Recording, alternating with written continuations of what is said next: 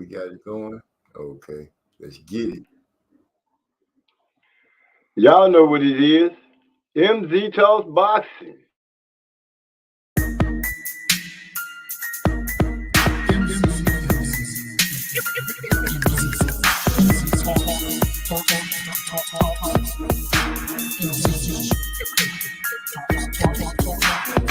Let me make this abundantly clear. We talk about boxing here.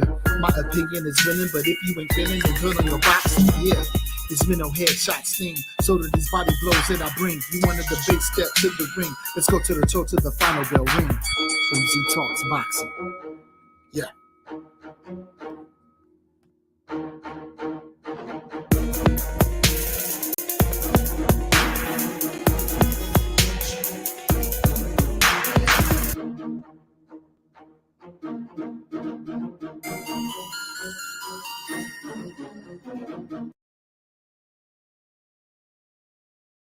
Man, we're having some kind of technical difficulties here. Getting some kind of feedback. Joseph Brown in the house, early and ready to roll. What's up, bro? What's going on? Yeah, we're gonna talk about some boxing and what happened with the Super Bowl. But I ain't gonna jump off on that right away. I'm gonna go ahead and let people slide in. But while I roll up, I'm gonna go ahead and drop this. J1 Pro in the house. What's up, my brother? What's going on? It's a lot to talk about. I plan on having me some fun today. Had a hard week at work. Couldn't wait to get to Tuesday so I can come and talk to the family and just chop it up with you guys. One of the high points of my week. Always one of the high points of my week. So it seemed like y'all could hear me pretty good. I'm hearing myself. Anyway, while I prepare to put myself something together for my enjoyment while I kick back with y'all, let me go ahead and hit y'all with hi. Well, I roll up. Maybe. There we go.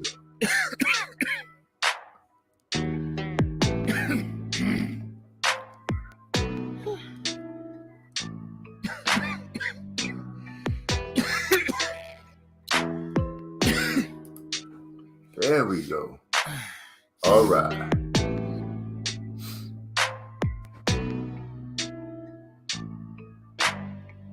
I got cotton mouth, tongue dry, I'm irritated in one eye, I'm faded waiting for the sunrise.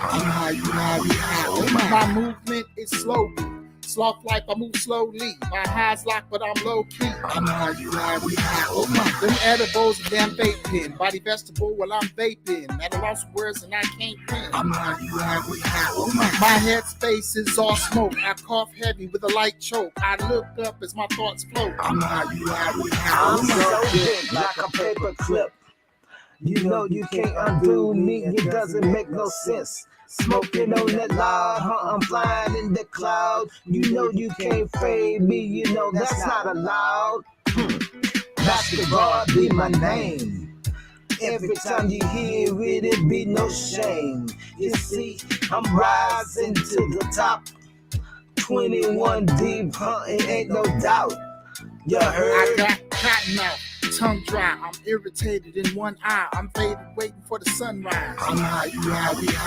My movement is slowly, sloth life, I move slowly. My highs locked, but I'm low key. Them edibles, damn vape pen, body vegetable while I'm vaping. At a loss of words and I can't win.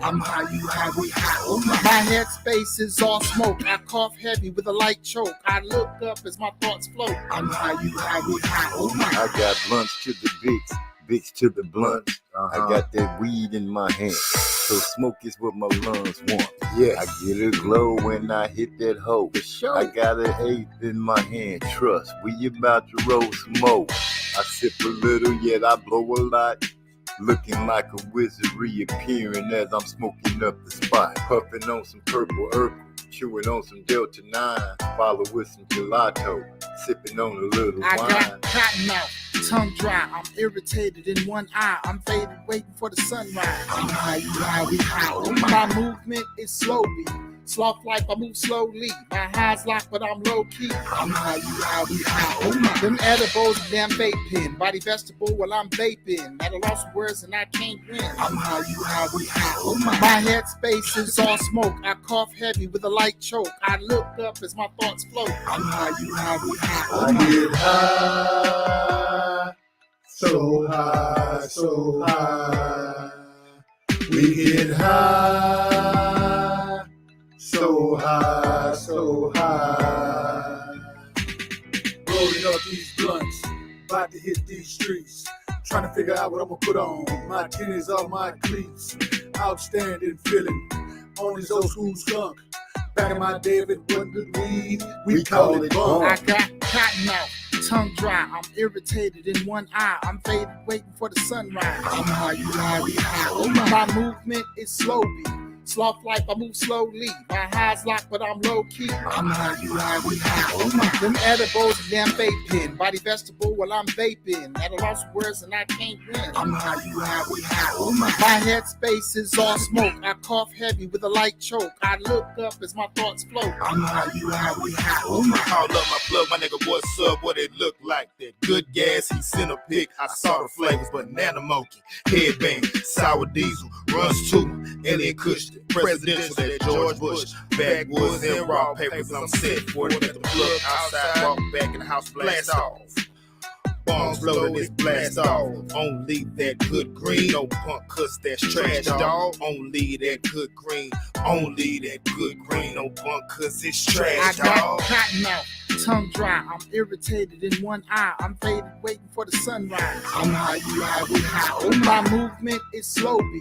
Sloth life, I move slowly. My high's locked, but I'm low key. I'm high, you high, we high. Oh my. Them edibles, damn vape pen. Body vegetable while I'm vaping. At a loss of words and I can't win. I'm high, you high, we high. Oh my. My head space is all smoke. I cough heavy with a light choke. I look up as my thoughts float. I'm high, you high, we high. Oh my. All right, all right. We about to have some fun. What's going on? What's going on? What's going on? Great weekend, I must say. I had to work my ass off, but hey, it is what it is. The Super Bowl played out. We had some boxing matches. And I'm just here to catch the aftermath of what really went on. I don't want to just bust out all early and start talking about it. I want to wait for the main characters to fall in here because he's got some talk to be given. Joseph Brown, dang. I heard the Super Bowl was a hell of a game. But like I said, I'm going to wait for all the respective players to come in here so their sides can be heard.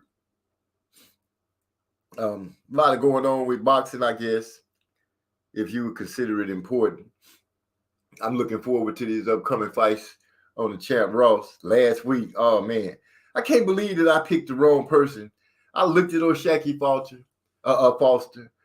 Shockey, because I'm hearing a lot of people calling him O'Shaquie now. Is it O'Shaquie or O'Shaquie? I'm confused because I thought it was O'Shaquie. And am I correct in saying he is one of the guys that his trainer or somebody caught one of his opponents trying to come in the ring with some gloves that really weren't padded, and he went out there and handled his business. But I hadn't seen him in a while after that, so I picked against him because I thought he had been inactive. And I guess the footage that I was watching on him, the guy that was bringing the pressure to him in the fight that I saw him having, he didn't look that great to me. It looked like he was kind of struggling with the pressure that was coming to him. And I just figured old boy would be able to be on top of him with pressure, and not the fact that it said that he had been inactive. Well, he went out there and showed me that I should have went on and rolled, put my money on black. That's what I should have did. I should have put my money on old Shaggy. But I didn't. And I ended up with a sour taste in my mouth. Got a lot of crow to have to eat. But I don't feel so bad because I heard a lot of y'all saying, I heard a lot of the brothers, a lot of the family saying, man, I made the wrong pick. I made a mistake on this guy. Actually, I made a couple of mistakes. I thought I was doing pretty good, but they were minor mistakes. And when I heard other people make those same mistakes, I was like, okay, so I ain't doing too bad. But I screwed the pooch this week with my picks. I'm just going to be honest. I screwed the pooch with my picks. I also want to know what you guys think. You know, I'm bringing it out there early so I can have my have what I'm thinking about talking about. Trey X in the house. Salute, bro. What's going on? I want to ask how y'all feel about that Rolly situation. I'm not saying it's wrong or right, but how do y'all feel about the situation where they showed him getting dropped again? You know, we're not dropped again because this is the first time I've seen him getting dropped in sparring, but getting dropped in sparring and the way the reaction of the coach that was there. Do you guys think that was unnecessary? Or is it all, you know, fair in war and boxing these days? You know, we got to, you know, I'm looking at it, you know, a lot of people saying, you know, what happens in sparring should stay in sparring. And I'm one of those type of people to believe that. But looking at the times that we're in and how things have changed, I wouldn't be surprised if we didn't start seeing more along the line of that, where guys are going to have to start actually saying, look, you can't come in here with your phone or your camera. You're going to have to turn your cameras off, you know, and respect what's going on. Because I can imagine being a boxer and having a bad day of sparring and then somebody putting the film out on me. You know, that's a lot of extra headache that you got to deal with, a lot of questions to be answered, and all this kind of stuff, you know. And I know people going to really point out the fact that, you know, they had on bigger gloves, they had on headgear and all that. I'm thinking stuff just happened. Joseph Brown says, as much trolling as Rolly does, he getting the energy back he put out. I can see that. And I can see, you know, like I said, I just want to know what you guys thought about it. You know, if you feel like I said, I think it's going to be, it's a possibility that we might start seeing these type things a lot more often instead of just hearing about it. We might start, damn it, I'm messing up my blunt. We might start actually seeing a lot more of this because of the time we're in, the YouTube time and Instagram and all that stuff. You know, all these things are playing part in it. Social media is finna be a part of, is about to be, not finna be, you know, such thing as finna be. It's about to be part of everything. It's already been creeped into every aspect of life so far, from natural birth giving to seeing murder to court. You name it, it's there. Social media. So yeah, Rolly has trolled a lot. But I can honestly say I think Rolly is, when he trolls, he's doing it under a pretenses of trying to get some publicity, making publicity. The most he does is call somebody ugly and say that they running from a fight or something like that. But I've never heard him saying or putting out business. Not, correct me if I'm wrong, but I've never heard him put out any business about somebody getting whooped in sparring or things like that. I've never, you know, heard him do that or seen him in the video doing that. So I guess you could say pretty much as much trolling as he does or that he's done so far, you got to give it to him. He stays on code. He doesn't put the business of boxing as far as sparring out in the streets. You know, you got to give him that. Now, he might be a trolling son of a gun, but when it comes down to that, you know, he pretty straight and narrow about it. You know, that's what I'm feeling on it. I wanted to let you guys know because I know I put out a video speaking about a situation. I want to get this out the way quick. Speaking about a situation that happened in Mississippi, in Jackson, where I was telling you guys that they was putting together a bill. Well, that bill is now law. It is now law that Mississippi passed a bill where there's a new district in that city, and it's going to cover the predominant white neighborhoods, which means it's going to be as they said, the law is going to state where they have their own judges, their own district attorney. The police are going to have a little more power, which I want to know exactly what that means. I don't know what exactly the police are going to have more power, but they're only going to be dealing with white folks. You know, when they go to court, it'll be a white court only, a white judge for whites only. This type of thing. This is happening right now. It is now law in Mississippi. Amongst all the other crazy things that could be going on, the lawmakers have decided out of homelessness and everything, they have decided that they need a special prosecution, special judge, all this stuff for whites only. And that's sad. You know, it's sad. But you know, we'll see how it goes down. And also the situation with the grandmother that called the police on the grandson. I got another report that said that he did not have a gun. There's conflicting reports. One report said he did have a gun. One report said he didn't have a gun. I tend to lean towards the report that Dr. Rashad Ritchie put out because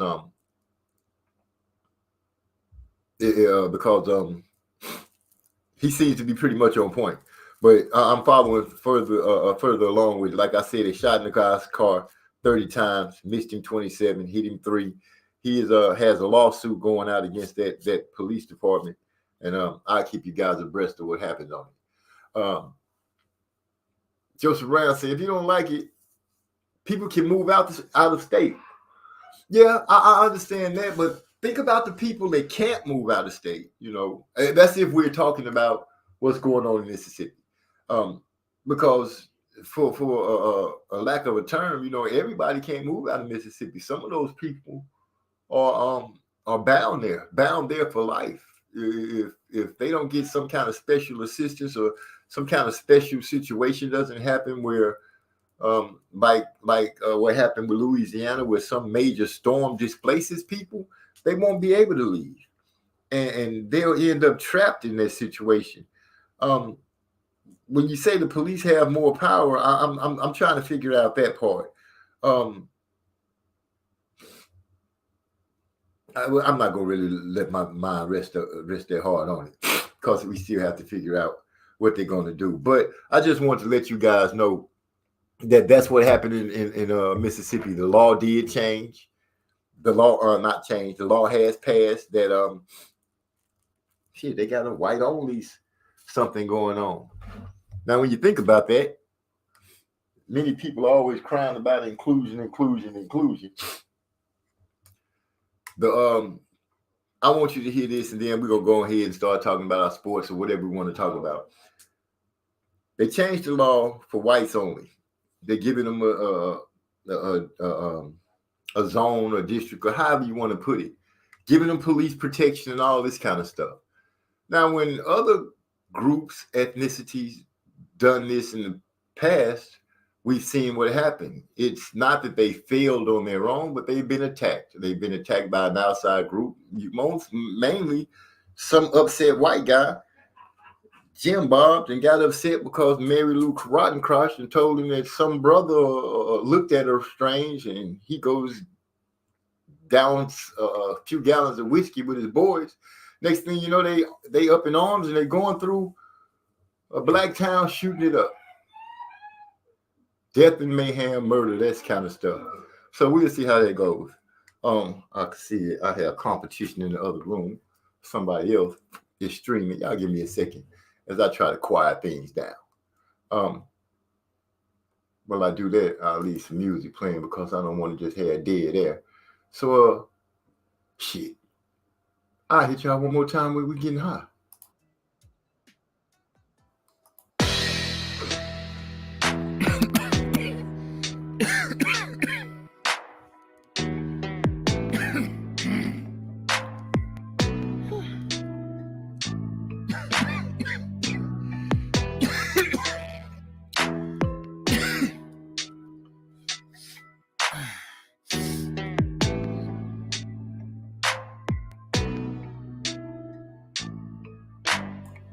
Okay. I got cotton mouth, tongue. I'm back.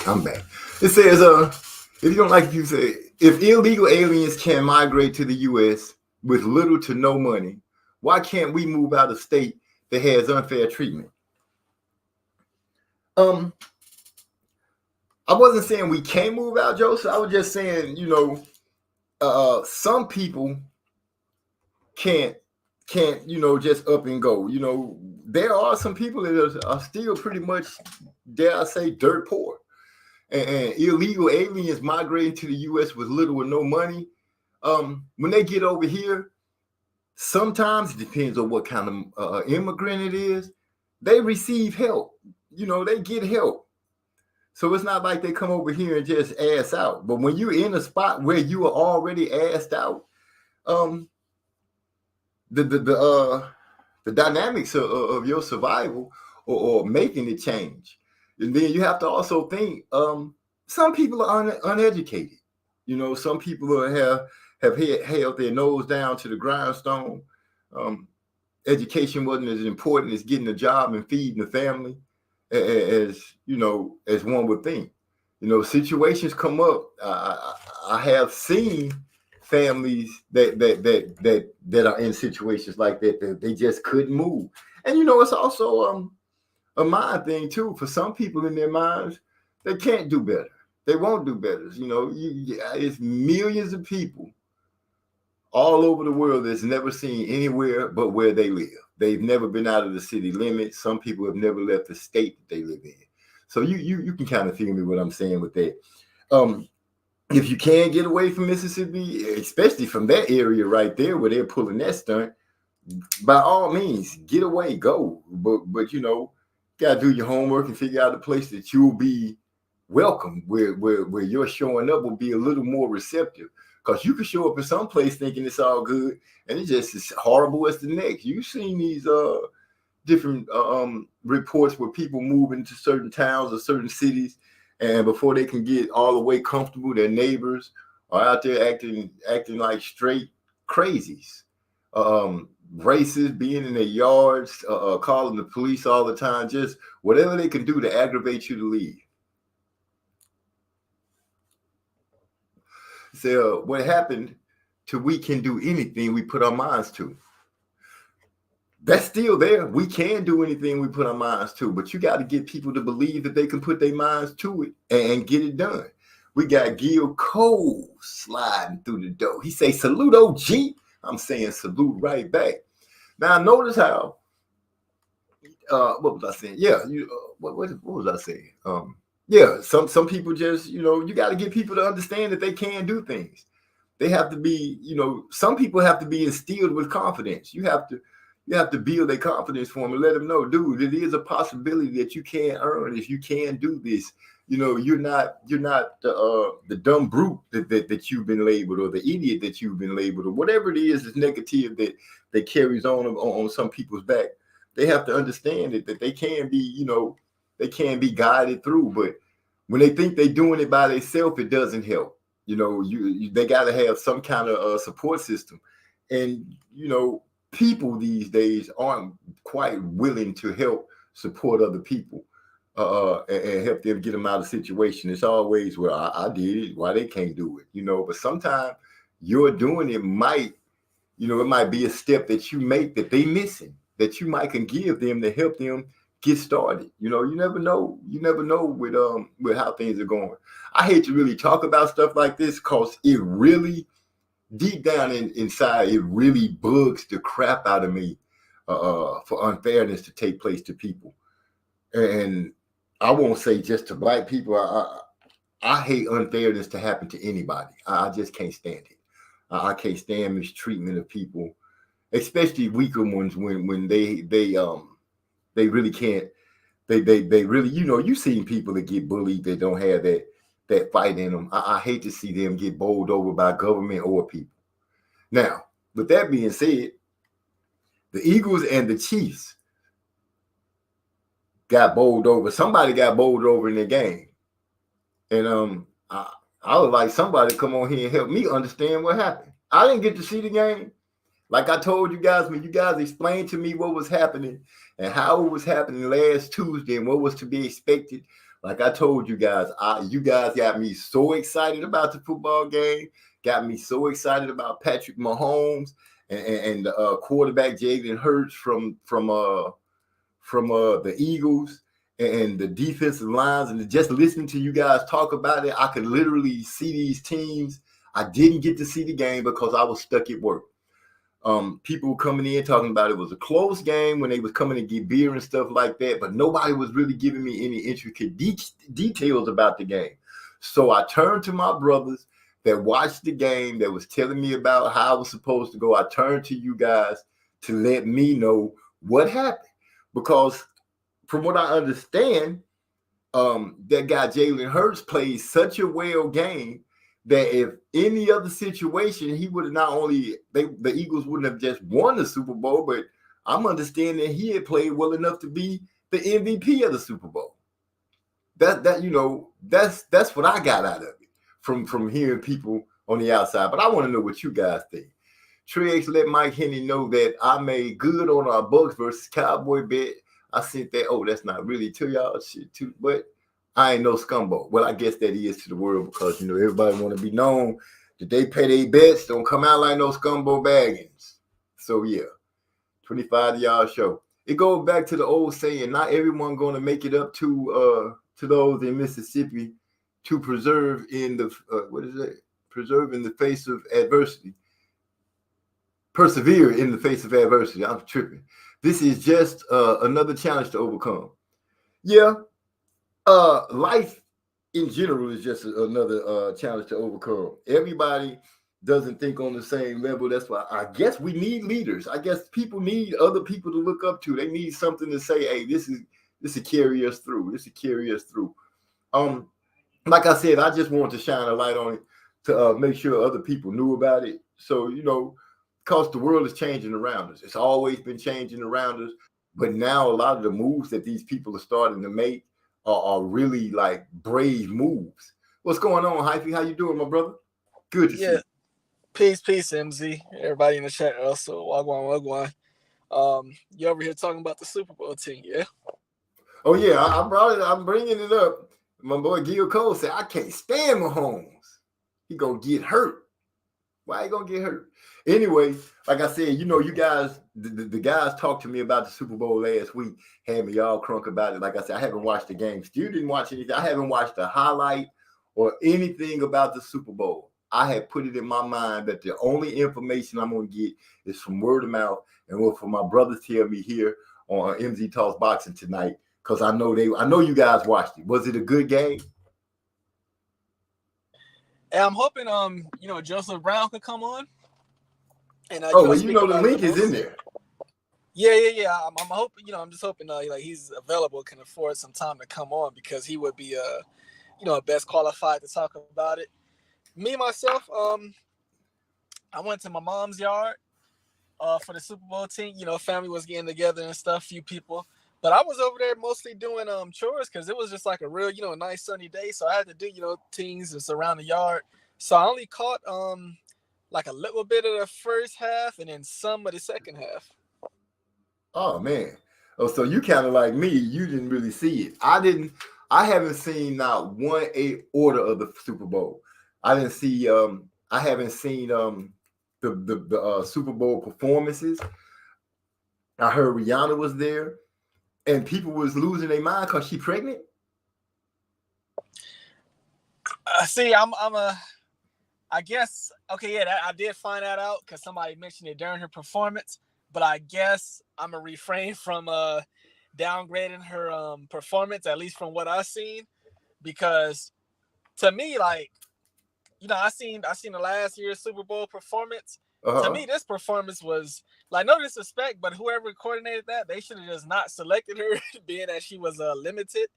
This was just, like, kind of basic to me. It was just like these floating things floating in the air, going up and down.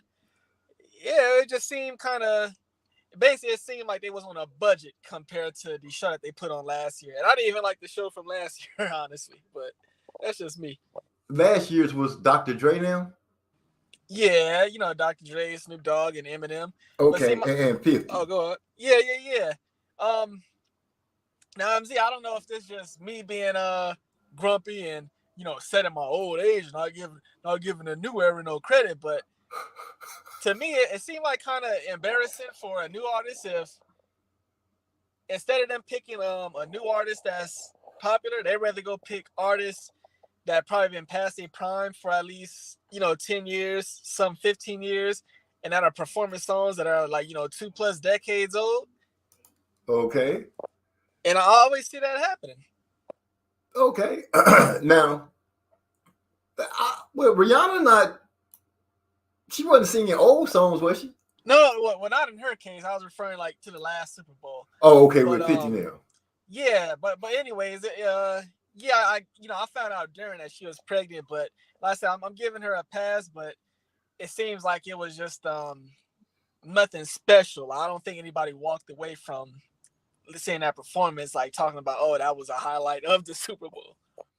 Okay. The only reason I brought it up, like I said, I heard people speaking about it, people coming in and out the store. I also heard Babyface sang the national anthem, but he sang what most people would consider the Black national anthem. Yeah, I'm sorry, I missed all of that. If so, maybe one of the guys saw it. Gil Cole said it was a good game, almost the highest scoring Super Bowl, 38-35. Then he follows up saying Super Bowl record is 75 points. And he also says Rihanna's performance was straight. Gil Cole's, all right, that's a bet. I don't know what that's about, but okay. Champ Ross Fantasy Boxing Prediction League. What's up, Champ Ross in the house? He said, good game, but Super Bowl was rigged at the end.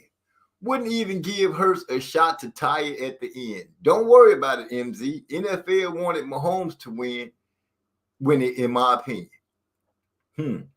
Now, I've heard that I saw Skip and Shannon arguing. They was, Skip was losing his mind like he always do. I didn't know they had got over their situation. But I heard a call that, people were saying it was a call that decided the game. I don't know how that really breaks down. If it was a call that decided the game, because I always figured kind of like boxing, if a team wants to really be ahead, unless calls are just plaguing them, then you shouldn't lose by a simple call. Shouldn't end the game for you. You should be able to pull that off. What's up, Joseph Brown? Glad to have you in, man. I know you the Eagles expert for us. Let me know what happened. I don't know about let us know, because I'm sure everybody else saw the game. I'm in the dark, so help me understand what happened. What happened was you saw a phenomenal performance by two of the best players on the field, Patrick Mahomes and Jalen Hurts. Neither defense showed up and played. My defense sure as hell didn't show up and play, especially in the second half. I mean, it was atrocious. That was a deciding factor. They got the ball. They scored on every possession in the second half. We had a 10-point lead going into halftime, and we blew a 10-point lead. We lost the lead in the fourth quarter. Jalen led a drive in the fourth quarter to tie the game, and he scored a 2-point conversion. It was tied 35-35 with 5 minutes left. Needed defense to make one stop. They couldn't make it. And, I see Champ Ross put down, in my opinion, he thought the game was rigged because, a defensive holding call that was called. But for me, it should have never even got that far. And that was the right call. And I'm not going to sit here and cry over no call, because that one call wasn't the call. They should have made stops for us to get the ball back and give us a chance to win, but that didn't happen.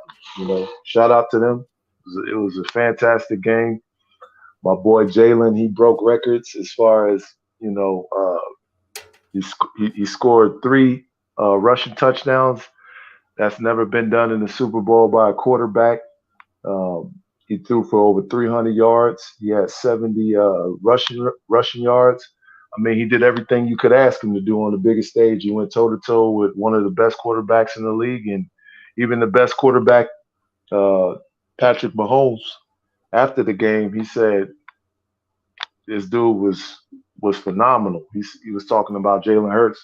He was like, if anybody had any doubts about him, you know, and what he's capable of doing, there should be no doubt after his performance he put on tonight. So even though we lost, he walked away with respect from a lot of people who've been doubting him his entire career as a football player. So future is bright.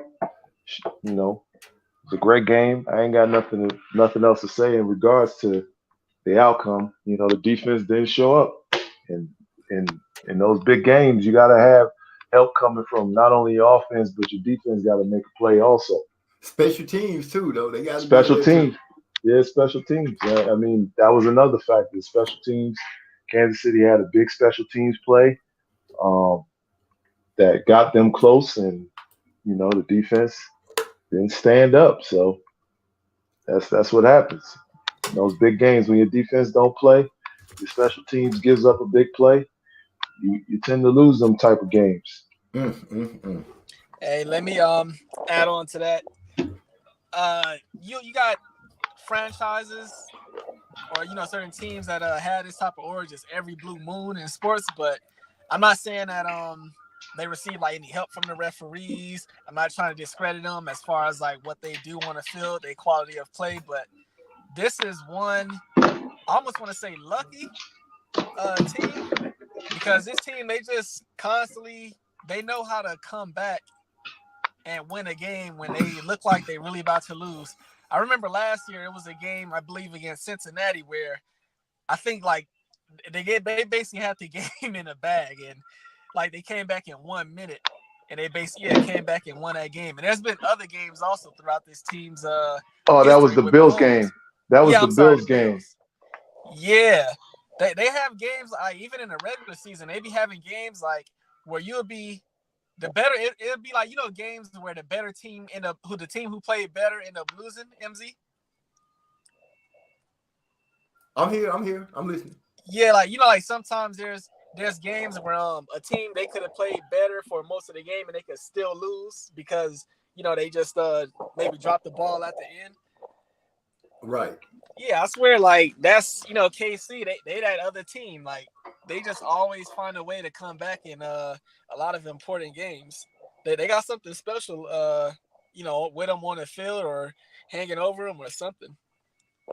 Well, a lot of people they was up in arms because there were some similar calls that could have been made earlier in the game in pertaining to holding or maybe there was a defensive pass interference or something, and the refs was letting them play. And I think with how the game was unfolding and the drama that was coming, and everybody was anticipating, that we may get an opportunity to get one more crack at it. Mm-hmm. I think that's what people was mostly disappointed about, is that you guys been letting them play all game. And yeah, we understand that was a penalty, but it wasn't that egregious where you had to throw it. But at the same time, it's the letter of the law, and if that would have impacted the outcome of the game as far as for Kansas City, people still would have been talking about it. So I don't got a problem with them calling the flag. But as far as the drama, it took all the drama out the game because that was 3rd and 8, and basically you call that flag now, they can pretty much drain the rest of the clock and kick a field goal, and now there's really no opportunity after that. So, but like I said, the defense got to show up and make a play. So, it was a hell of a game, and props to them. All right. Gil Coles, it looked like that's a shot. See, what happened was he put we got Napoleon Armstrong in the house. I ain't gonna be like Gil and be a hater. Oh. That's his forte. All he know how to do is hate and talk about what his team did 3 years ago. Nobody cares, Gil. Oh man, I guess there it is. What happened was we got Napoleon Armstrong in the house. What's up, Napoleon Armstrong? Glad you're coming in. Champ Ross said it was like we was all at Disneyland, riding high with the family, and the NFL would let us see the magic, wouldn't let us get on Magic Mountain for the last ride. They left us sitting outside eating $10 churros outside. Wow, not $10 ones. I'll take a $5 one, but not a 10. I don't even like those things. Ain't that the stick with the cinnamon on it? He said, "What's up, Gil Coles? Everybody speaking to everybody. Say Philly. We got one here. He say, wait, put it back up there. What am I doing? Philly would have had what, like 130? A minute and 30 left to have a last drive. Hurts was unstoppable, almost MVP caliber performance. That's what I heard, Champ Ross. I actually heard that he played well enough that if they had pulled off the game, it would have been no doubt he would have probably walked away with the MVP.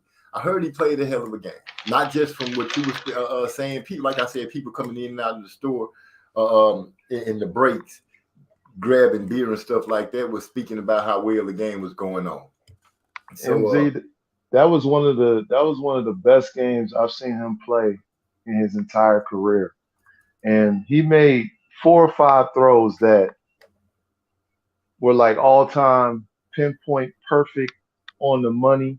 Like if Patrick Mahomes would have made them throws, people would still be talking about it like this is one of the greatest things they ever seen. But it came from the guy wearing green and not the guy wearing red. Right. I can feel that. And I guess that's the only thing that overshadows the fact that they're not talking about Hurts is because they didn't win. If they had pulled off the victory, I'm sure that conversation would probably be taking place. I'm sure they'll speak on it a little bit, but not as much as they would if he had won the game. So I can feel you on that. I can feel you 100% on that. That's that. Musically Zone Talks Boxing and Eric R. both had 40 points this week. Wait a minute. Where did that come from? Is it a typing mess? Is something messing up with the typing? That looked like Trey X, but I know Trey X wouldn't. Musically Zone Talks Boxing and Eric R. both had 40 points this week. I need an explanation. Okay, what happened was, I looked at old Shaquille Foster. Or Shockey, whatever they call him. It seemed like they changed his name since he won. I remember Shaquille. I remember when he beat that dude to try to cheat him. I'm thinking about the right fight when the guy got caught trying to go into the fight with a little to no padding in his gloves, and Shockey and them caught him, and then Shockey went out there and put hands on him. I didn't pick Shockey because somewhere doing my research while I was looking at him to compare him to the other guy, I saw that it said he was inactive for a little while. So I kind of took that into my mind that, hey, maybe that's going to be a problem. And I learned that from listening to, other boxing savants in our group of Block family. And I also took the fact that I saw him on the footage that I was watching, and he didn't look to be handling that straightforward pressure that great. And I figured, oh boy, I can't think of it. Ray, whatever his damn name was, won the fight. I figured he was going to be able to put enough pressure on Shockey and probably get it on the decision. I did not think Shockey was going to go out there. And it looked like they switched places. It looked like Shockey was the more sharper, more on point. And the other guy looked like he was coming off of a layoff for that fight. That's my excuse for that fight. That's a good explanation, I think. I don't know what Gil Cole, I don't know what Eric R. going to tell you, but I know that part. And it was another fight that I made a mistake on. It was a couple of fights that popped up. But I heard some people, had some bad picks too. So I ain't the only one that had some bad picks. Mine just equaled up to 40 points. But I'm not in last place, and I'm still ahead of somebody. So with that being said, yeah. Mahomes is the new poster boy. So he's going to be the new Tom Brady. That's what Champ Ross said. No way they're going to let Hurts beat Mahomes in that situation with Brady retiring. NFL is a spectacle. That's true. It's always got to have some Superman gun that people got to see.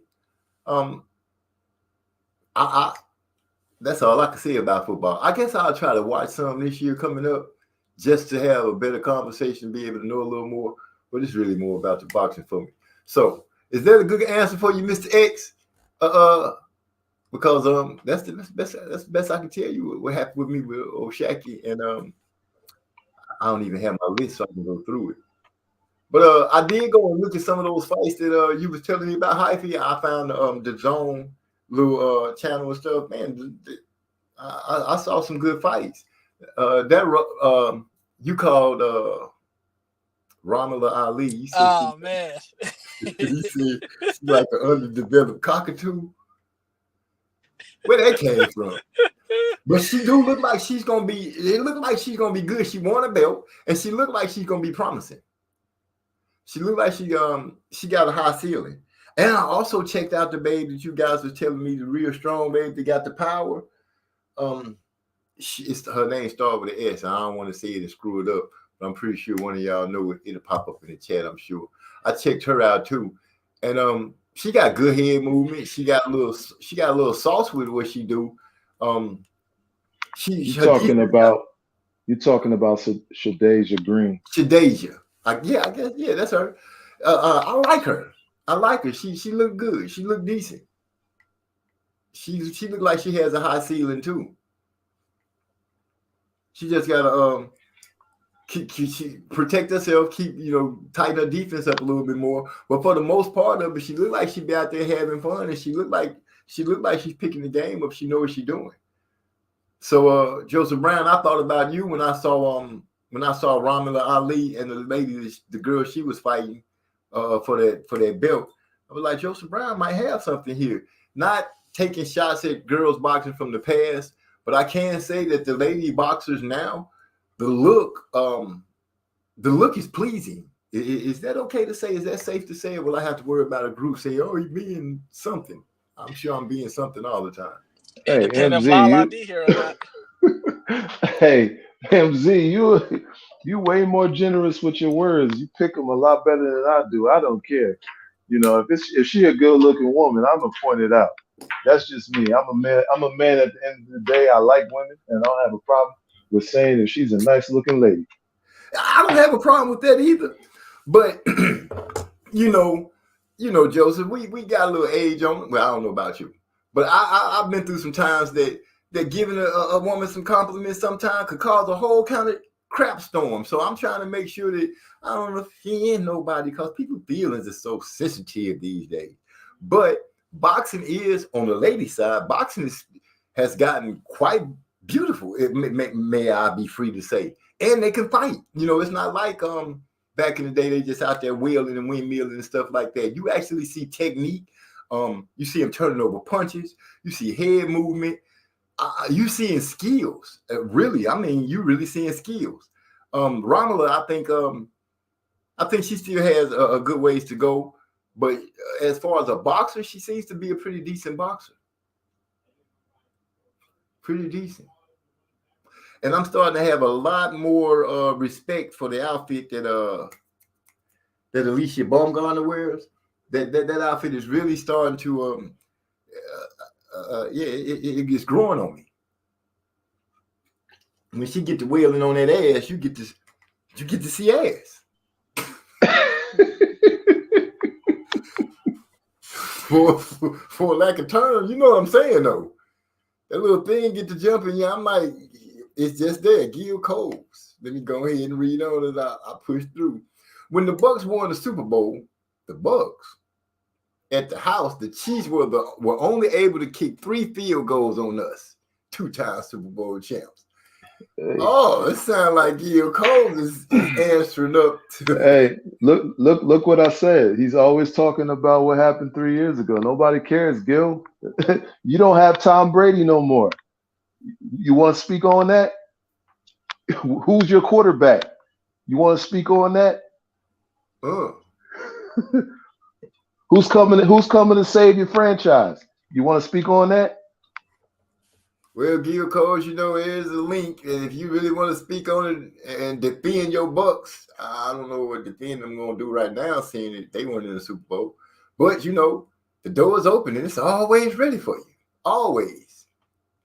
Hurts played, Champ Ross says, Hurts played great, but the fumble return touchdown killed them. I didn't hear anything. Oh, he fumbled? And they returned it for a touchdown?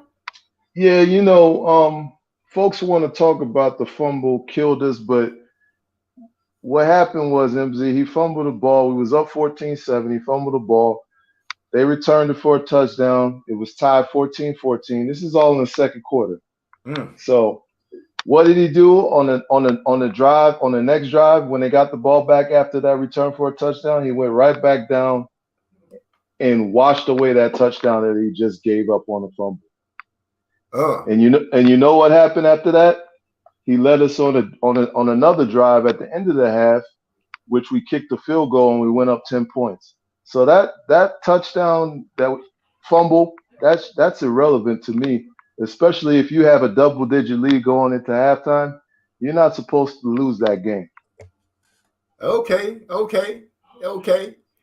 So Champ Ross, I appreciate that. He said, hey, I had 50 points, so don't feel bad. So thanks, Champ Ross. That's only 10 points more than what I had. So, I'm not feeling quite that bad. He said, I put 18 fights so we can all catch up. Someone got to make a run. That's right. Last week was rough. Is somebody spoofing Trey X's picture or something? Is that the real Trey X?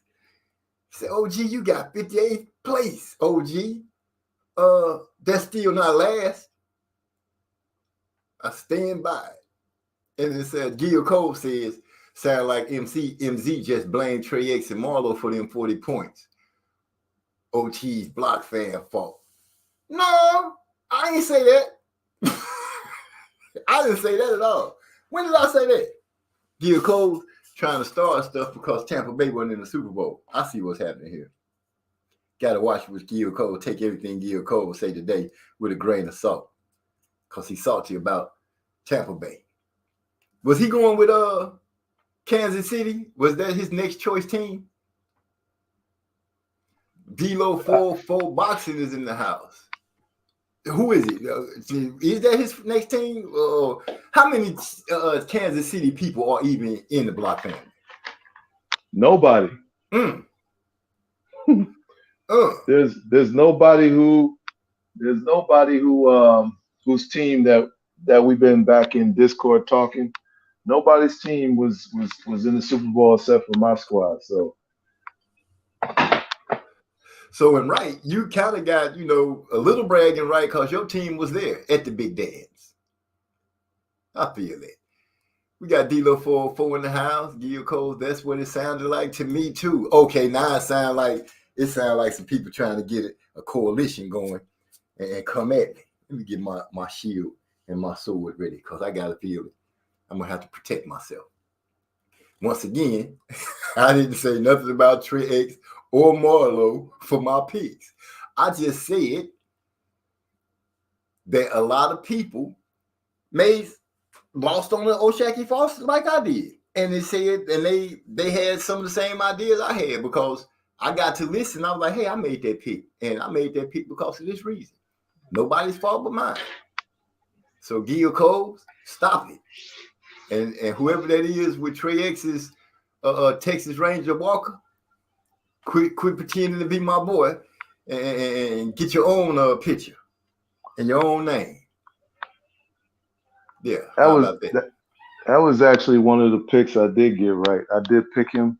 I kind of picked him to get a 10th round stoppage. I picked O'Shaquie to stop him late because I kind of felt like down the stretch, Vargas would give him some opportunities for him to catch him or counter him, and that would be his demise. But he still ended up winning by decision. But I did have Shaquie Foster. The ones that screwed me up was picking both Sims. And especially Marlon So Icy. That was the biggest disappointment of the whole entire fight week for me. Watching him basically just shell up, not return fire, and giving up real estate it kind of reminded me a lot of watching Wilder against Fury in the second fight, how he was just giving up real estate with no resistance, wasn't making him, eat the jab or nothing. What was he giving up real estate after he took that punch that sent his head spinning? The guy was just bullying him. He just came in unabated. There was no resistance. Came in and was just shooting shots upstairs to the body, was getting him in the corner, and he just kept going to town on him. It was a disheartening performance. I never expected Sims to shell up like that. I had picked Sims too, lost on that one. So don't feel bad. I picked him because it looked like, from what I saw, that he would win, and he lost. Bastard. Champ Ross said, go ahead. I want to jump in on this on the whole Sims thing, because I was also watching that. I think a little bit of, I say like some arrogance and overlooking, I think definitely came into play, because I was reading a quote by Marlon, and he was saying, like he really didn't want to do any talking. He was just ready to fight, but he was also saying that he doesn't have to worry about his opponent's power because he only has one knockout, so it's not like I got to worry about his power. And I definitely think those words came back to bite him. But I think that he had pretty much shot his gas tank somewhere in the third round. By the end of the third, he was very, very fatigued. And that was one of the things that really started to break him down. When you get fatigued as a fighter, your skills deteriorate. We've seen that with Rashidi Ellis. He just really, really deteriorated. Wasn't able to, get off first at all. And when that guy was just chopping him down, not even hitting him with clean shots, he just couldn't even keep his balance. So just based off his coordination, I don't think he has a coordination of a fighter. I don't think he I'm sorry, but I just have to say I don't even think he does like proper boxing workouts and drills because of the type of coordination that he had, where he was just tripping over his feet and stumbling. Yeah, man. Yeah, he looked really bad. And for me, I know he has a trucking job that he does where he drives trucks and stuff like that. And when you move to a place like Florida, that's a place that's more conducive for you to be able to, to have access to better training, even training outside and stuff like that, compared to being up here in Minnesota. I'm just like, that it looked like he didn't train or prepare at all properly for that fight. And, going forward, I think he should really consider, not fighting anymore. Because I thought you was going to say that. Really? Yeah. I mean, after that performance, if you go back and watch that performance, and if his trainer really sits down with him, he needs to be questioning his real desire to be a professional fighter at this point. Because I can take a guy losing a fight, if he leaves it out there and that guy is just a better guy, there's nothing wrong. But he can't honestly look himself in the mirror with that performance and say, hey, I gave it my best shot. Okay. Yeah. See, like, I just don't see how you could come into a fight and not have enough endurance by the third round.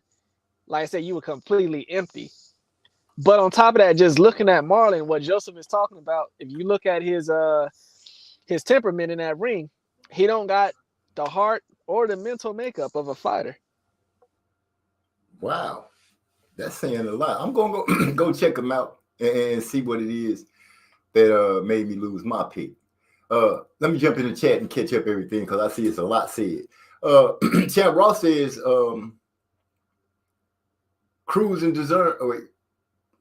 He talking about Franchon Cruz and Deja Green. He said that he thinks Deja is. I think Green is in line to fight Cruz.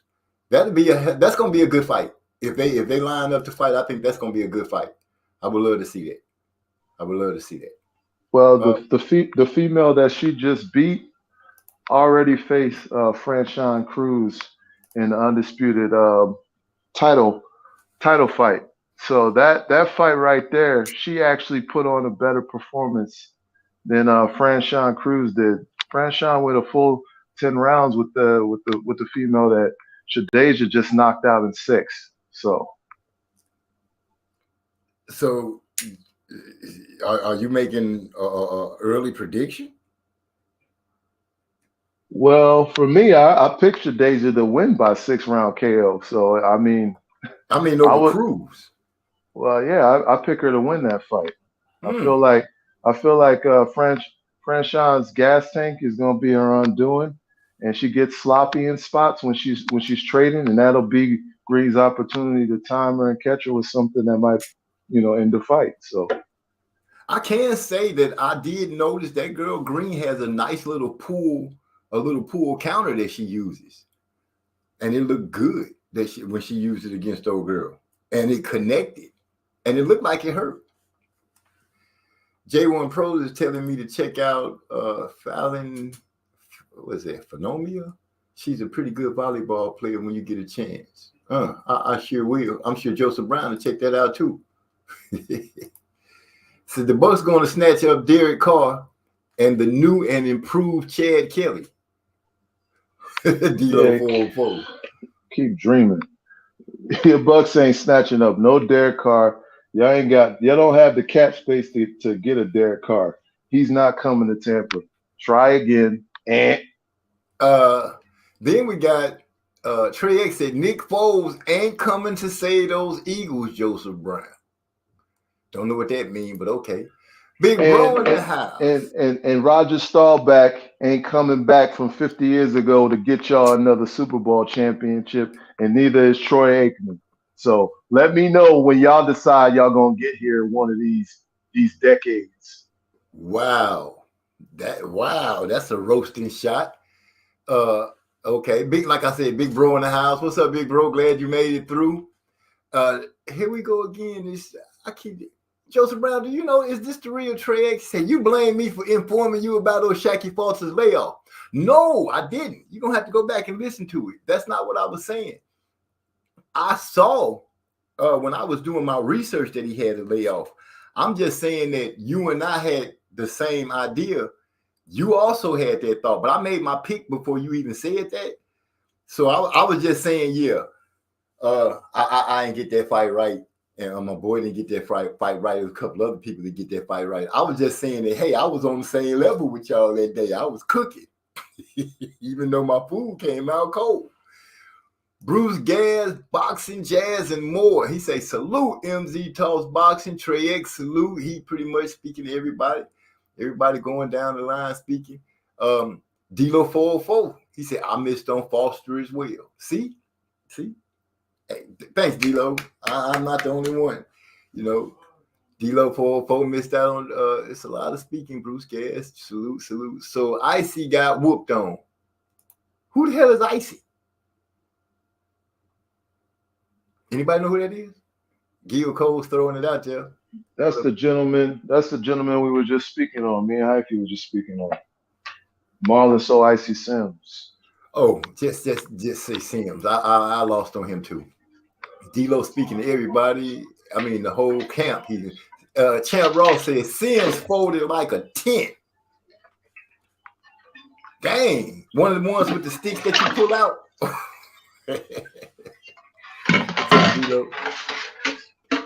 He likely zapped his gas tank before he got in there. That was bad. D-Lo talking about a boy that was looking all tired in the ring. D-Lo Cole said, damn, Ernie, no, I'm a slow starter. I said, okay, he did. So he said it was his diet. Says he fucked up and ate dirty. I don't even know what eating dirty means. I heard Sim say he was going back to 4-rounders. This is what Champ Ross has put into the chat. Now I could go with Marlon off 2-year layoff and not surgery. I wish I had picked the KO in 3 though. Green may start the fight too sloppy for Fashawn.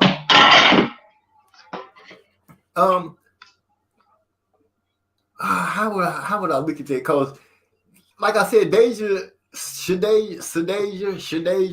she looked pretty decent to me. Like I said, she looked like she got a high ceiling. It looks like she's learning, and I think she's gonna be a pretty good nemesis for anybody at 168. I think she stands a good chance. For Sean Cruz, she fought that what people were calling the boy, that on steroids lady. She held her own, and then that girl was pretty strong. Pretty strong. Ain't that the one that knocked the wig off, though? I'm not trying to shoot slugs. I'm just trying to make sure I got the right information with the right person. Gil Cole says, now I'm thinking the Bucks starting Trask. Is that a player, or is that supposed to be Trash next season? I was just talking, D-Lo 404 said, I was just talking, I don't know anything about these teams. I just got alert that Carr got cut and Kelly was trying to get back in the league. Yeah, Sam said he needs to just get active and fight lower level guys for a bit. The problem with the problem with that is he's 30 years old, MZ. I mean, what are you doing? You're 30 years old. You're supposed to be past that level. You're supposed to be past that. Like, you're regressing at this point.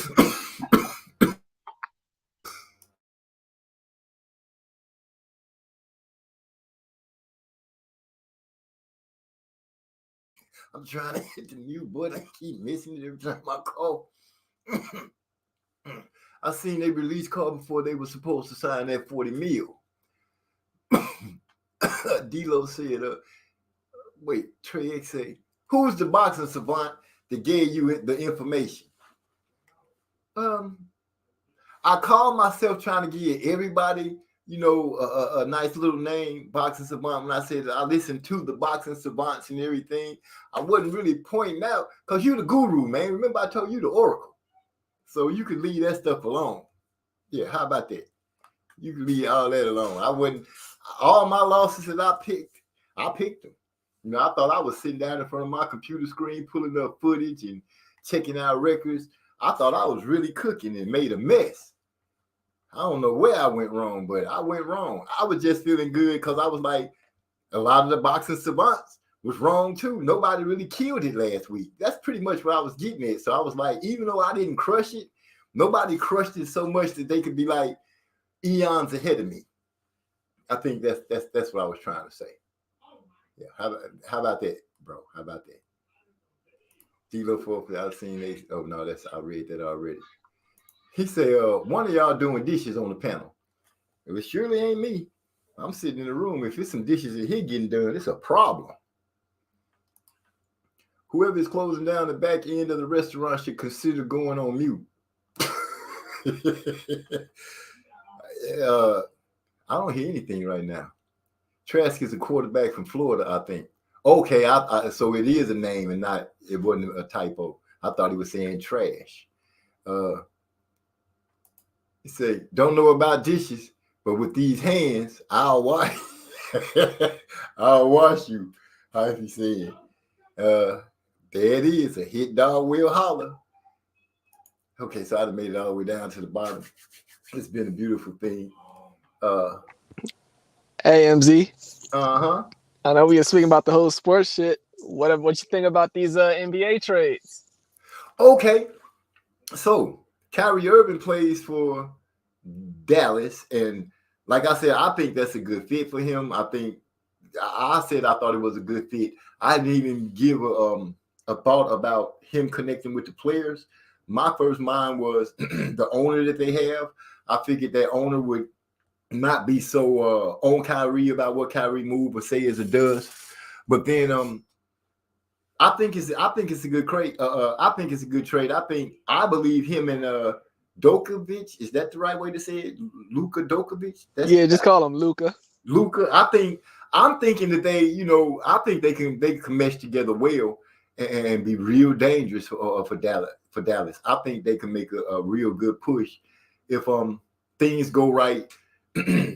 Kyrie seems to be, to me, very strong-minded, so I don't think anything outside, short of some kind of plague or something coming, I don't think anything outside, any outside noise is going to bother him. He seems to be able to play through it. And I think him and Luka will be able to. That's a good 1-2 punch.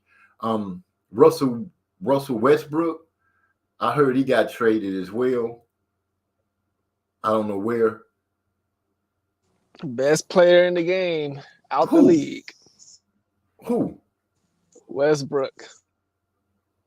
He out the league? No, I thought he got traded to somebody. Well, the part of his trade was for him just to be traded to a team and then waived. What? Are you Yeah, serious? yeah, because he went to Utah Jazz. He's had like a bad history with that organization, so he was never going to play for them. So yeah, basically it was just like to sign him and waive him so they could clear up some cap space, I believe. So yeah, he's currently without an actual team to play on. Wow, I didn't hear that. That's news to me. Blindside news. Wow. I don't know how to take that. You know, I know he's a good player. I can. Well, let me take that back. I do know how to take that. I can look at the way he plays and some teams, and I can see how, as a basketball player, I can see how some guys wouldn't want to play with him for the way for how he plays. He actually has to be. Russell Westbrook has to be put on a team where everybody pretty much accepts him at that power position as the man to play around him, because I don't see him really giving up the mantle thinking that somebody else is the man. And it looks to me that they have been trying to get him to conform to a more team-oriented mindset, but Russell is also stubborn and one-track minded, in my opinion. He plays one way.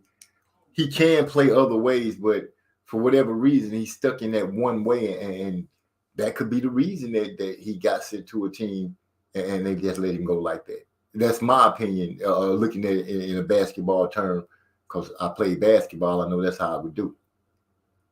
That's how it would be. I can't have somebody on the squad, dude. You shooting everything. You just running around you just running around the court like a madman. Yeah, you playing in the parameters of the game, but not so much. You Hey, MZ, what they say, never seen a shot he didn't like. Exactly. You know what I'm saying? Kobe Bryant's dad was like that too. He never saw a shot he didn't like. And you know, when you play with somebody and you know, that can get on your nerves. I don't care. You could be the best rebounder in the world, but if you got a cat that's just shooting shots all the time, shooting them when you're not in position, shooting them before you can get ready, that will run you hot. I know I've been mad at a couple of people that I played with, and like, what the fuck? Dude, stop shooting the ball. Pass that bitch around. Run the play. You know, so not running plays, you know, being a hog, that you know, long term, that can get people to not want to play with you. If anybody feel different, please, I'm willing to go to task on that. Hey, I'm gonna let you catch up with the chat. I want to ask you another question. Okay, make that money, Marlon. We just watched Daryl Sharp on the Better Believe Yard televised undercard proudly take his 98th loss with his 99th already on schedule. 98th loss. Man, why is he still boxing? Big Bro said they bought him out. Wow, I didn't know he got waived, D-Lo 404. Wow, I didn't know he got waived. Damn, it's like watching the backstretch of the Iverson's career. Strange you make a comparison to the Iverson's career. Iverson did get ostracized going toward the end part of his career, but Iverson played his way from beginning to end. But also with Iverson, different from Westbrook, and this is just my opinion, Westbrook didn't really compare to Iverson. Westbrook didn't mean to his team what Iverson meant to his, even though they, you know, one would tend to argue, but Westbrook had Durant with him. You know, he had Harden over there with him at one point. You know, he had a team that was really, really cock-poised, ready to go. But it was his mistakes and his antics that kept them from getting a chance to bite at their apple with their squad. Allen Iverson, he balled out to where he got his team a chance to at least get a look at the apple. So I wouldn't quite compare them the same, but him getting put out the league, that is a shot. I didn't see that coming. I would have thought that somebody would have tried to give him one more shot. We got Sis in the house. Almond Brown 909. Happy Valentine's Day, fellas. MZ panelists and chat. Blessings. What's up, Sis? What's up? Well, here's the thing, with Westbrook. Uh-huh. You shouldn't be in year 10 or year 11 and people are still saying the same thing about you in year 11 in a negative way that they said about you in year 1. Is you're a turnover machine. Like, at what point in the summertime when the season's over do you not work on making sure that you're not a liability on the offensive end? You're already limited offensively as far as, shot making. You don't have a good mid-range game. You can't shoot the three. Everything is at the rim or above the rim. And then you compile it by making terrible decisions when you're supposed to be a good facilitator and a good decision maker, you playing one of the most important positions on the court, which is point guard, but your mentality is not of a good decision maker or someone who could be trusted on the court when there's valuable minutes and valuable possessions at stake. You're the reason why the team is not excelling, because you're making the mental errors that, like I said, year 12 and 11 that you should have been corrected at this point.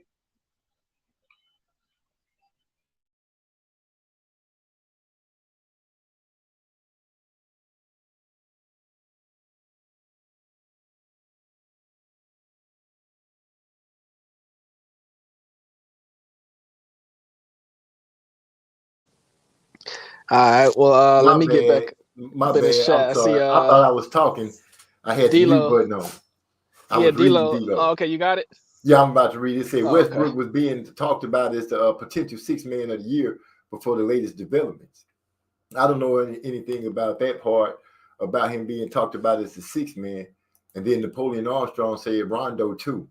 Now, I know Rondo also had his problems, but to bounce off what you were saying, Joseph Brown, you were 100% correct. They have been talking about Westbrook pretty much the same, about his same negative, especially being a turnover machine. Now, playing the point guard position, that's the floor general as far as I'm concerned. As long as I've been learning about basketball and playing the game, the floor general is the last person you're looking at to turn over the ball. And when he does have a turnover, you're willing to accept it because he's going to be pretty much in control of the ball 90% of the time when it comes down court. He's starting to play pretty much. That's basketball, I know. So turning over the ball is a horrible no-no. Not going into off seasons, trying to work on your mid-range game, that sucks. Not coming back with a better mid-range game than last year. I wouldn't even worry about the three-pointers as much. I would have attempted to get his mid game going. You already know he can get to the hole. That's a given. He can get to the hole and he can dunk. But not being able to shoot, not being able to make a defense collapse, or when the defense stays home and you in that mid range, you should be able to stop and pop in there. You should be able to stop and pop in the mid range. Every point guard should have that 10-foot out shot. You know what I mean? From 10 to 15 feet around that basket, a point guard should be able to get that ball in the hole or make the defense come to him and make an educated pass to somebody who's wide open for an easier shot. And if you're not doing that, then that'll get you traded. And in the long run, it'll get you put out the league. D-Lo 404 said, I think a whole lot of Iverson. I'm only comparing the treatment late in their careers, not impact or style of play. I think Iverson's treatment, it was because, he was a hip hop dude. You know, he was that dude that you would run into at the gym when you going to play basketball after school on the weekend, when you going to the gym, your favorite gym. You know, he that guy that's in there, he hip hopped out, he got his change, you know, he doing his thing, but he can ball. And that part, to me, Iverson ended up carrying a weight on him and getting ostracized because of him being who he was and not changing. You know, him wearing a suit to the game didn't make him play any different. A lot of those guys started wearing suits because the league was tripping about how they wanted them to dress. It didn't make them play any better. A lot of them was trash. And I could say somebody is trash in basketball. And I know some people say, well, they all pros. Yeah, they are. But when they get around the people that they supposed to be just as good as, you see they trash. Once again, taking you to the gym or the basketball court when you go hoop. You know that one or two cats to be out there, they trying their best. They just can't ball, period. And I think Iverson just, you know, because he was a real one. He stayed true to himself, and the machine wasn't trying to have that. And, you know, it don't take much. Back then, it wasn't the internet and everything like that. So when the announcers or the people that was calling the game or the newsman was on the sports channel said something negative, that's what you walked away with. You know, that's what you walked away with. You couldn't go on YouTube or nothing like that and check him out for yourself and get to really know the guy. You can only go by what they were telling you, which always sucks. Well, I'm from that area, MZ, and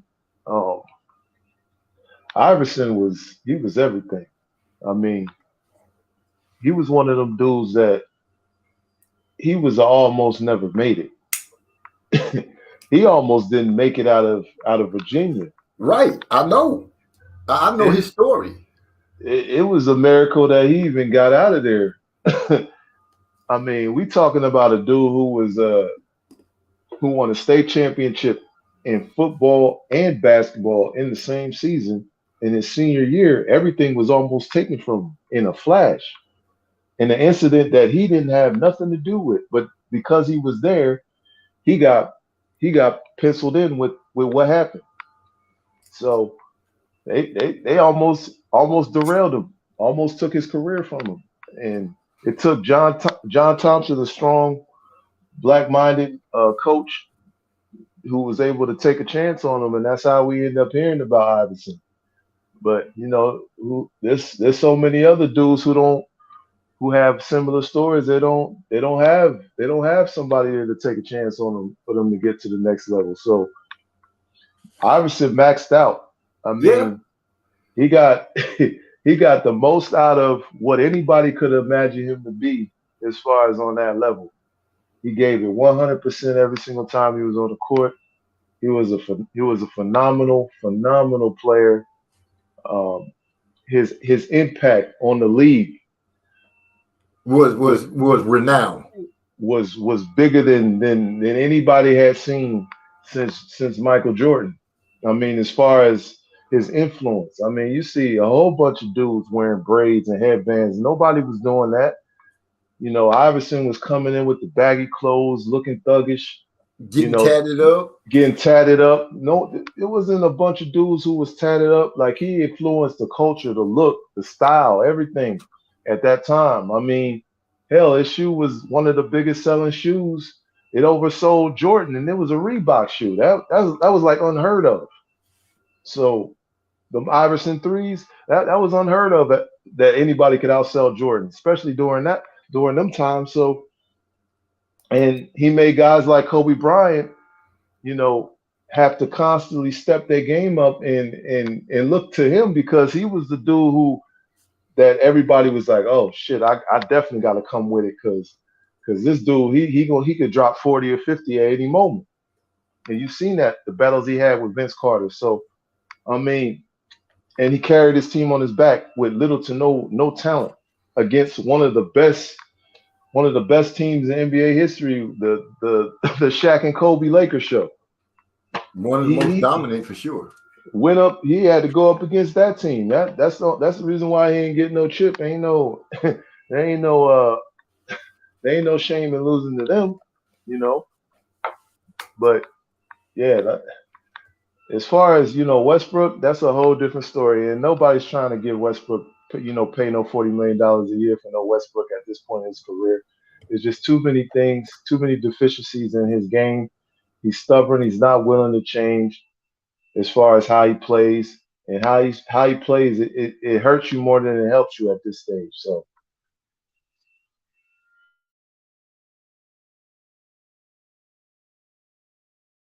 So we got J1 Pro says, y'all like Durant on the Suns? I can't really speak on the Suns because I don't know who played for the Suns. I honestly, the knowledge what I just spoke on is what I know about the player themselves. D-Lo 404 said, yes, Westbrook was a turnover machine, even in his MVP season, which makes you have to question how hard was everybody else balling if this dude could be leading in turnovers, because I think he did lead in turnovers that year when he won MVP. How do you win MVP? How do you lose MVP to a dude just turning the ball over? You know what I'm saying? Where's your pride? Big Bro say, but they still say he's a Hall of Fame player. Who, Westbrook? I don't know if I could say he a Hall of Fame player unless you're going to go by his triple doubles and stuff like that. I don't know. I don't know if he's a Hall of Fame player. Man, that ahead. damn NBA All-Star, you can't listen to them because they like to, give a lot of credit to modern players. But I remember during the All-Star last year, they had this like the 75th anniversary. They was doing the top 75 players of the history.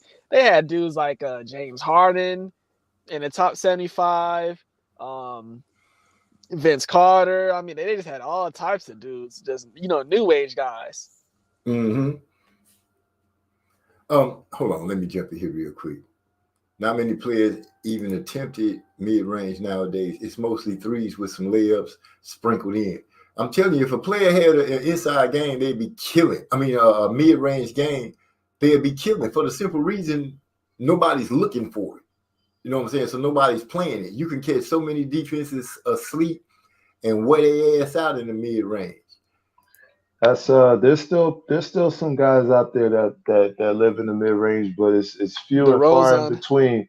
You got a guy like Hyvee just said, DeRozan. You got Kawhi Leonard, who still lives in the mid range. KD, most of his game is in the mid range. Even LeBron has expanded his to somewhat mid range game now. So there are some guys who still live in that mid range. You got centers like Habib who lives in the mid range, who can shoot in the mid range. Jokic can shoot in the mid range. Those are two centers that I just mentioned.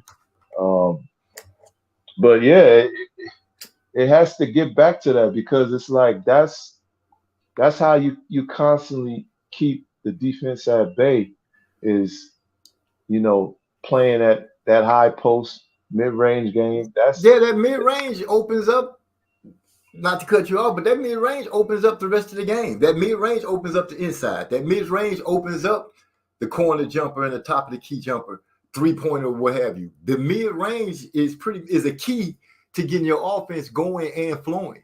And I know everybody's like, well, it's about scoring now. You can still have your scoring, but if you implement the mid-range to open up your scoring, the points that you're looking for become so much easier and faster. That's just my thought. It opens up them corner threes. And those are the easiest three-point baskets to make. Exactly. They're the easiest ones to make because if I'm correct, they're the shortest ones to make. D-Lo say, I'm going to catch the rest on playback. Y'all be easy. And then he answered me before I could say he's taking his old ass to bed. Yes, MZ. I'm going to take my old ass to bed. Good. Go and get you some sleep. You need it anyway. Trey X come back and say, odds, D-Lo comes back. Negative 25. Negative 25. Iverson was the people's champ. Odds, D-Lo stays asleep plus 155. D-Lo ain't coming back until in the morning. He'll be riding with us in the truck. Oh, D-Lo got one last thing. I remembered exactly where I was, and what I was doing when I watched Iverson's debut at Georgetown. He left them flyby. I knew he wasn't going to be in college long right then. Bad man. He had to come out with his old story from the early 90s. Eric R in the building. What's up, Eric R? Did I say what's up to Napoleon Armstrong? I did say what's up to Napoleon Armstrong. If I didn't, what's up, Napoleon Armstrong? Right out the gate, Trey say Eric R, 40 points though. Question. What's up with the 40 points? What's up with the 40 points, Eric R? Explain. Let us know what's happening.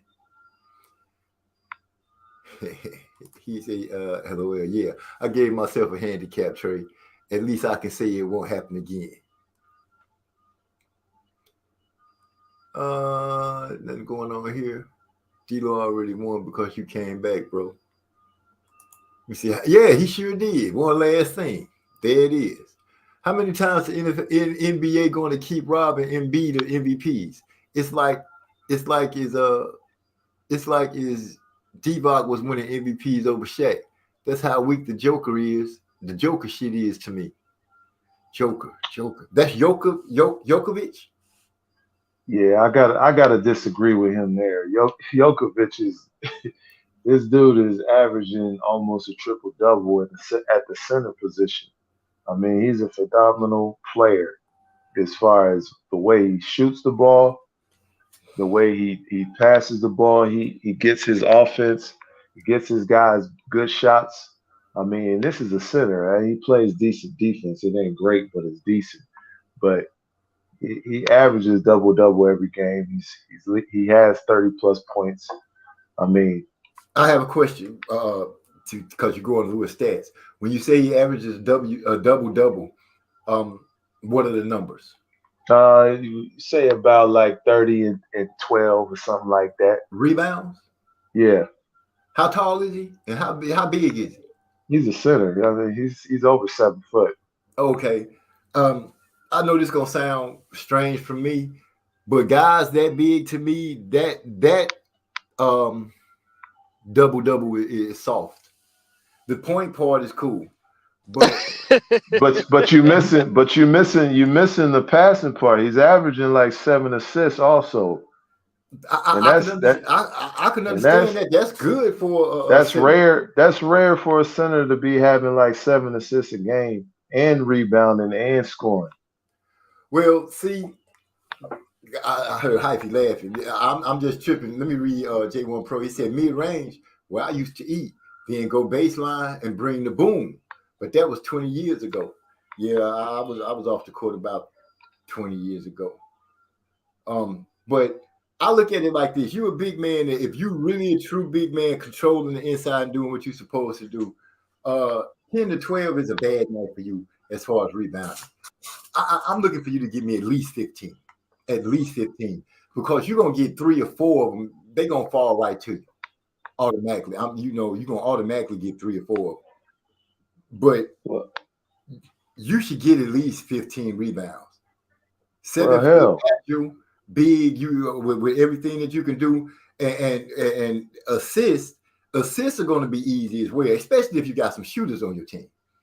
If you got some shooters on your team and you worth your salt, you put your back to the ball and you see that double team coming, you're going to automatically kick it back out. That's an assist. If he can shoot. Now you need to see the assists that he's doing. His assists are point guard like assists, like one bounce dribbles half, you know what I'm saying?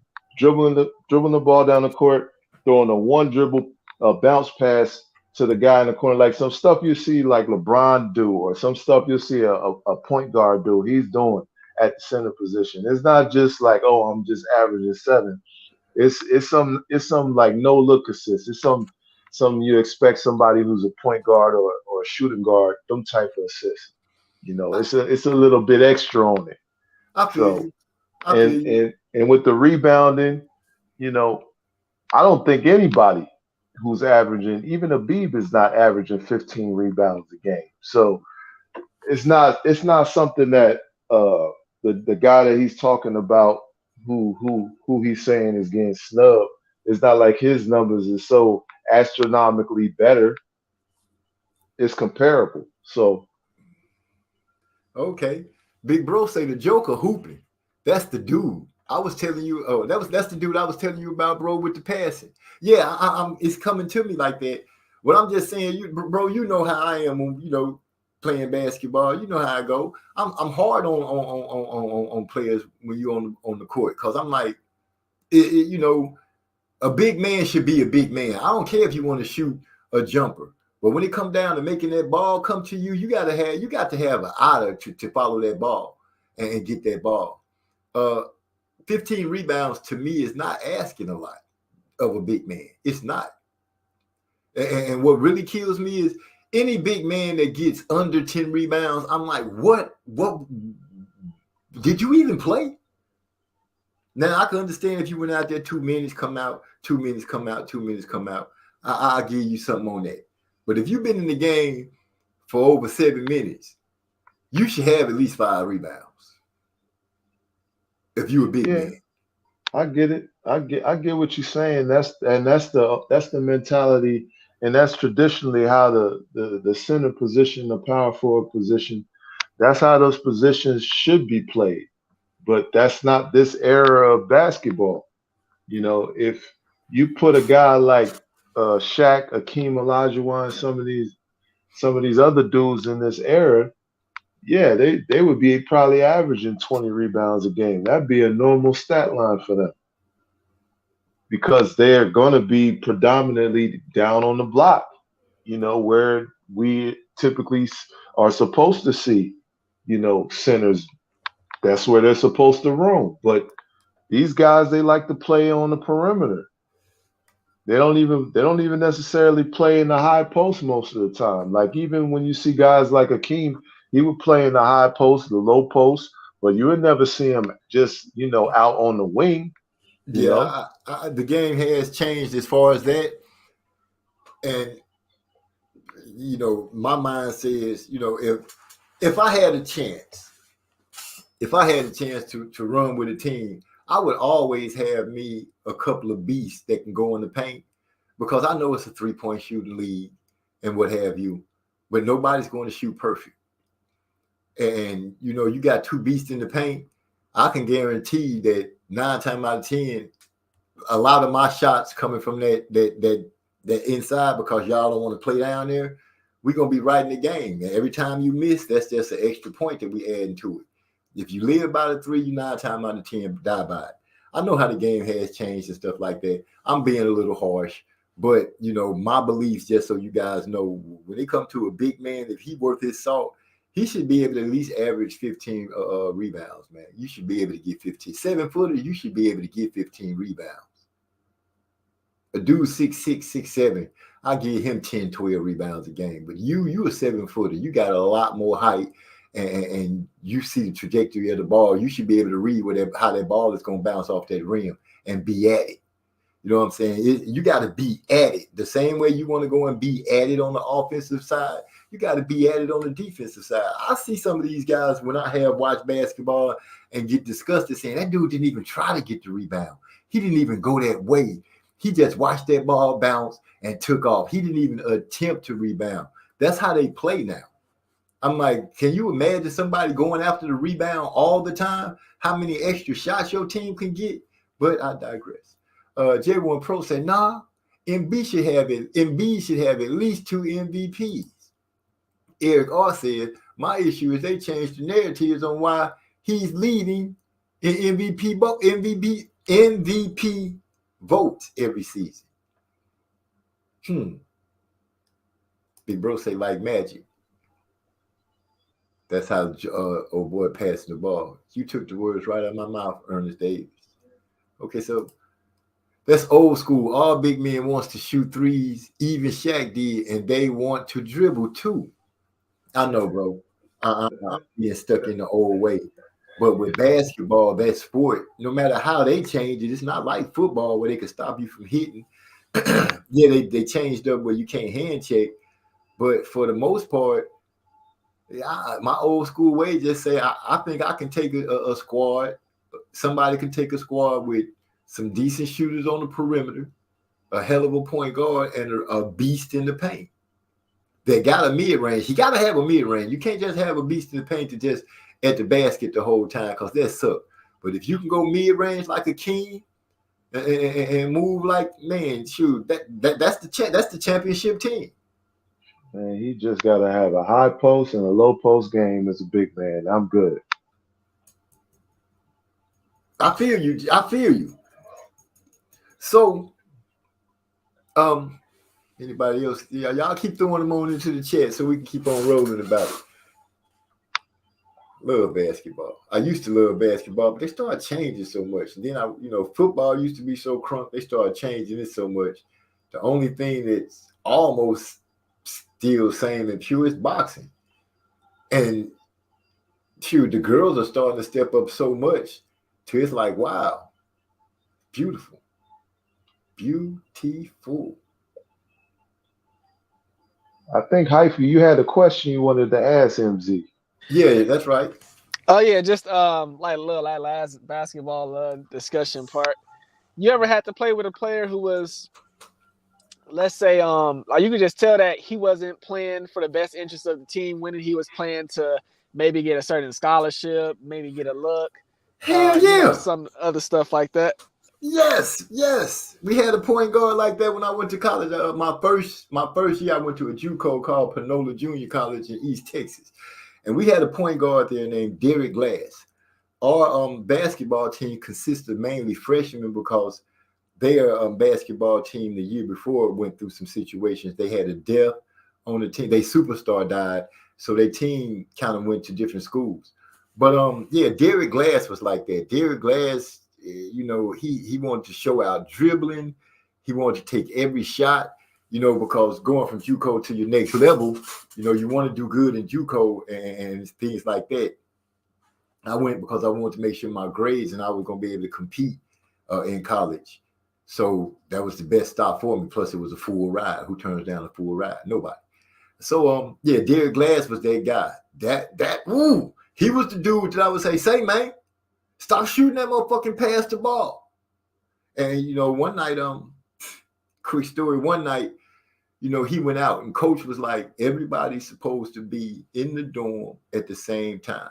When, we had to do everything as a team. We had to get up and go to breakfast together. Even if we had a late practice, we couldn't be late. And Derek would be the dude that be out all night and sneak in. And one night, he come in and he drunk. And I'm hot, so I'm agitated because we done got our ass kicked the last 2 games on dumb shit that he doing. So, I'm talking to him. I'm like, dude, you're supposed to be. I meet him in the hallway going to his room. His room was 2 doors down from mine. So I'm like, dude, we supposed to be in at a certain time. I'm talking to him, like I'm talking to him. So he got fly with me. And before I realized I had choked him. And you know how that goes. The team heard us being in the hallway live. They came out there. The assistant coach stayed in the dorm with us. He called the coach. We got in trouble. We had to run bleachers. Oh my gosh, we ran so many bleachers, dude. I can't even explain it. But yeah, Derek Glass was that dude for us. For me, I won't say for us. He was the only guy that I ever played with. I didn't have anybody like that in high school. Everybody in high school were all dedicated and just playing, having fun, enjoying ball.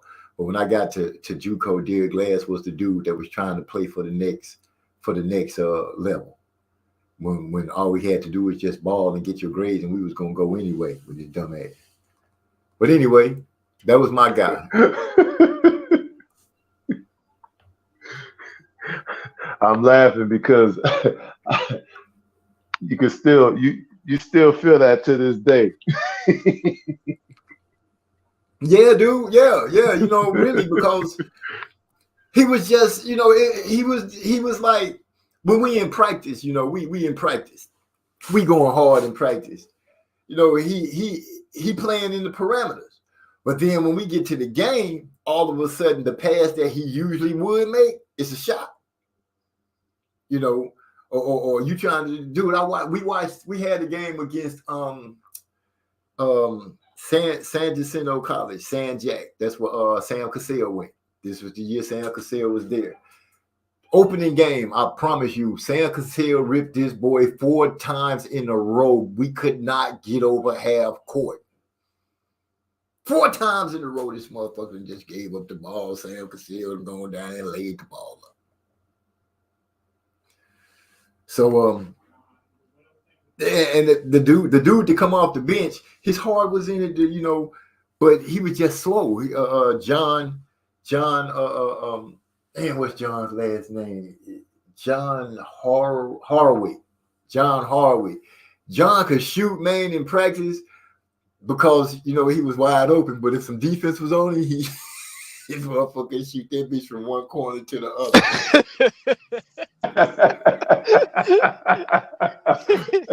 No, I'm being real, dude. Hey, MZ ain't here to defend himself. I'm not lying on these dudes, man. I'm gonna be honest with you. I'm telling you the truth. We be in practice, and you know, when I first started in practice shooting, I was like, this motherfucker can shoot.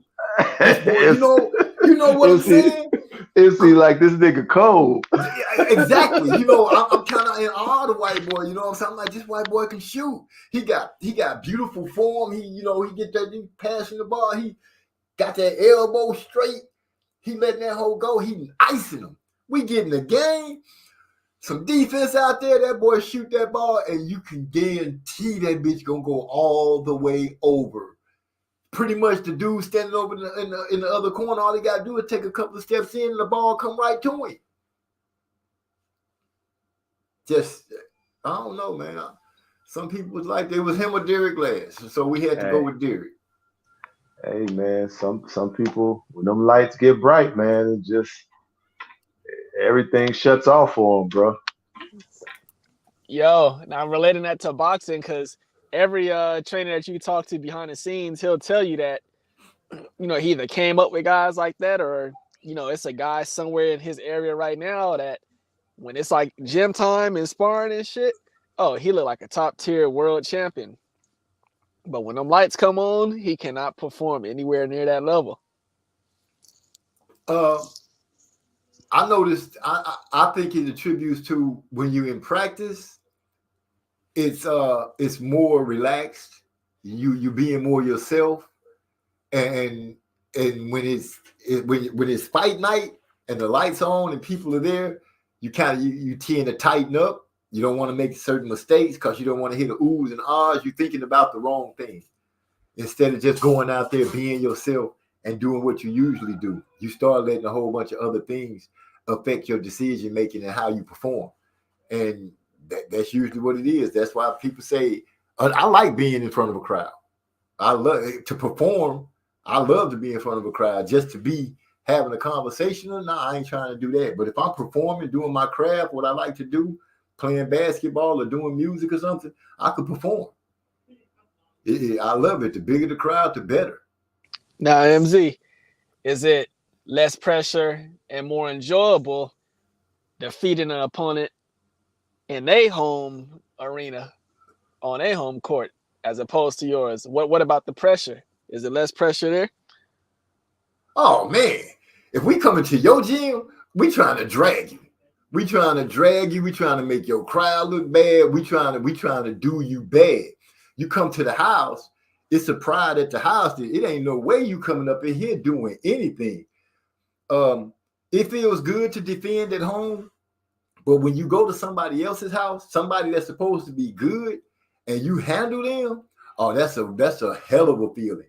Because I came to your house and knocked over your lamp, kicked over your table, opened up your refrigerator and pulled your soda out. I did all kind of stuff in your crib, and there wasn't nothing you could do about it.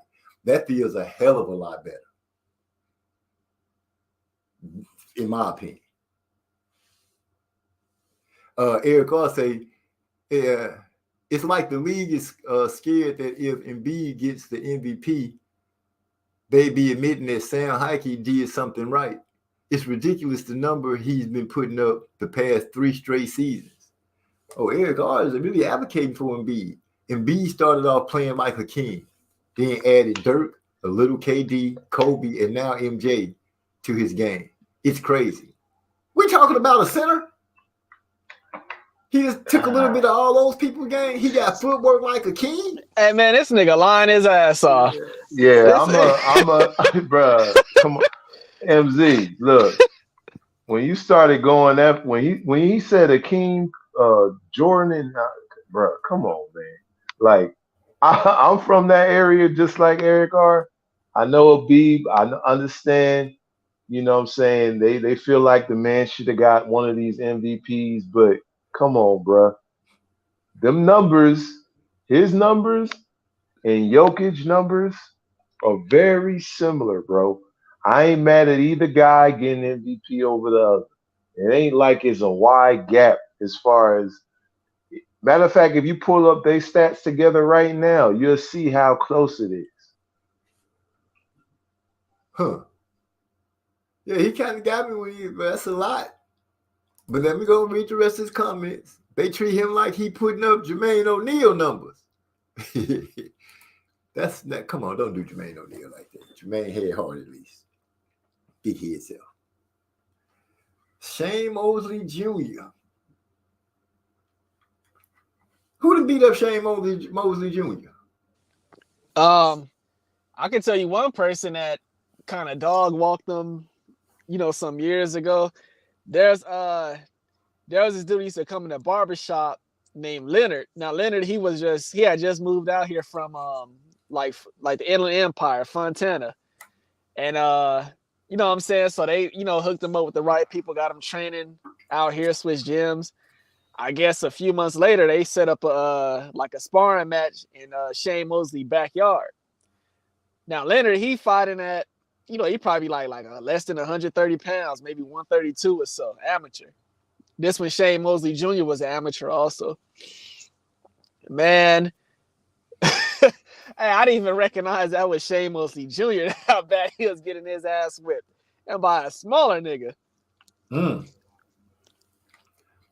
I was just asking because, I see you got 4 losses on this record. I got hip to Shane Mosley when they had that boxing program where Freddie Roach was one of the coaches and Nassim Richardson was one of the coaches. Yeah. And that's when I got hip to Shane Mosley and that Brandon Adams guy. And I always felt that when people were saying that he got that title shot against, was it Jamal? I think it was against Jamal. I always looked at it as that was the promise that was his winning from winning that show, because they said that the winner of the show was going to fight for a title.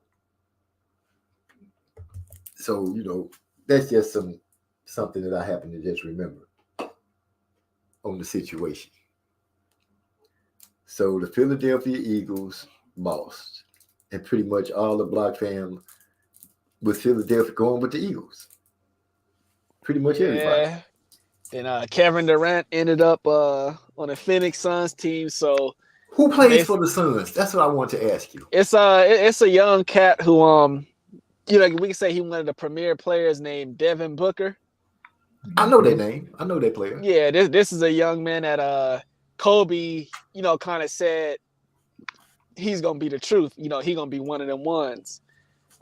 Chris Paul is on that team. Now, even though, Chris Paul is, definitely older, he's still playing a good point guard. Yeah. His style allows him to, he's like a Bernard Hopkins type. Retain a lot of skill, could play well. If you need him, he could give you over 20 on a night. Like John Stockton. Yeah, that type of player.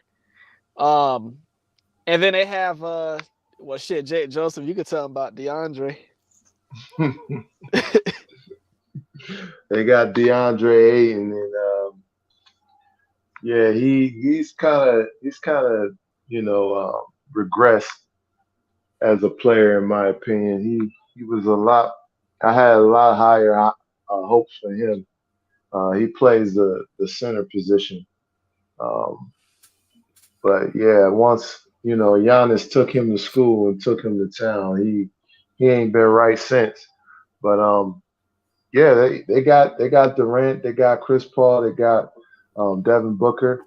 and they got Aiden, in the low post. So they're gonna be formidable, especially when postseason time come around.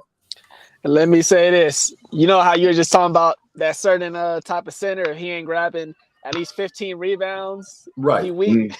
Mm-hmm. Well, let me change this. I'm not gonna say he's weak. I'm gonna say that he's not putting forth the full effort because, dude, 15 rebounds that's not hard to do.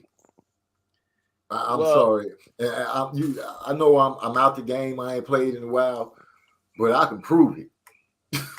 Well, this guy, DeAndre Ayton, he has an ability to do that, but he's probably not even averaging 7.5 rebounds a game.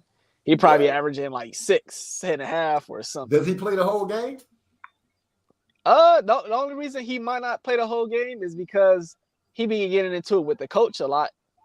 Oh, he's hard-headed. Yeah, like he's just, attitude at times and stuff, which is why his name has been linked to trade rumors and stuff. But this is a dude who is, he's healthy. He's over 7 foot, about I think 7'1". Yeah, he's young. I think he's like 24. He definitely got some athleticism on him, but at the same time, he got he don't play like a linky.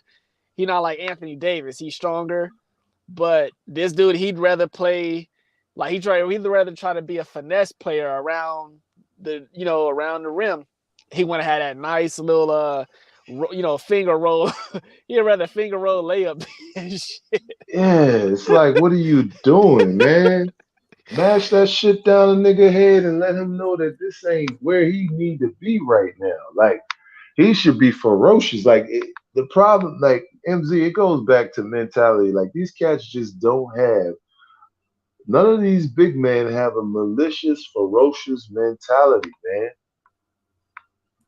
And that's why they will not be dominant.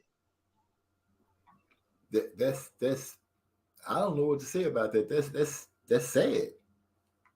That's sad for the game. But not to jump off, but I got a question for you, Hyphy. I'm sure Eric R says, when was Shane Mosley Jr. an amateur? I thought they turned him pro from working with him in the gym. Learn something new. Okay, that wasn't a question. And then he said, I'm still trying to figure out how KD ended up over there and they still got Ayton. Team wins don't compare. If I'm not mistaken, the first year Joker won MVP, the 76ers had the best record in the league, while the Nuggets were like a 6 or 7 seed. Now, that part right there, let me see, the most valuable player in the league. Do you really equate the most valuable player on a team that's winning? That ain't always the case because Westbrook got in his team. His team wasn't number one seed. Right. That's what I'm saying. In your mind, how would you equate it? Do you look at it as the dude that does the best for him, that is the MVP for his team, or do you do the MVP of the league? Now, are you saying that the MVP has to be on the team that's winning? Because what if he's not? I really don't know how to give the MVP as far as when it comes down to that, because to me, it's a lot of variables to it. What are you exactly going to look at and say this is what earns the MVP? All I'm saying is if the numbers are comparable and it's close, I don't have no gripe either way who gets MVP. I would think the MVP would be the dude that's killing it every game, no matter who he played. You might, and your team might not win, but your numbers don't waver. You still getting the assists, you still getting the rebounds, you still getting the points consistently against every squad, no matter who they put in front of you. To me, that's what makes the MVP. And what edges it out, and this is something that's going to irritate Eric R. What edges it out for Jokic is them assists. That's the deciding factor when you're looking at it. Most of the time that Jokic has won has been because he has a higher assist. Eric Gar say they started changing. Oh, he's talking to J1 Pro. Now, I'm not saying if two players. Oh, J1 Pro say I'm not saying if two players are close.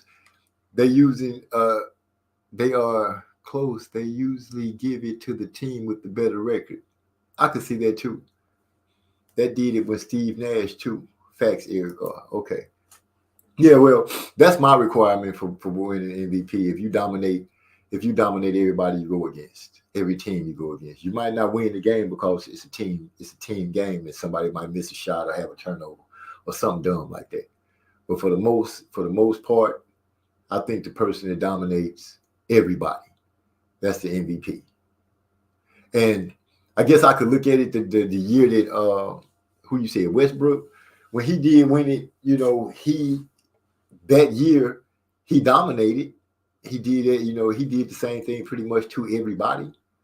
So yeah, you would give him the MVP even though he sucked as a leader for his team, in my opinion. So yeah, double-edged sword there. Double-edged sword. I'm gonna have to start watching basketball again and football so I can be able to really have a conversation with y'all. Ugh, now I gotta listen to these people crying and shit. It is what it is, though. Anything for the family. So, anything else we want to talk about? I got a lot. I'm open. Baby home. It's going great around here. Yo, MZ. Yeah. I gotta shut down the volleyball gym, so give me 20 minutes. All right. I got you. That means you got to shut down the volleyball gym. Go and do your thing then. Matter of fact, let me see what we got here up in here. Some old school that we ain't heard in a minute. Shoo-doo-doo-doo-doo-doo. I ain't been doing a lot of coughing. I've been puffing real good. Champ Ross this week. It said, we grew up under certain laws. Best player on best team MVP. The best player with the most rings. This new generation on that fake news and what's that? Pronouns? Pronouns. Wow. Yeah. That's why that's why I always say you kind of try to look at sports in the generation that they in and look at the players in the generation that they in and how they growing up. We throw the word soft around a lot, but I don't want to call them soft because that's just, we just grew up harder in certain generations. We got certain ways of thinking. These go ahead, Joseph Brown. I hear you. I mean, if it's soft, it's soft. I mean, you got to call it what it is. If it's soft, let's call it baby shit because that's what it is. Wow.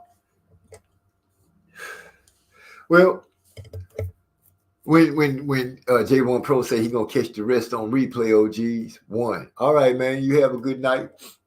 Glad you stopped by. Smash that thumb button on your way out for me. The thumbs up. I'm just not used to saying that. Hit the thumbs up. All that. I just can't see doing it. If you're gonna press it, you're gonna press it. If you're not, you still chill. So it is what it is.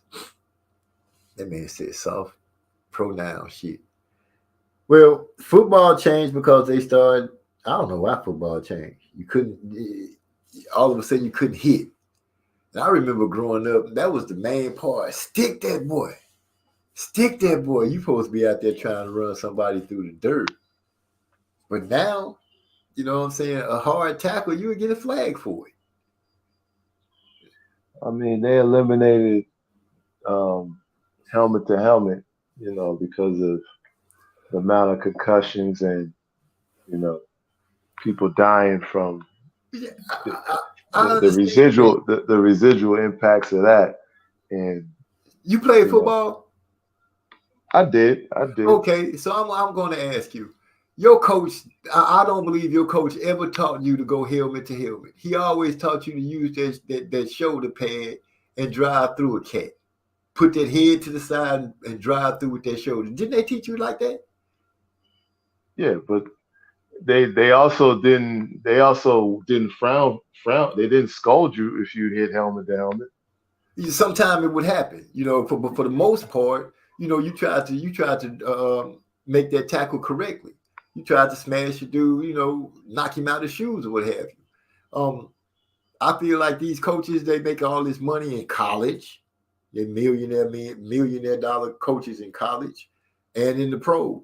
Now, I know these guys are making money and stuff like that, but technique is something that you should always be on. You are the coach. You are the man who makes the decisions. I don't give a damn what player you got on your team. And this goes to the owners too, for letting players be able to come and talk to them and make a change in the regime. You know what I'm saying? A coach should be able to coach without having fear of if a star player going to get mad and have something to say. In football, they got away from technique and stuff. If a dude messing up and doing stuff to hurt people, get his ass out of there. That's how you fix that. But changing the way they tackle and then throwing flags on, to me, I've seen some good tackles get flags. Some good tackles. Quarterback, oh my gosh, you just breathe on him hard now, and it's a flag. Well, the quarterbacks are a football player. Yeah, he's a football player, but also he's the face of a lot of these games. They need these marquee guys on the field, so this is part of the reason why. That's some soft ass shit. It is. There's no other way around it. But they want their product to be a certain way where they can make the most profit off of it. And how do you do that? You got to have the best players on the field. So,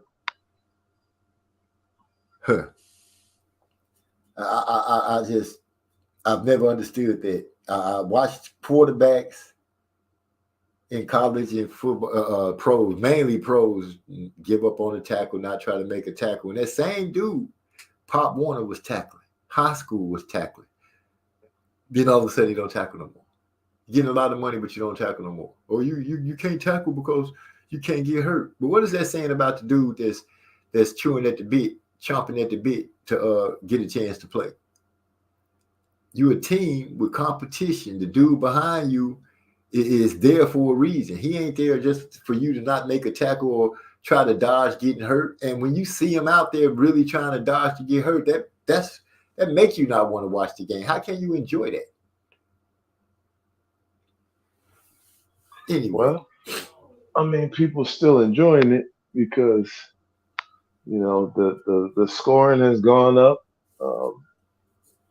Defensive players are limited to what actually they can do and what they can't do.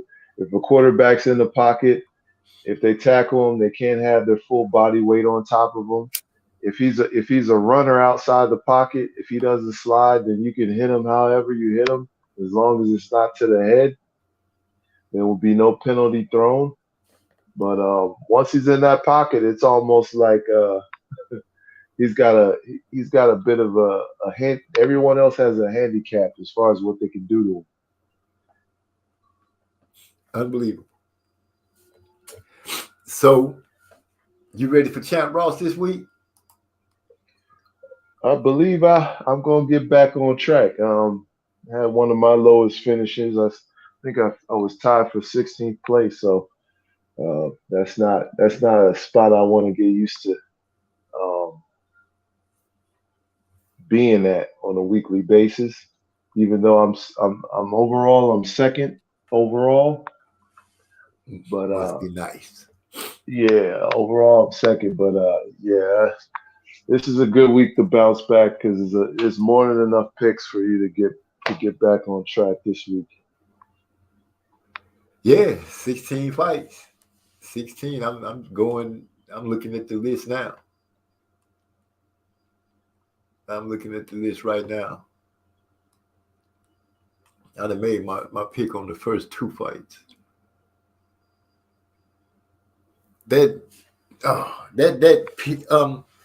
Who we got coming up? So I seen Tank was in a wheelchair, and Brian Garcia started popping, and now the cat's talking about Tank gonna fake an injury, but he said he was tired. He really didn't need the wheelchair. He just was riding in that hole. I don't pay attention to any of these nonsense rumor stuff that's going on. Anytime I see this stuff, it just turns me off. I don't even want to click on them. Like I don't even want to entertain them. So I'm like probably the worst person right now in terms of, a lot of these different rumors with these fighters and boxers. If it's not related to them actually getting in the ring or, them actually signing a deal, all this other stuff is, I'm not used to this kind of stuff, man, in terms of boxing, man. Like guys used to do stuff like this with a purpose. It all led up to a big fight, and we usually end up getting a big fight. But these dudes, they're just doing it just to be doing it. It's like, what other ridiculous thing can we talk about besides them actually being in the ring? Huh. Which is where we all want to see them. Like I don't care what they're doing on social media, and I'm not like, oh my God, Ryan Garcia, he's shadow boxing. Yeah, you do see him on there with that thing about that boxing ball that bounced back and forth. You see him on that a lot. Trix says 18 fights, not 16. So, yeah, I made a mistake. It's 18 fights, not 16. That we got to pick from. Champ Ross said we can make a good run. A good run. I'm gonna have to find some deeper information. I'm missing out somewhere. Missing out. Man, nobody in San Antonio was really hurt that the Super Bowl turned out the way it did, except I got this old man named Mr. Charlie that comes into the store every morning between 4:30 and 6. He and this guy named Blue and a guy named LA. This they spot. They come in, have coffee, they gamble. Mr. Charlie is an old school. Charlie about 62, diesel mechanic. He drove all the way to New Orleans to drop a bet on the Chiefs. Say he got 8 racks off of them. Every week this man go down there and place bets. I'm like, Mr. Charlie, they got sport books and everything like that. He's like, no, I like to drive down there. Me and Mama drive down there. I go in there and place me a couple of bets and play a couple of games. They be in there buying scratch-off tickets. Spend about $200 on those tickets, but they be winning, man. I'm like, how are these dudes in here just winning these tickets like this? But they do. I can't see it. Say, finally, me and Joseph Shamar Brown can agree on something. Boxing simp. Simp bait. Who the hell is? That's you?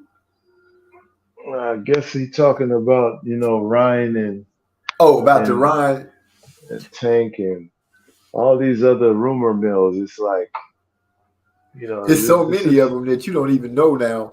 Boxing, those dudes to turn into what you call it? The talk shows, the gossip shows. Yeah, that's all boxing. That's all boxing YouTube is now. There's one big Wendy Williams. You know what I'm saying?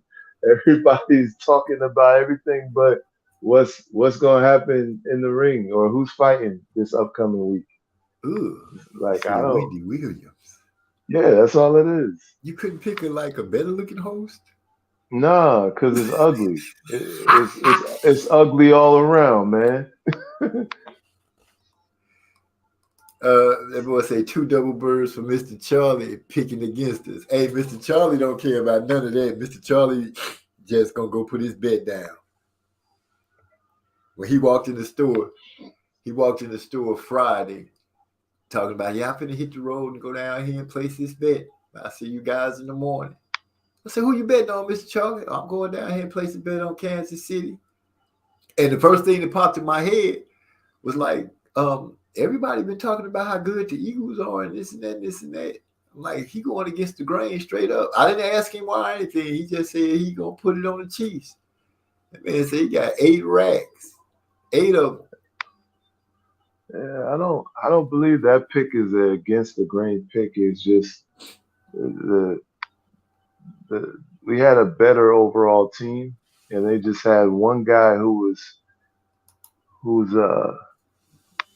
how do you say, a generational talent in Patrick Mahomes. Okay. So when you look at the beginning of the season, Kansas City was a Super Bowl favorite from the beginning of the season. We weren't. Nobody looked at us like that.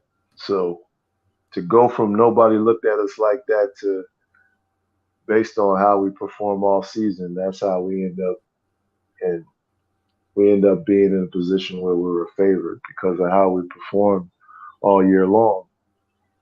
Y'all was a dog horse. I got to put a pause on everything. Wifey done just walked in the building. Hey, baby, what's going on? Glad to see you made it through. Hit that thumbs up for me. You, for sure, got to hit that thumbs up. Hey, happy Valentine's to you one more time, mother of my children. They wanted more and out-coached us. They wanted it more and out-coached us. Yeah, they outcoached us. How do you want something more?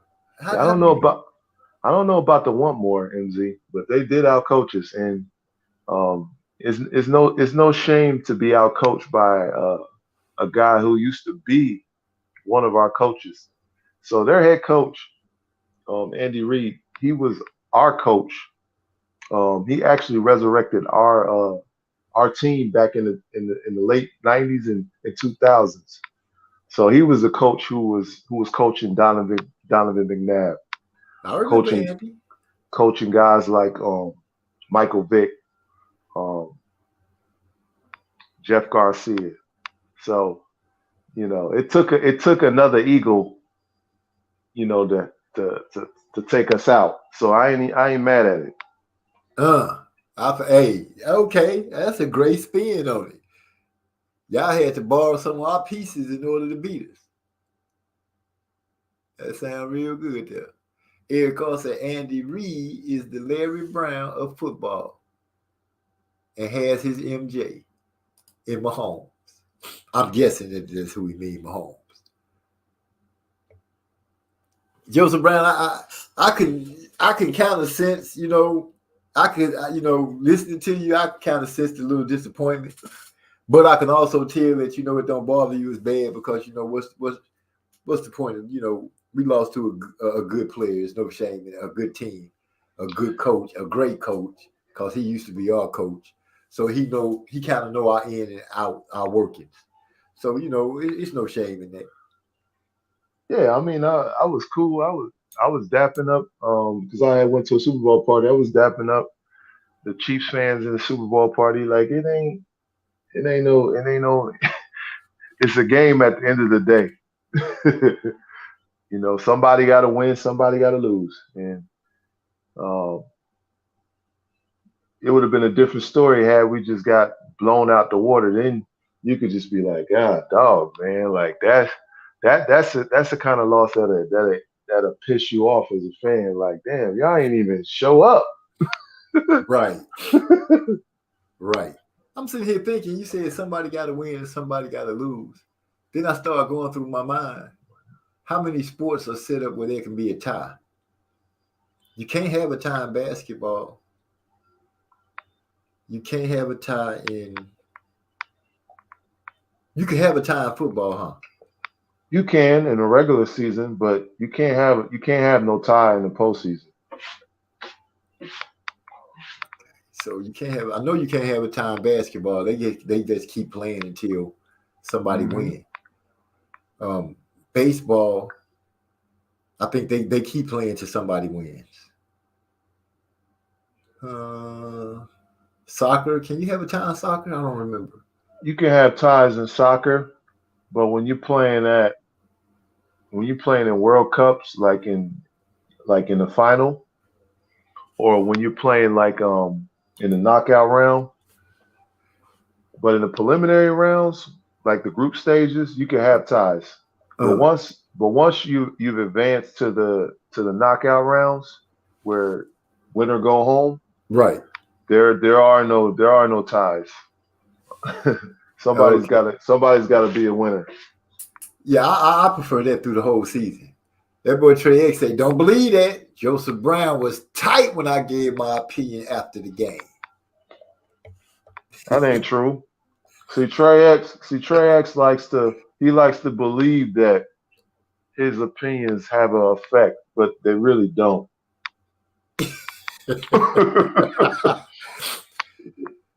Oh shoot! Hey, I'm just reading those. I'm the messages. Nah, the reason JB ain't broken up is gonna jump. Wait, is go what? Is Gannon's gump ass is finally gonna? Yeah, I'm proud of my team. They didn't embarrass us. Gannon did, but the guy gave us the best shot. Did I read that horribly? Or did he just wrote bad? No, the reason JB. Who the hell is JB? Oh, Joseph Brown. Ain't that broken up? Who is Gannon? Oh, he's talking about our defensive coordinator who basically called one of the worst defensive games in the Super Bowl that I've ever seen. But that's a whole nother story. But he's no longer with us. Arizona did us a favor, and they decided to hire him as a head coach. So we're looking for a defensive coordinator now, which is a good thing. Oh, that should be. He ain't that broken up. Gannon's grump ass is finally gone. Yeah, I'm proud of my team. Okay, that's what it is. Okay, I had to put. I'll be messing up already, Eric. Also, you got to type tight. That sounded like a shot across the bow, though. We don't believe that Joseph Brown's just a little tight. I know you had to just be a little tight. Nah, not really. Not really. You can't. Nothing that Dallas Cowboy fan can say can make me tight. Let's make that clear, because knowing what I know about them and how inept they are to getting anywhere close to a Super Bowl in the last 30 plus years, they have nothing to talk about over there. But they'll find a way to always talk about how many, Super Bowls they won, years ago. Like most of them ain't even seen. They fans haven't even seen the Super Bowl win. Yeah, they ain't even seen them win the Super Bowl when they was winning them. Wasn't even alive, most of them. So you can't take them serious, man. Big Bro say, for real, they should have never came back on them boys. That's in retrospective, saying that the dude called a terrible defensive game. Well, I guess maybe the lights got a little too big for him. He calling the wrong plays, got y'all boys out there getting burnt. What was the most damage? What caused the most damage against the Eagles? Was it the run? Was it the pass? It was both. They couldn't stop either one. Wow. Oh, Trey X has chimed in again. He said, the Eagles literally have one Super Bowl all time. One. Yeah, but how long ago? We're talking 5 years ago to your 30 plus years. Oh, that sounds like some Cowboy Eagle banter going back and forth right there. I'm just saying. I mean, they could. He could talk about they won 5 Super Bowls. That's great. But like he said, Nick Foles is not coming back. Roger Staubach ain't coming back, and Troy Aikman ain't coming back. You know how long ago Troy Aikman played, right? Yeah, I know Troy and Emmitt Smith and Michael Irvin. Yeah, I know about them. Yeah, they was killing in the 90s. Yeah, killing. How many decades ago was that? That was a good little while. That's about 30. That's 30 years ago. There you have it. So that's why when Dallas fans shoot shots at me, I like, come on, man. It's like they're firing with rubber bullets, man. Them shits just bounce off. Wow. My boy Eric Slug, he done came in with a boomerang shot. He said, I'm typing and working, laughing my ass off. I know that's a fact. The Cowboys still got to suit up next year, laughing out loud. Rihanna's unborn baby sniffed the Super Bowl before Dak and them. Dang! Shots fired. That man said Rihanna's baby. Whew, that's cold-blooded. Damn near Jay was active the last time them boys was relevant. Dr. J. Wow. Wait a minute. Dr. J retired in He took it a little too far on that one. Yeah, I was gonna say I thought Dr. J retired before the Cowboys started winning. Cowboys. Dang, that's cold-blooded right there, Eric. You put those boys way back. But I can't say I'm not going to even put myself in that argument with the Cowboys and Eagle fans because I know nothing. Nothing. I do know that the Cowboys do got how many rings? 3? With they got Smith and then they got Roger Staubach. I think they won 2. They won 2 with got 2. And then they won 3 with Aikman, Irvin, and Emmett. So they hold the 5. Boys. Yeah, they got 5. That's great. They did all of that. They did all their damage way back then. Here's another pleasing fact for the Cowboy fans. Irrelevant, but somehow the most valuable franchise. These are words from Texas Walker. Tree. Hey, take a look at this, MZ. Every year they get hyped up, right? The media talks them up every single year. They never live up to the hype. Never live up to it. In the last, 25 years, they haven't even gone to the NFC Championship game. They haven't won a Super Bowl in almost 27 years, 28 years. It's going to be going on 28 years this year. So you can be the most marketable, but are you the most relevant in terms of do people respect that you're going to actually be one of them teams at the end of the year that we're going to be talking about? Every year, at the end of the year, nobody's talking about y'all. Eric Carr said, y'all got 5 more years before them sheets get expunged. Wow, he trying to wipe away their football trophies, man. You can't wipe away their Super Bowls, man. Once you're a champion, you're always a champion. You just got to get it on up. Nah, you can't take that from them. You can't take those 5 rings from them. But that's all they living on, though. It's like, how long you going to keep living on what you did 50, 30 years ago? You remember Al Bundy?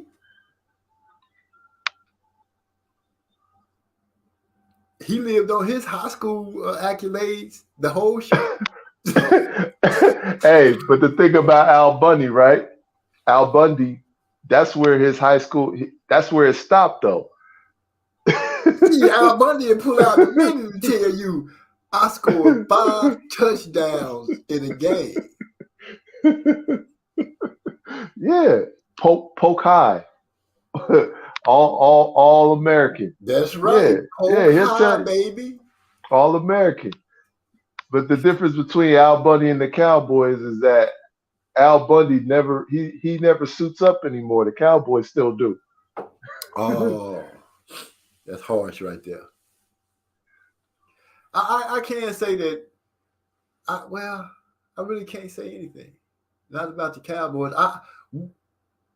I guess you're the wrong person to ask. And wait a minute, here we go. An all Cowboys team would destroy an all Eagles team. Ooh. That's not true. That's not true. Ooh. I put my Reggie White, Clyde Simmons, Jerome Brown defense with sprinkled in with some with Slay, Bradbury, Eric Allen at safety, Brian Dawkins, and then you put our O-line and quarterback, I put us up against y'all. Which if you was to put Emmett and most of them guys up, I guarantee you our defense, Shoot. man. Now, I know Reggie the White, Cowboys. Reggie White. Yeah, but you got what's the dude name from the Cowboys that played? Randy White. Mm-hmm. You got Randy White. He was. You got Charles Haley. Charles Haley. And these are up to date kind of Cowboys. We ain't really scratching in the old school with Roger Staubach back then. We talking. You had Too Tall Jones. Mm-hmm. You had Tony Dorsett as running back. Man, I don't know, man. That kind of all Cowboys team against the all Eagles team. That would be that's a hell of a fantasy battle right there. I would have to see him listed out. See, he talking like they would just wash us. Like I don't know what he's smoking, but he obviously not smoking the right stuff. If he's saying he think they're gonna smoke us, like we ain't got no shot. Eric Goss say Gang Green, and then Napoleon Armstrong say who T.O. playing for? Oh, that's a good question because he played for both teams. So which one of y'all would get T.O.? Cowboys or the Eagles? They can have him. He ain't even going to be the deciding factor. Oh, you going to just do T.O. like that, man? Hey, we could do it like this. Since we're talking fantasy, you could just take the T.O. that played on the Cowboys, compare him to the T.O. that played for the Eagles. We all know what the T.O. from the Eagles look like. He was being a beast. Trey said, y'all know what time it is. Ain't nobody trying to hear that. It's Texas all day. Y'all know what time it is. Cowboys. All American. I mean, they are American team, though. You can't take that. Nah, man, he acting like it's just gonna be a straight slaughter. Man, get up out of here, bro. If you put player for player all time on defense and on offense, that's gonna be a close matchup. I don't care what he say. That boy Eric he bagging you up. He say Dawkins, Allen, Sheed, Trotter, Curse, Brown. Man, y'all QB would be cussing you out on the sideline. Trey for putting this shit together. Whoo! So, hey, I know the Cowboys. Hey, that would be nice to see. I guess I'll have to go and cut on the old PlayStation and see if I can pull all up teams together and just let them run a simulation. I'll give you one example, right? And this is a year that I still feel to this day, if we had Randall Cunningham healthy that year, there's no doubt in my mind we would have won the Super Bowl that year. This is like 90, I want to say around either 89 or 90. And it had to be like 89. It was like 89 or 90. One of them 2 years, we had the number one defense in every statistical category. We had we was holding teams to like under 10 points a game. And that was without Randall because he got hurt. He got hurt on I think it was like the first or second game of the season that year. And even after he got hurt, that defense still was number one in every category that year. Okay. Now and it had Jerome Brown, it had Reggie White, Clyde Simmons, it had Seth Joyner, Eric Allen, it had who's the boy they had on the back end? The two now they didn't have Trotter, but that defense was loaded. Eric Goss said y'all got AJ Smith and DG with Andy Reid as coach. Trey say y'all hit at the motion building. I don't care what he say. Big Bro say that old line Emmett ran behind was unreal. Now that part right there, that offensive line that blocked for Emmitt Smith, those dudes were something. They're all time great. They're all time great. But that's why I said it would be close. he's saying like we gonna get washed. I think it'd be a hell of a game. Then Trey say, coulda, woulda, shoulda. Cue the violins.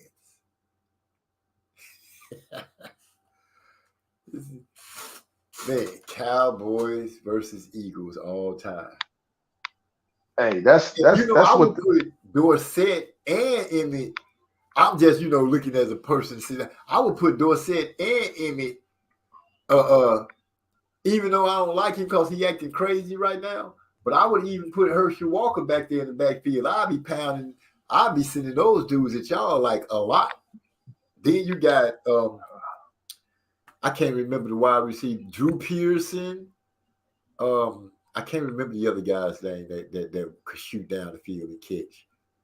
But y'all had the Cowboys had a one of the fastest dudes in he was like a world-class sprinter they had at wide receiver. This dude was straight speed. I can't remember his name. I know the Bears had one in Willie Gault. Willie Gault. Willie Gault, yeah. But I know Drew Pearson, but it's another name that was real good with the Cowboys, but I can't remember his name. Big E or Trey H. One of y'all put it in there for me. But from what I know on that, I know with that offensive line, I know I would put those three running backs to work for sure. I would put those three running backs to work for sure against y'all. I don't know if you could play all three of them. At the same time, no, you couldn't put them at the same time. But no. What I'm saying is that I don't even know if you'd be able to sub all the because Emmett is one of them. He's got to get touches. He's one of them. He got to get touches in order for him to get into the game. Dorsett, he's more like a home run hitter. You give him one little small crease, he gone. So I would if I was doing the matchup, I would have Emmett and I would have Dorsett. Drew Pearson. That'd be my 1-2 at running back. I would use Herschel because he was so strong. I would use Herschel to bang y'all up first, and then I would put in the two incisions with Emmett and Dorsett. That's how I would attack them. With Drew Pearson. What's the other dude's name? I can't think of that receiver's name for nothing, man. But the TOs that the Cowboys had and the TO that I don't know, man, because TO is one of those players. TO put it out there. When he played for the Eagles, he came back so fast off the broken ankle and he shined. But he also put it out there for the Cowboys too. They say all the receivers couldn't be held for the Cowboys either. Who y'all got over there on and then defense, you got to put Deion Sanders over there with the Cowboys also because he was a Cowboy. Mr. Shutdown corner. So listening to that, that caused a whole. He played with Drew Pearson. I don't know if they called him the Rocket, bro, but I can't remember the dude's name. Instead of doing that, let me see if I can look up.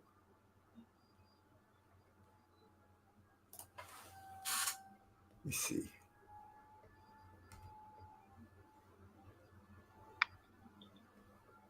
Yeah, Deion would be a difference maker on special teams and in the secondary. Oh, special teams. He'll be having y'all. Let me see. Put it up right now. Tom Landry, 12-4. Let me see. Show me the roster and players. Shit, if Tom Landry the coach, they definitely not winning. Tony Hill, Drew Pearson, Billy Joe Dupree.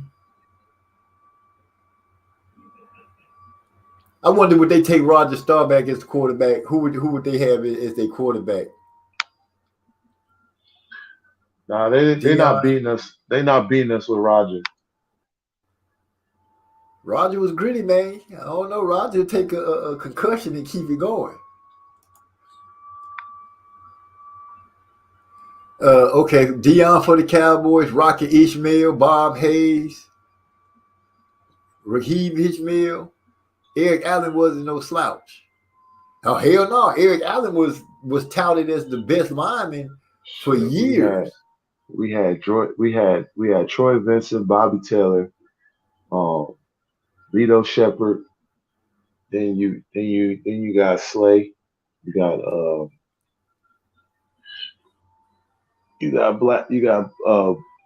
Bradbury, you got Chauncey. I put Chauncey in there in the slot. I throw Chauncey in the slot. And then wide receiver, shoot. Wide receiver, you could put AJ, you could put Devontae there. I'm gonna say one of your receivers. You could put Michael Carmichael. One of your receivers not gonna be able to do anything because Dion. So I'm gonna have to negate one of your receivers right out the gate. That's fine. I mean, one of their receivers is gonna have problems against our guy too. So okay, it's a good argument. Say Buddy Ryan, our defensive coordinator, or Johnson Joseph Brown, or Johnson. I'm taking Buddy all day. Give me Buddy Ryan. That's the defensive master. Give me Buddy Ryan as the head coach. I'm Gucci. I'm Gucci. Napoleon Armstrong said Hayes was the Olympic sprinter. Okay, I appreciate that. D Jax is our slot, bro. Eric Arce put D Jax as the slot. Well, when I meant the slot, I meant slot corner. I didn't mean like slot wide receiver. Okay. Then you got Robert Newhouse as fullback, Moose Johnson, very dependable fullback right there. Very dependable. Hey, I think it'll be a good game. I don't know, who will get shut out or whatever, See if I can get that simulated. What's up, Moody? Trey Weather falling into the house a little late, but he here. I thought Hyphy came back. Oh, he did. What's up, Hyphy? You was getting ready to say something, but you fell out again. I can't remember now, but no, I'm enjoying this, fantasy matchup. I can't remember now. Moody Trey Weather fell into the house late.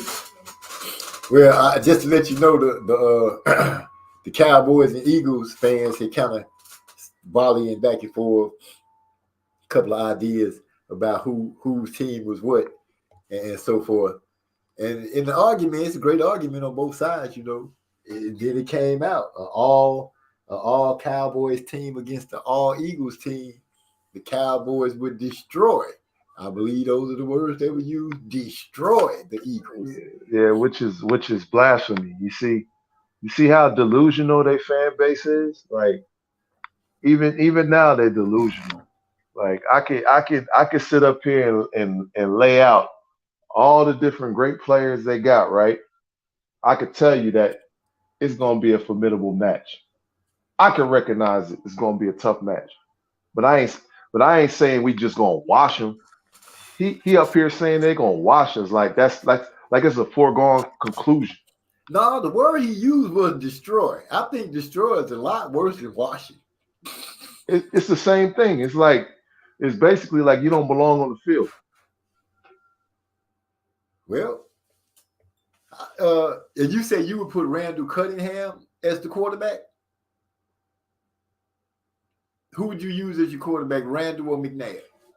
I wouldn't use either one. Oh, I would have him as a backup, but nah. McNabb chokes in big games. I couldn't have him starting this type of game. This is too serious of a game. You need a dude who's gonna be mentally tough and who's gonna rise to the occasion. And McNabb, he showed that he fold worse than some of the guys you'll ever see on the big stage. I can't trust McNabb in no big spot like that. So who would you go with? It's a toss up right now. I'm gonna let that one simmer then. I'll probably have to go with Jalen right now just because of his mental fortitude. Oh, you're gonna go with an up-to-date player as the quarterback. I feel like mentally he could handle the situation. You know what I'm saying? Okay. I can feel that. Napoleon Armstrong say Larry Allen and Charles Haley. Then Texas Walker. Trey X say we have a majority advantage at quarterback. That man said they could pull quarterbacks out all day. Like who? Oh, I'm gonna leave that one up to him. Because I'm waiting. I want to hear him. Want to hear who you got, Trey X? Who you got? Lay him out there and let him see what he's doing a touchdown. Because he acting like cowboy quarterbacks. They got a ton of all-time great cowboy quarterbacks, was asinine. That's an asinine ass statement if he believes that. Oh man. You went deep on it. Now your boy Jalen, Eric R said Jalen over Randall. Wowzers. Jalen, okay, here we go. He said Jalen against Troy Aikman or Roger Staubach. That's laughable. How is it laughable?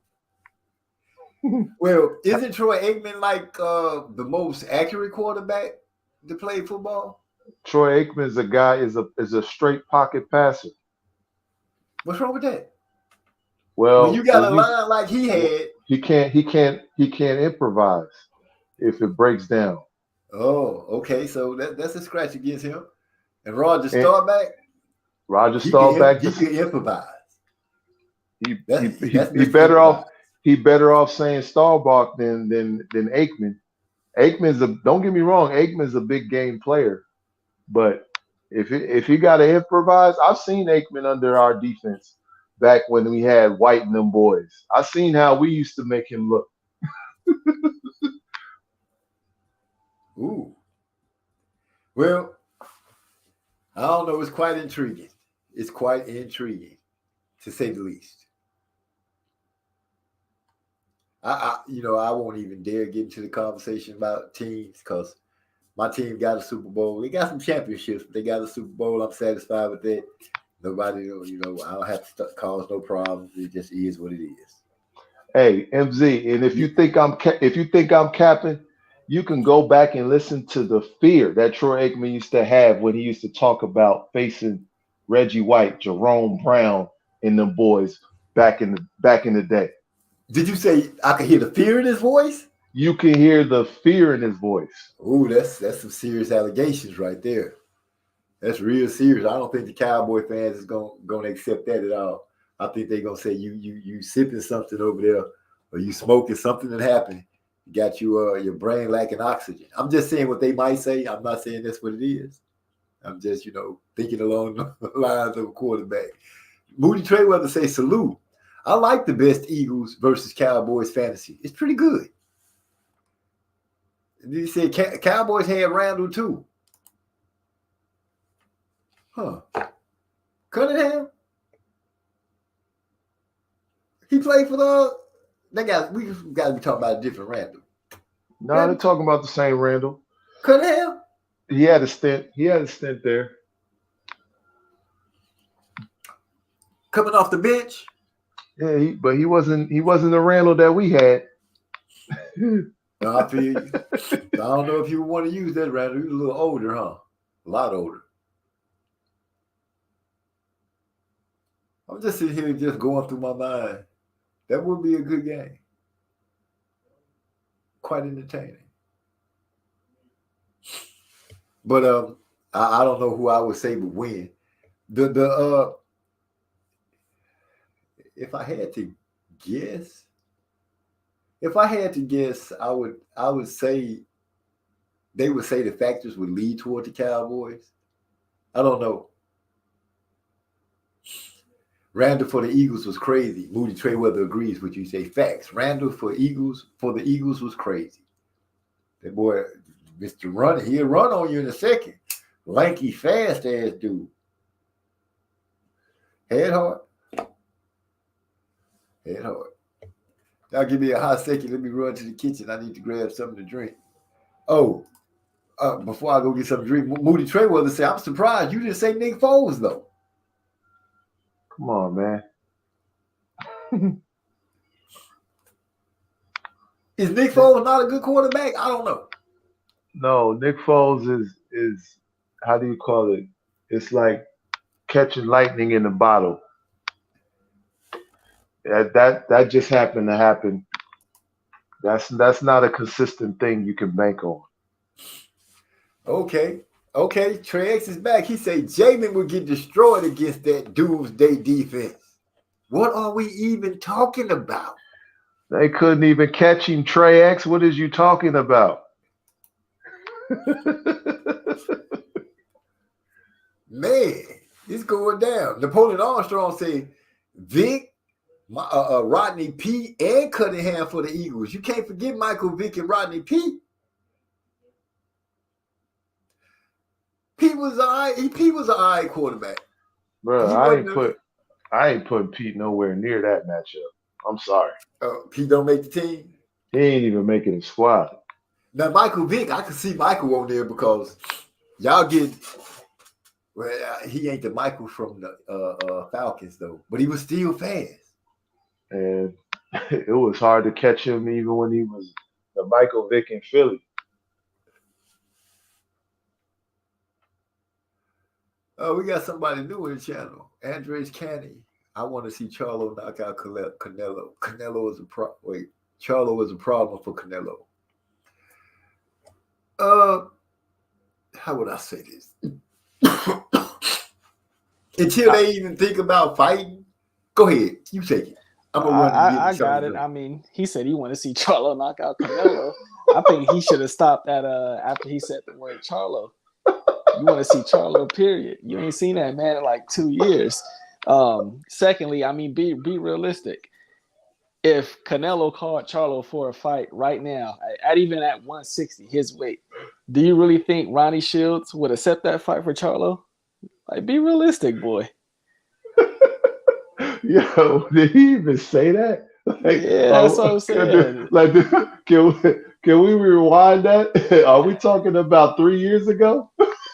Hey, the brother that said it, Andres Kiani. I mean, like, if you new to boxing and like limited to boxing, then, you know, I'll forgive you for making that comment. But come on, you got to clean that shit up, boy. Oh my goodness, that right there is the most ridiculous statement of 2023 when it comes to boxing.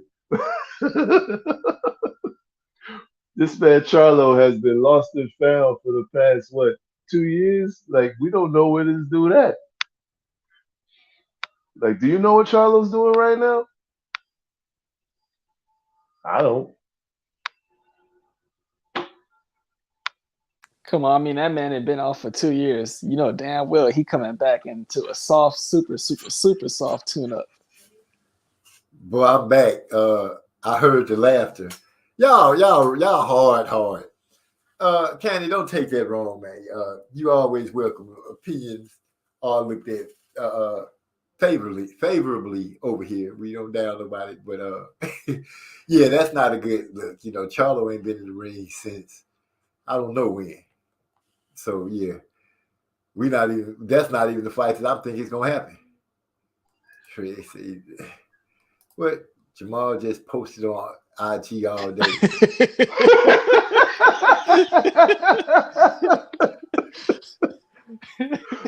And then say all he doing is posting. That's it. Ever since that lady, his girl, made that post, it's like a voodoo spell or something. Charlo just been out of sync, out of touch, out of everything. We haven't seen him, heard it. He was hurt, looking bad in practice. All kind of stuff is hurling around him. And the most damning thing that she said that seemed to be true is he is not going to fight again. And You know what? go ahead, Jay. You know what I'm gonna do, MZ, just because he wants to see Charlo and Canelo. I'm gonna ask Ronnie Shields. I'm gonna shoot a question to Ronnie Shields the next time he pop up on this other boxing show that I usually jump in the chat and conversate with. I'm gonna ask him about Charlo. It's just he's so far gone out of the sport right now. Like nobody even mentions him at this point. It's like we don't know what he's doing. Yeah, Yeah. hey, that's a good point, and I'm gonna comment on that. To do the Andres, if you really a Charlo fan like that, then I'm guessing you like his trainer also. So you should know the channel we talking about where we say his trainer Ronnie Shields. He get interviewed it usually be like Tuesdays. He get interviewed every Tuesday of the week. Go ask Ronnie Shields yourself about some Charlo and Canelo. Well, good information given. That was a good laugh too, Charlo. If you had said Jamel and not Maul, we could have a lot to say about Jamel, but Tony Harris. When is Jay fight coming up? When is Zoo and Harrison getting it on? Sometime in March, I believe. Yeah. So basically the situation was Tim Zoo, he basically said, he don't want to sit idle any more time, so he'd rather get in a fight in between. But unlike what most dudes do, he didn't take no soft tune-up or stay busy fight. No, I thought they were a little closer. You said March. I'm like, dang, that's a whole nother month. Oh, this February now. I'm tripping. We already in the middle of February. That's next month. That's just a couple of weeks. Oh, it's finna go down. It's finna go down super bad. I don't know what Tim Zoo's nickname is. Yeah, you got that fight, and you got Benavidez Plant all in the same month. And y'all telling me that Plant gonna lose to Benavidez? I'm leaning towards Plant. I'm leaning towards Benavidez, but I actually do like Caleb's demeanor. I like some of the stuff he's saying, and I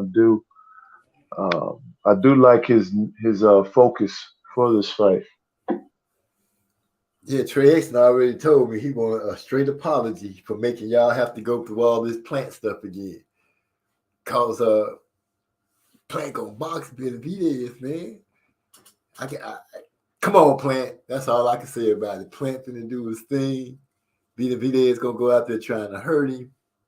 And that's gonna be his downfall. At least that's how I'm seeing it. I mean, the one thing I don't like is how they trying to paint him out as like still like he don't want to fight him. Benavidez camp is consistently keeps saying, he don't want to fight us. He asked for all these stipulations and we gave it to him. He wanted a 22 by 25-foot ring, some crazy shit, and he wanted these set of gloves, and we gave him all these demands because we wanted to fight. No, you gave him those demands because you're not the A side in this situation. And that man did say, well, shit, if you gonna just say yeah to everything, that's not negotiating. But okay. It's like if you said yes to it, then what are we talking about here? Like, how does that make him look bad? It's like you agreed to it. So we gotta fight. Man, and that's it. I don't think Plant's scared. It'd be no different if you made, stipulations and you were in a position to do it and the person agreed to it. Okay, we gotta fight. That's what you agreed to, then that's what you agreed to. It doesn't make him a punk, or it's no different. Like you would have to make concessions if you were fighting Canelo Alvarez, right? And I'm pretty sure you wouldn't be in there, talking about how scared Canelo is because he wanted a bigger ring and all this other stuff. Like fighters ask for certain things in the fight, and it's up for you to decide whether or not you agree with it or you don't agree with it. And y'all agree with it. So it's like, what are we talking about here? That doesn't give you an extra, points to say that you're that much more of a dog because he asked for this and you think it's not something reasonable. Obviously, you thought it was because you decided to okay it. So you think, I'm just asking because, so you think that their energy would be different if it was Canelo? Yeah, I think the energy would be different. I don't think he would be talking about like how, Canelo asked for this and that and we accepted it. It wouldn't, if they said it, it would be, and the fight didn't happen, they would be saying it out of disappointment. It wouldn't be like all this visceral towards Plant, like how they have towards Plant. Right. I think they just, I just think they might feel like they ain't gonna let the white boy beat him. There, I said it. Maybe that's how they feel. But I can say Plant has so far stayed true to the way he talks shit at the fight. If you took drugs and got caught on drugs, he gonna call you out on it. He did Canelo. He did David. Hey man, and it's fair game. It's like,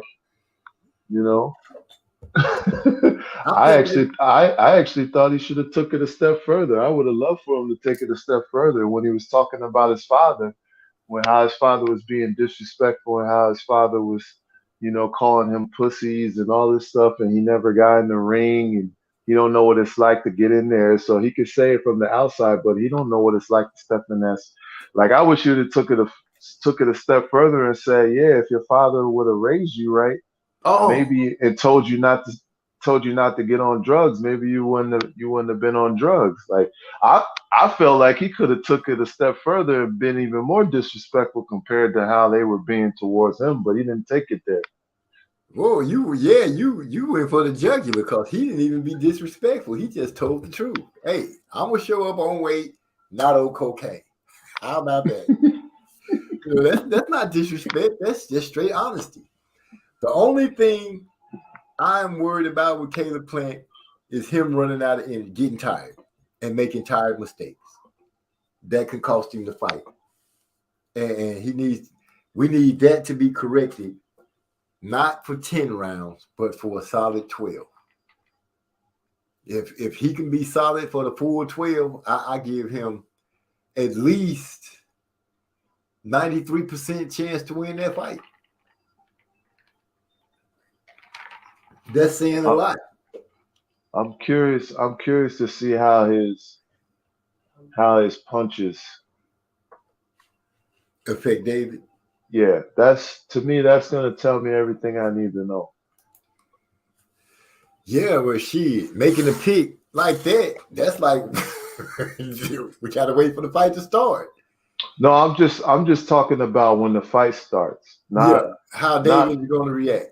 Yeah, not necessarily, pre-fight, and picking who's gonna win, but that's the interesting dynamic is how his punches, what type of effect it's gonna have on David if it has any.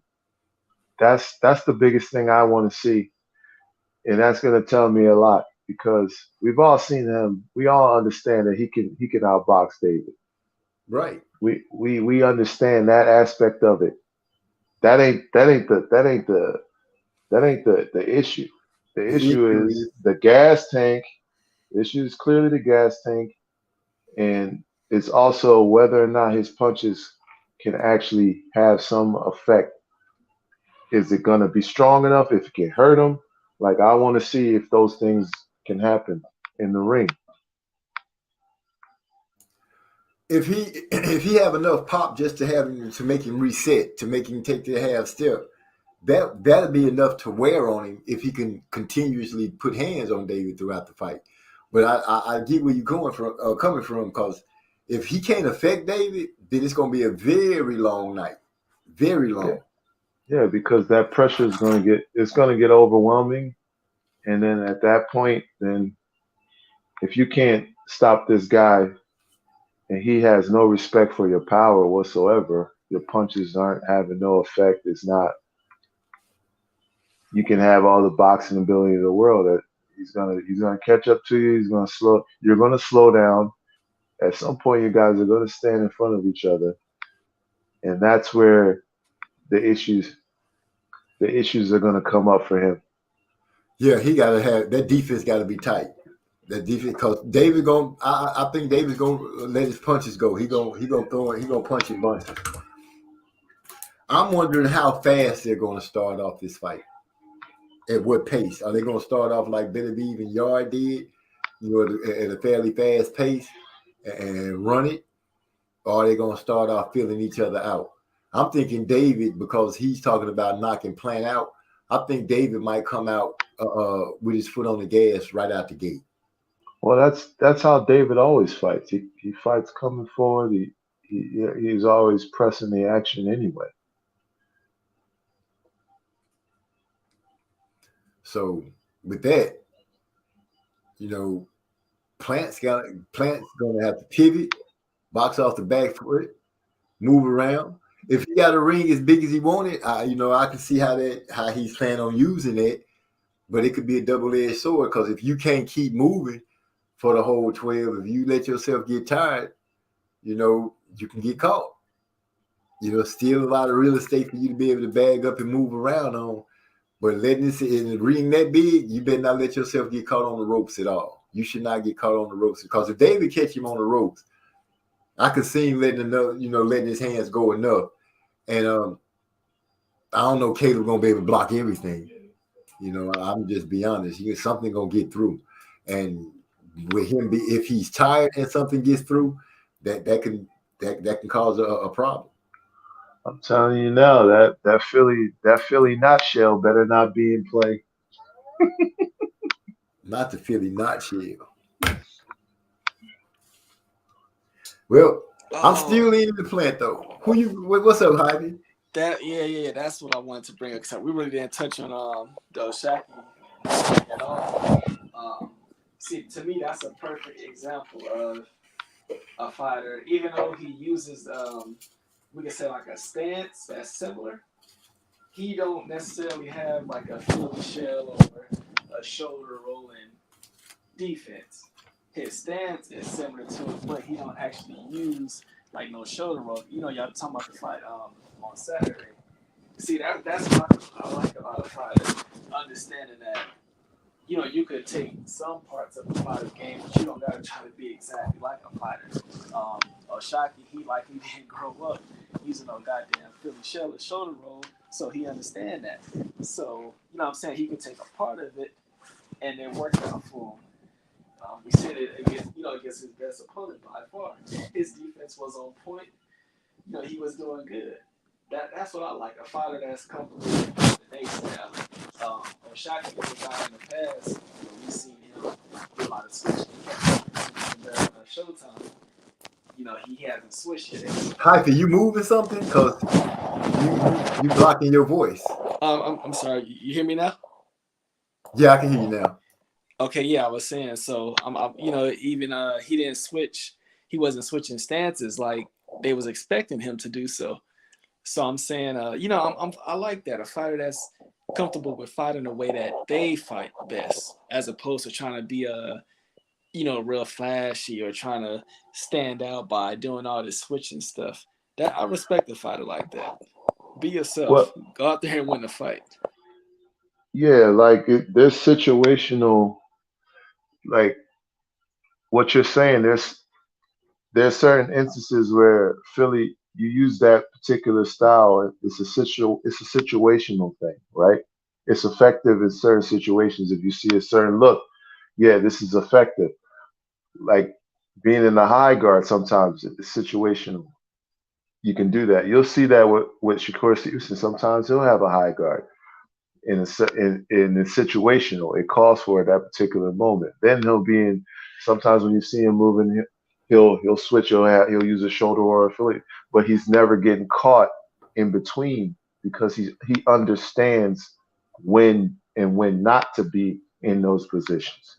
And so that's a understanding. The fighter has to have that IQ and that level of understanding of when to use those particular positionings in order to make sure that they're not getting hit.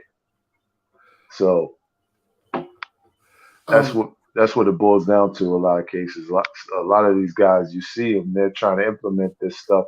They don't quite understand the right moments and the right positionings that they should be using, or the distance where they can get away using certain things to evade certain shots. So Yeah, bouncing off of that, a lot of times you hear these guys saying, "Oh, he's trying to show the road like Floyd," but if they really paid attention to Floyd, Floyd did not just show the road. Like you said, he pulled out different defenses at different moments, at different moments, at different looks. You would see him come out in the peekaboo style, at the high guard style. He wouldn't always rely on that shoulder roll. Obviously, we've seen him pull out different ways of blocking, different ways of defending. When he wanted to give him a certain look as well. So if they watching him, they need to really watch him and pay attention to see that the shoulder roll is not all he does. right, And he usually used that shoulder roll for the most part up against the ropes. yep, against That's the usually ropes. when he gets it, because and when you watch it in slow motion, it's remarkable because these dudes really be throwing a lot of punches. And he get a lot, and they go off the mark when they hit that shoulder. That arm loses trajectory. Sometimes they miss him right, just whiz one right past his chin. But when he's in the middle of the ring, you'll see him using the high guard. It just depends on where he is in the ring. He used the high guard. He would parry shots, and when you miss and he's in the shoulder roll, he would counter with the right hand. So he had a number of different ways to be defensively responsible, but he always understood where his position was and how to properly execute in that position. It's situational. It's not something you permanently do throughout a fight. Exactly. And those are the things that I think a lot of the younger fighters are missing when they watch the older fighters. They see something they like and they get stuck on that. And then they miss the whole reason of why it was used. What was the situation that came up to make this person start using this technique? What's going on? You got to take in everything when you out there, because just running out there shoulder rolling, we just seen a lot of guys taking punches and be like, why is this dude even doing that shoulder roll? Why is he using it? Because he's getting beat up. But for those that know what they're doing, having different defenses for different times of the fight, in the middle of the ring, parrying, high guard, and things like that. Like I said, for the most part, we see Floyd using the shoulder roll on the up against the ropes. I've seen him do it a couple of times, not on the rope, but it's different. If that makes sense, the way he does it is different. Yeah, I know the times you're talking about. It would have to be against an opponent who was starting to become predictable in his punches, and that opponent didn't have hand speed that threatened Floyd. I know exactly what you're talking about. Oh, okay, so I'm not just seeing stuff. It is what it is. Moody Trayweather say, I see him using the shoulder roll mostly on the ropes. Yeah, because that's usually where he uses it. And I hear a lot of trainers. Trainers. I'm pretty sure if you're a coach, you want to teach your boy what you want to teach him. You don't. But if you're smart, you like some fighters do. You would take a little bit from everybody, the things that work, and try to implement them in to help your fighter become better. So, what you were saying about Foster, why I picked against him, because the fight footage that I watched of him, he didn't look like he was taking the pressure that well. But he turned it all the way around. I don't know why I went against him, because I watched him fight the dude with that tried to pull the bad gloves on him. Well, I'm not mad at you, because, like I said, I'm mad at me. he got fights where he just ain't been locked in. Like, you seen it in that fight on Saturday. You see the focus in his eye. You can see it in his eyes in between every round. While in the ring, he was that locked in. He got fights even where he won, where he wasn't that locked in. And y'all, I think, Trey would definitely agree with me if he's still out there. You see people, they love to talk about what outboxing somebody is. They usually refer to somebody who use movement a lot, or, he liked to throw a jab, and, he liked to keep distance between them, moving off the back foot. Nah, that's not outboxing. Shaqy, how he was walking his ass down and getting the best of him, That's outboxing somebody. But he took the offense to the dude. Yeah, outboxing somebody don't got to be moving off the back foot. You could be walking somebody down and outboxing them. Yep. I agree with that. You could be walking him down. You could be pivoting away from his shots. You could be parrying his shots and countering them effectively, utilizing your jab to keep him at distance. All those things are ways you can outbox a guy. Speaking of pivoting and things, I found myself paying a lot of attention to Alicia Baumgartner because she has a very pretty pivot. The way she has a very nice pivot, and also, what's the other girl that I was watching who seemed to be pivoting real good? The Ali girl, she pivots real good. I just happened to say because you spoke on it, and I saw them pivoting in the fight. I had to speak on it. My bad. Nah, you good. You good. You know, it's good to give the ladies some love and some of the boxing skills that they exhibited in the ring. I'm impressed. I really am. Because, watching fighters practice, when you get to see enough footage of them practicing and then you get to see it take place in the ring, that's when I really be like, I can't explain the feeling I get from seeing it, but it just feels good to see them do that because I'm like, dude, they practice that.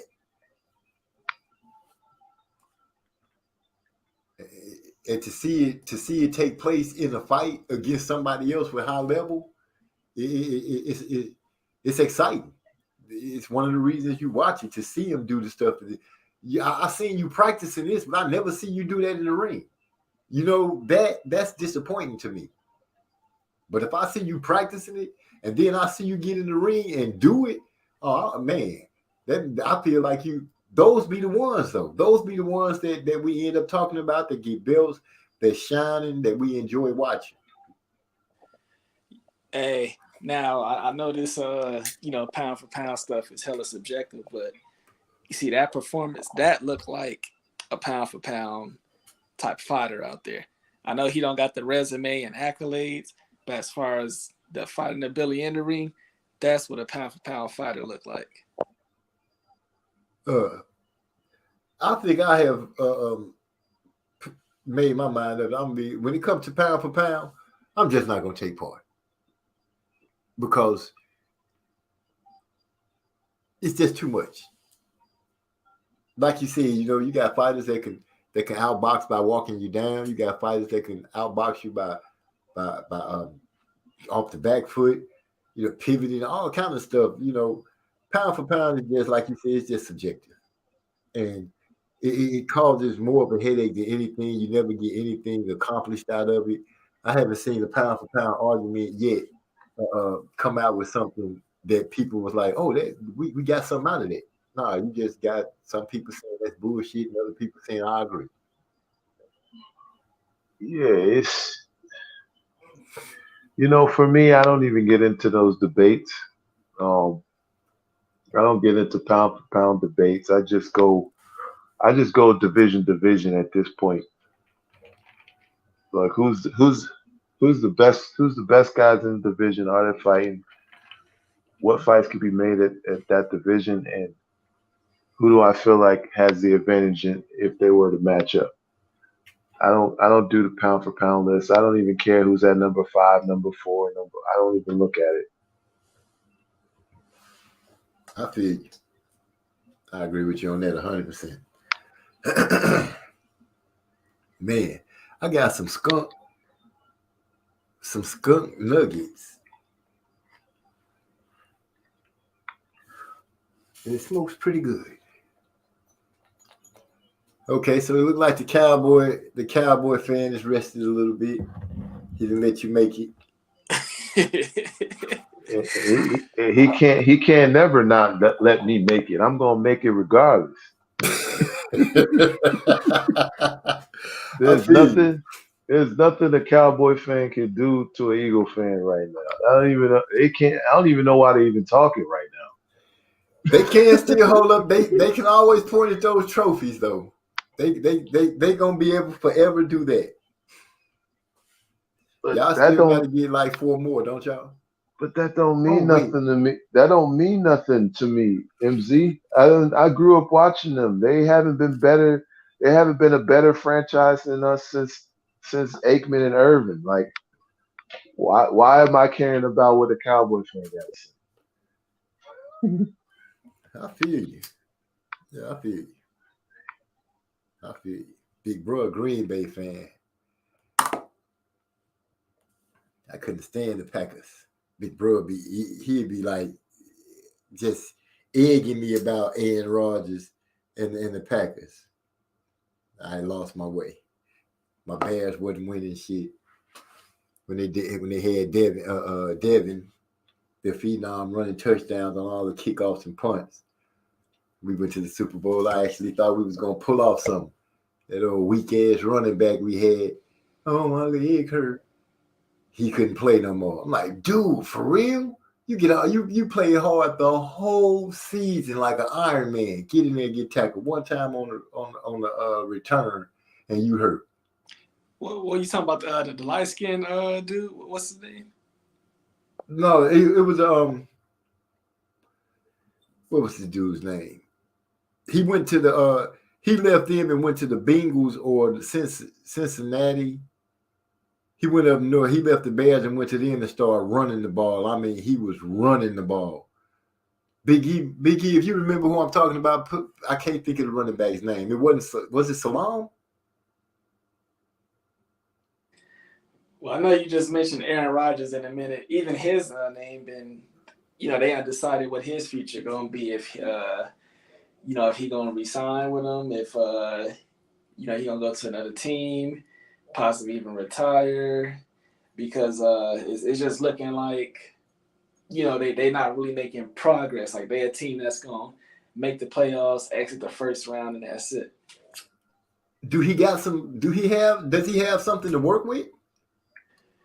The thing is, like whenever he get like something to work with, it's not as good as other teams, and he really can't keep. They can't keep like a constant, consistent wide receiving core around him. Well, with him, he had Devontae Adams, that guy was literally top 5 receiver in the league the last 6-7 years. He had him, and he didn't take and Aaron Rodgers didn't take a team-friendly deal. And because he didn't take a team-friendly deal, Devontae Adams ended up walking in free agency, and he ended up signing with the Oakland Raiders. So when they had him, Green Bay was making the playoffs. It was like #1 seed, but getting bounced, you know what I'm saying, in the divisional round. But they lost him, and they didn't make the postseason this year. I know what a boxing question I wanted to ask. Since it is official that Anthony Joshua is part of Derrick James, Derrick James is coaching Anthony Joshua now, and he's getting ready to fight that Franklin dude that fought Dillian White, which I thought he could beat Dillian White. I thought he beat him. But how y'all see that fight going? Do you think Derrick James gonna have enough time? Oh, I'm sorry. Do you think he's gonna have enough time to get Anthony on a certain trajectory, or do you think it's not gonna work out the first fight? Well, I kind of want to this Anthony Joshua going with Derrick James. It kind of puts a lot of PBC haters, and it puts a lot of Errol Spence, folks who root for Bud Crawford and hate Errol Spence. Mm-hmm. It kind of puts them in a peril. You know where I'm getting at, Hypey, right? Because you kind of got to root for the trainer that's training Errol Spence. Yeah, because automatically, just because Anthony Joshua is with Derrick James, that mean that he's training side by side with Errol Spence and Jermell Charlo. So that's a little funny. That's a little funny. Anecdote that goes along with AJ right now, which has nothing to do with him. It has more to do with how fickle boxing fans are. His biggest knock to me, when I would complain about Anthony Joshua, it wasn't pertaining really to him. It was more toward Eddie Hearns, because I felt like Eddie Hearns was the one guiding the way things went. So I pretty much always blamed him for the way things went, for how Anthony Joshua moved. He just played his part. But as far as him getting with Derrick James, seeing that Derrick James is a good teacher. He doesn't have the guys trying to do stuff outside of their realm. He gets them to know exactly what they need to do, how they need to do it, and why they need to do it. I heard him in the press conference, and Derrick James made mention to Anthony Joshua's mentor, him being smart as far as a boxer and knowing what to do. He picking up, we're doing this for a certain reason and stuff like that. I'm thinking that Derrick James is a better fit than Garcia. And I know a lot of people were saying, oh, Garcia, he trained this person and this person. He had some champions. But you can listen to Garcia's conversation after Joshua's fight. Garcia was borderline down in Joshua on the cool. And I think Derrick James is really going to look into him and try to pull out the best of him. And we stand a chance. To see Anthony Joshua actually perform better than his last 3 fights. I mean, I equate that all to, and Derrick James is right on the money. It's all about Anthony Joshua's mental. Can he get out of his own way? And I think, being that Derrick James is a good teacher, he can put a game plan together, and when his fighters follow that game plan, you see what happens out there. Victory. You see, the results speak for themselves. So, and a guy like Joshua at this stage of his career, he needs a guy who can put a game plan together for him, and all he has to do is go out and just follow the instructions, and he'll come out with the result that he needs. But the problem with it is, will AJ revert back to the things that he's used to when he gets uncomfortable? When he's in an uncomfortable situation, will he revert back to what he normally is? That's the thing that you have to worry about with an older fighter who's trying to get trained by a different trainer. So, well, what I've noticed, good point. You said, will AJ revert back to what he used to do? This gonna sound strange, but for me, I would hope so, because usually, have you noticed, every time he got into a problem, he looked to his corner for help, and they didn't have anything for him. So if he reverts back to his old self and looks to his corner for help, he'll have Derrick James there. So, like, I might be seeing something that I'm just seeing, maybe I just want to see, but that's what I've noticed. Whenever he's had a problem, he's looked to his corner for help, and they failed him. They didn't have the help for him. Andy Ruiz, he looked to his corner. Against Usyk, he looked to his corner. So I think this time, if questions of doubt come into his mind, he'll look to his corner, and there'll be someone there to talk to him and help him. Because I've seen Derrick James get on Jamal. I've seen him get on Earl Spence in the corner for not doing what they were supposed to do, and he let them know. So I think this is going to be a good for Anthony. I think we're going to see once again the best Anthony Joshua from his last 3 fights. I'm not saying Jermaine is some world beater or anything like that, but I think this is a good enough. I think Jermaine is a good enough talent for Anthony to go out there and get confidence in this fight, to rebuild. Well, this is a gift and a curse situation, because one, he might go out there and look really, really good against a Jermaine Franklin. But we got to see him do that against a top opponent. So that gives him time to continue working with Derek, assuming that that's what he would do. But it's also a curse because if he goes out there against somebody who we feel has a chance of beating him and he doesn't perform well, then we're going to look like, you know how we're going to be looking at it. This is all kind of for nothing. Well, we got a chance. Yeah. That's one reason I said going against Franklin to give him a chance to, if he go out there and do what he's supposed to do, give him a chance to build his confidence. A win does a great deal for morale. And I can see if Anthony Joshua can get this win, it'll make him more receptive to whatever it is Derrick James will have to say or wants him to do, because I won. It's a lot different to come here and take a loss and, the reception is shot pretty much. That's the way it seems to be working with him. So I'm thinking if he gets this win, he'll be a lot more receptive to what's being said. Now, I also think this is going to put a lot more scrutiny over there on Derrick James and his camp. They're going to start getting a lot of YouTube eyes, like you guys was laughing about or jokingly about. But YouTube is going to turn their gaze super hard on Derrick James and Anthony Joshua, or some kind of way Earl Spence to be thrown in there.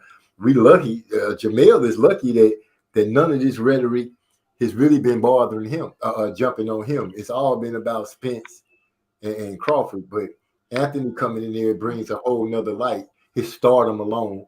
I can't wait to see what the people overseas have got to say about him. His loving fans, what they got to say about this. Well, I'm gonna give. Oh, go ahead, Joe. No, go ahead. I'll let you go. I'm gonna give them Crawford fanboys a talking point. How was Earl Spence the big fish in the A side? He not even the A side in the big fish in his gym. Well, I guess the argument of the Earl Spence fans would be like, well, he is the A side in his gym because, well, yeah, he the A side. Well, no, I guess Charlo was the A side because he undisputed.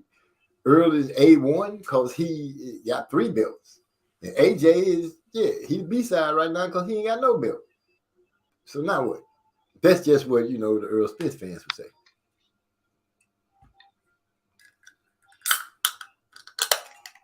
Yeah, you already know how this is going to go. With fickle fan base like AJ's, you just know, Derrick James is going to take the brunt of all criticism if things don't go right. So, which Derrick James could care less because he don't listen to none of that nonsense anyway. But this is what comes with having a guy like Anthony Joshua. For me, it's just a matter of I gotta see what he's been working on, right? And that's gonna show me whether or not, like, hey, okay, this could actually work. Because me just hearing Derrick James train him, that's cool.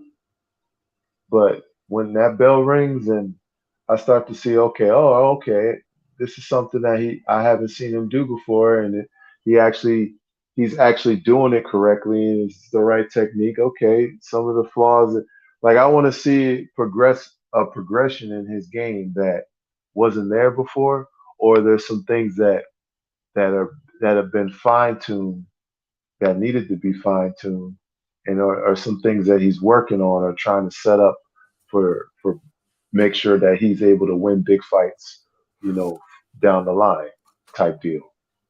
So that's what I want to see. Not necessarily the win because I believe he's going to win. I just want to see what things that they are actually working on with him. Right. I'm thinking, hold on, let me jump in the chat real quick. Moody Trayweather said, I'm just glad Anthony Joshua is trying to get better. He follows up with, "That's why I'm a boxing fan and not a boxing fan." Facts. Eric R comes in and say, "Mel and Earl gonna be whooping AJ ass through camp." he will come in with a joke. I think Joshua would go to the body, attack more often. Moody Trayweather, you took the words right out of my mouth. I was thinking that.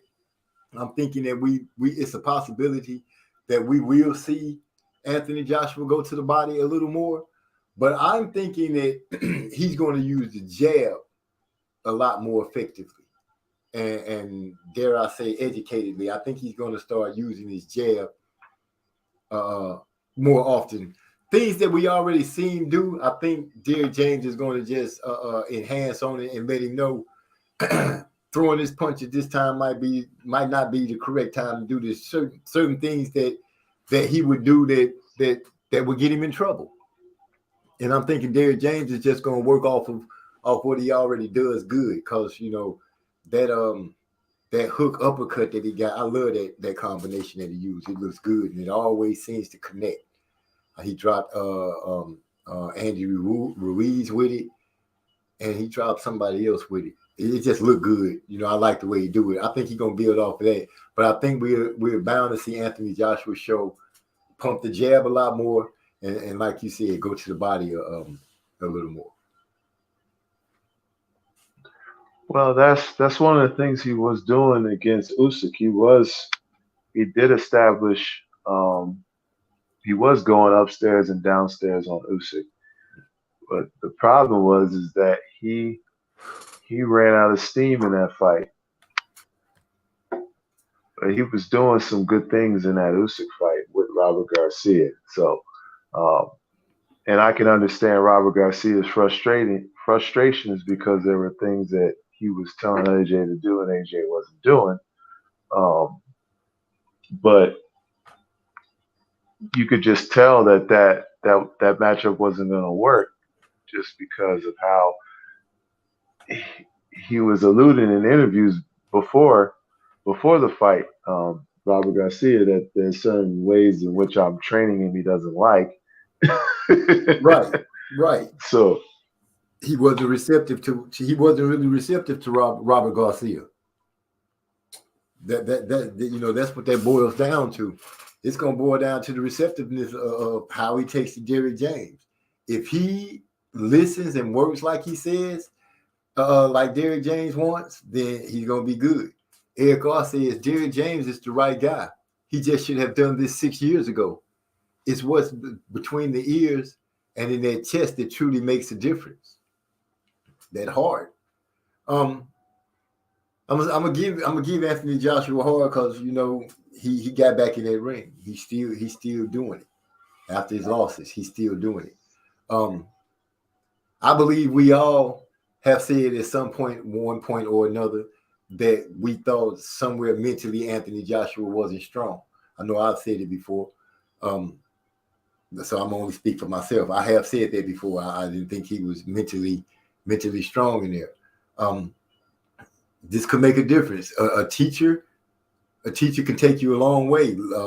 I look back at Mike Tyson with Cuss, and I look at the difference of Mike Tyson after that man passed away. I promise there's been some times that I've seen some fights where when that man was there, and I promise I could hear that man calling out numbers, and right after Mike Tyson was throwing some kind of combination. To me, Mike Tyson was one of those guys that needed that corner to direct him and get him past humps in the fight. We found that out later once Cuss died, and that stability wasn't there. I think Anthony Joshua stuck with the guy overseas. What's his name? Rob McCracken. Rob McCracken. I think he stuck with McCracken because he was comfortable. He was receptive to McCracken. McCracken treated him a certain way. And I believe Derrick James pays attention to his fighters and knows how to communicate with them. I think this is going – I'm thinking, and I'm no expert, but I'm thinking that this is going to be this could be a good marriage between boxer and trainer. The thing that goes for Derrick James is he has 3 boxers that's well known, 4 now, because I believe he takes care of Frank Martin as well. And I don't think anybody's complaining about any of those fighters as being good fighters and handling their business, which to me speaks volumes and goes a long way for Derrick James and his teaching method. Because we can see that Jamil and Earl Spence, personality-wise, is on 2 different ends of the spectrum. And I think Frank fits right in there in the middle. And Anthony Joshua is kind of subdued, but I don't really think he's a subdued guy like he's portraying. We'll see how it goes. I think it's going to be a good match between trainer and boxer, though. That's my opinion.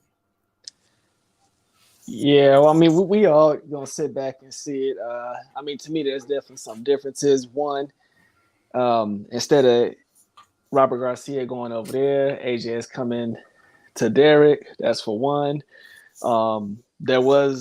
You could tell there was like some type of friction between them, because when you seen the first round when that guy Angel hopped in the ring and he was leading the charge, that definitely let me know it was some friction, because there's no way a guy as established as a Robert Garcia agrees to be second charge to somebody else.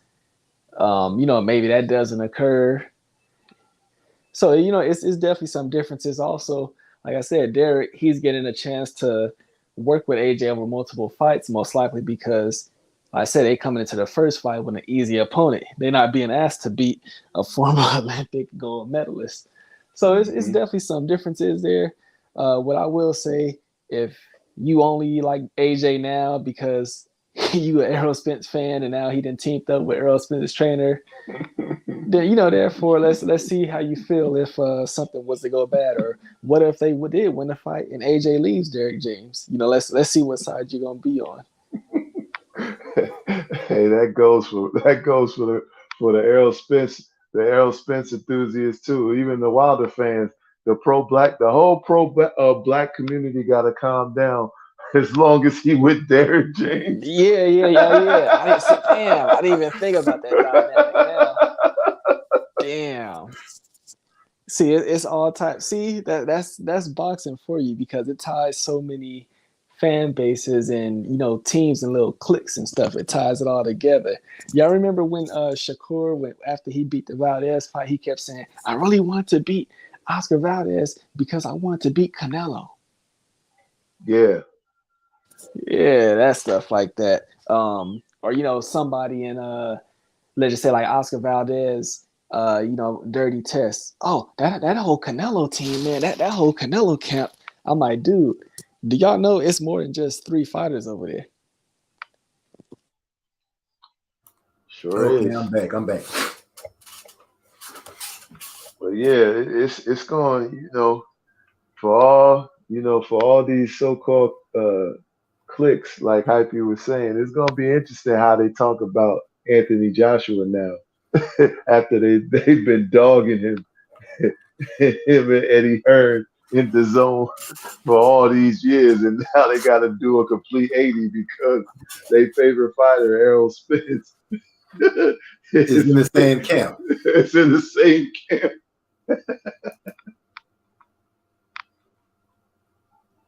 Hey, see, it's gonna be fun to see how Eric R. He's saying Derrick James is a guy, and he been the guy. He should have been 6 years ago. 6 years ago, we was hearing everybody saying, "What if Deontay Wilder was to go get trained by Derrick James?"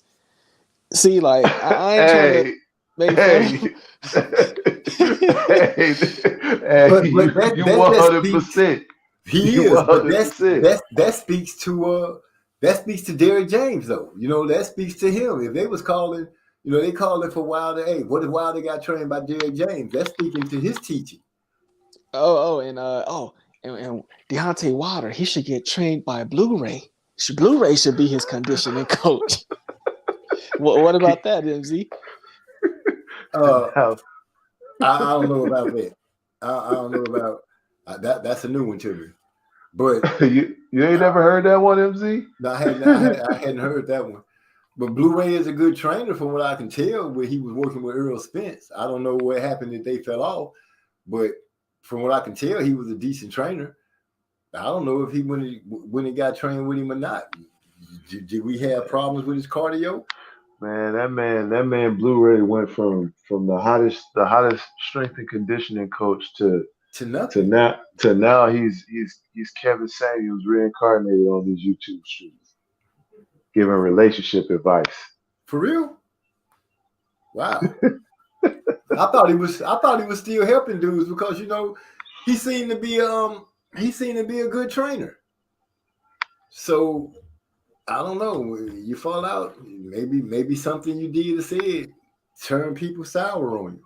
I don't know. Eric, I say sometimes. Go ahead. Well, it's like when you wanna take credit for since Errol's been with me, his knockout streak. You see what happens when I ain't trained him. Like when you have that kind of, and you're putting that out into the atmosphere, and you got to remember these guys are competitive. So if I'm a competitor and I'm hearing this dude basically beating his chest like it's because of me that all this is happening as far as your knockouts, and now you're not getting knockouts because you ain't been fighting with me. Guess what I'm gonna do? I'm gonna try to prove that it ain't just you, it's me. It's my abilities also that's making this happen. So he's been getting stoppages his last couple of fights now, right? Not just regular stoppages. You've been breaking motherfuckers up. All right, so he out here to prove a point that no, it ain't just you. That this is my abilities that's making it happen also. Hey, but what's the cold part? He was staying on code and stuff, but he got rid of Blu-ray to go work with a white boy. Hey, now that was Blu-ray saying. I remember seeing him in the video saying, "Oh, excuse me." I remember him saying that in the video, and I also remember him saying what you said, Joseph Brown, about his knockout ratings was this when I was with him. Now you see what happened. That I ain't training because Earl had a couple of fights he didn't get to knock out. So I feel what you said again, Hype. Yeah, well, just talking about working with that strength and conditioning coach now. But see, the white boy. Yeah. But see now, honestly, them same dudes that was every fighter he should go work with Blu-ray. You don't hear none of them dudes even talking about Blu-ray anymore. Nope. They didn't just jump off the bat. Now they might not like the guy that Earl works with, but they're not talking about Blu-ray no more. They didn't show Earl's side. That's the same now. As much as y'all like Derek, I'm telling y'all, if Earl was to fall out with Derek, they'll do the same thing to him. Yep. They'll toss him aside too. But it's funny. It's funny in that way, in terms of like there's other great strength and conditioning coaches out there like Mr. Wade, the one that Sean Porter had, and the one that Caleb Plant currently has right now. But you don't hear him out here trying to beat his chest of how good of a strength and conditioning coach is. He don't ever try to, outshine the fighter. You know what I'm saying? And that's an ego thing. It's like you the strength and conditioning coach. You should be playing your role in the background and just trying to help the person that you're working with. You shouldn't be trying to get validation out here either. Yeah, you're right. You should be a silent partner. Jumping on the chat, Eric Ross says sometimes you need to deal with a Black American trainer, a trainer who knows how to relate. Then he follows up with, "I will always dog AJ till he is able to show me something." Oh, Eric Ross is wrong, AJ. Moody Trader, y'all on point. Glad you enjoying the conversation. Eric Ross said, "I heard DJ say Blu-ray was doing more harm than good. EJ was going into fight sore. And I agree, Blu-ray mouth is the reason he ain't working with EJ." Yeah, and Joseph Brown laughing out loud. Shit, Devin better get with Blu-ray. Yeah. Yeah, you know what? If Earl hadn't fallen out with him at that time, yeah, you would have definitely been hearing people say that. Lost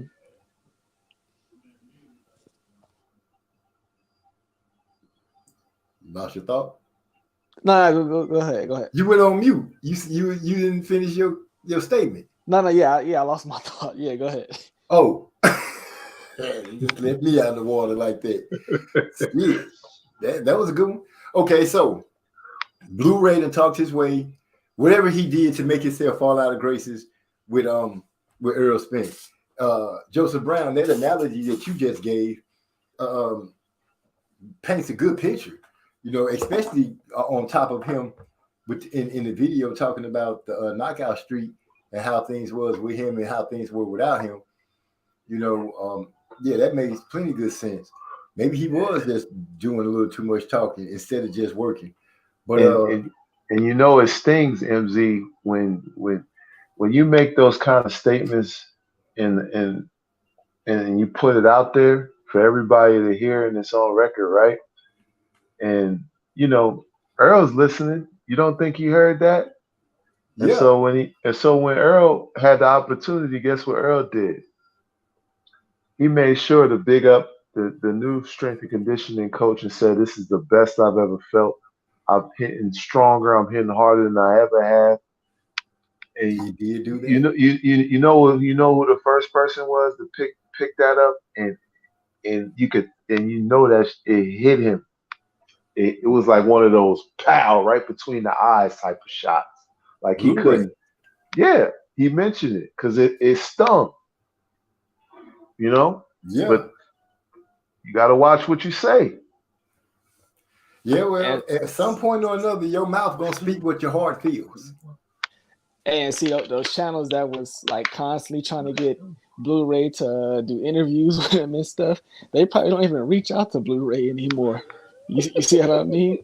But what I was going to say is, it's definitely just some favoritism that's floating around here because now here you got a guy who is the nephew of Emanuel Stewart. This dude was a former police officer, I believe. So, what I'm saying? He also understands like the mental aspect of an individual a lot better than most would also. Talking about Sugar Hill. Yeah, Javon.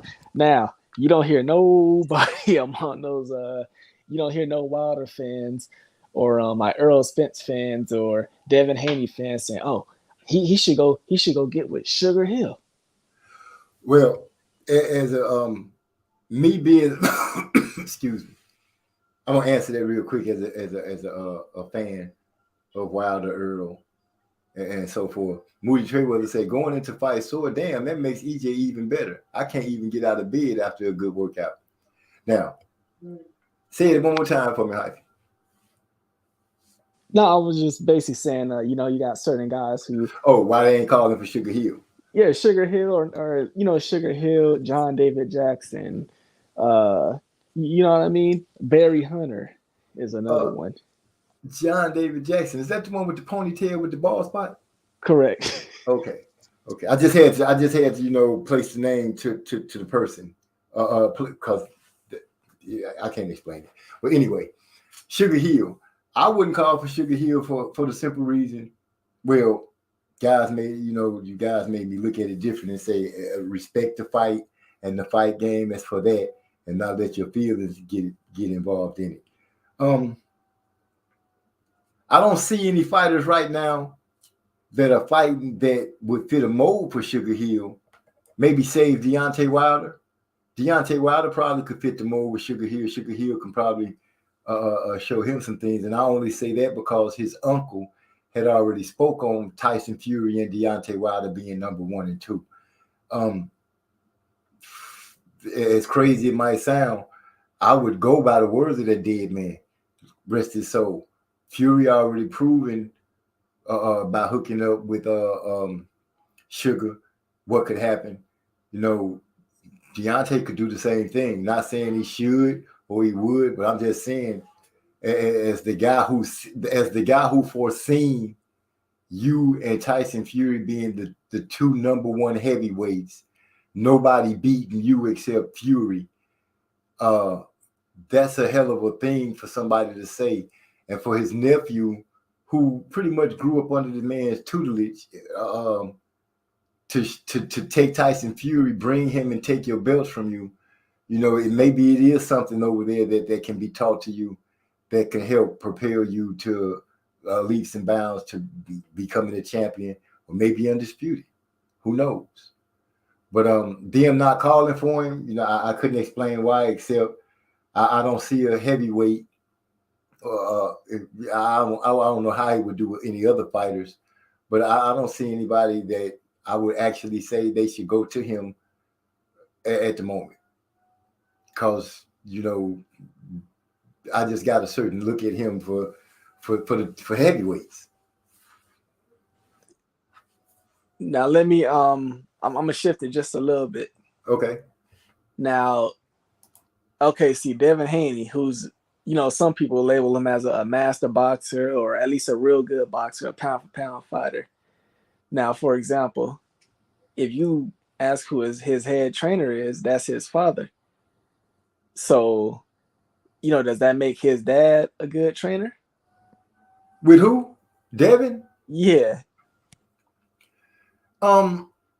I would say it makes Bill more of a good delegator, not as much as a trainer as a delegator, because I think Bill is smart enough to put people around him to know what they're doing, and he just pretty much shining as the mouthpiece, as the head guy. But I think it's a few guys that make Devin Haney good in what he is. We've already seen him working with the Mayweathers, so. At the most, Bill Haney is a great delegator, but I wouldn't say he's a top trainer.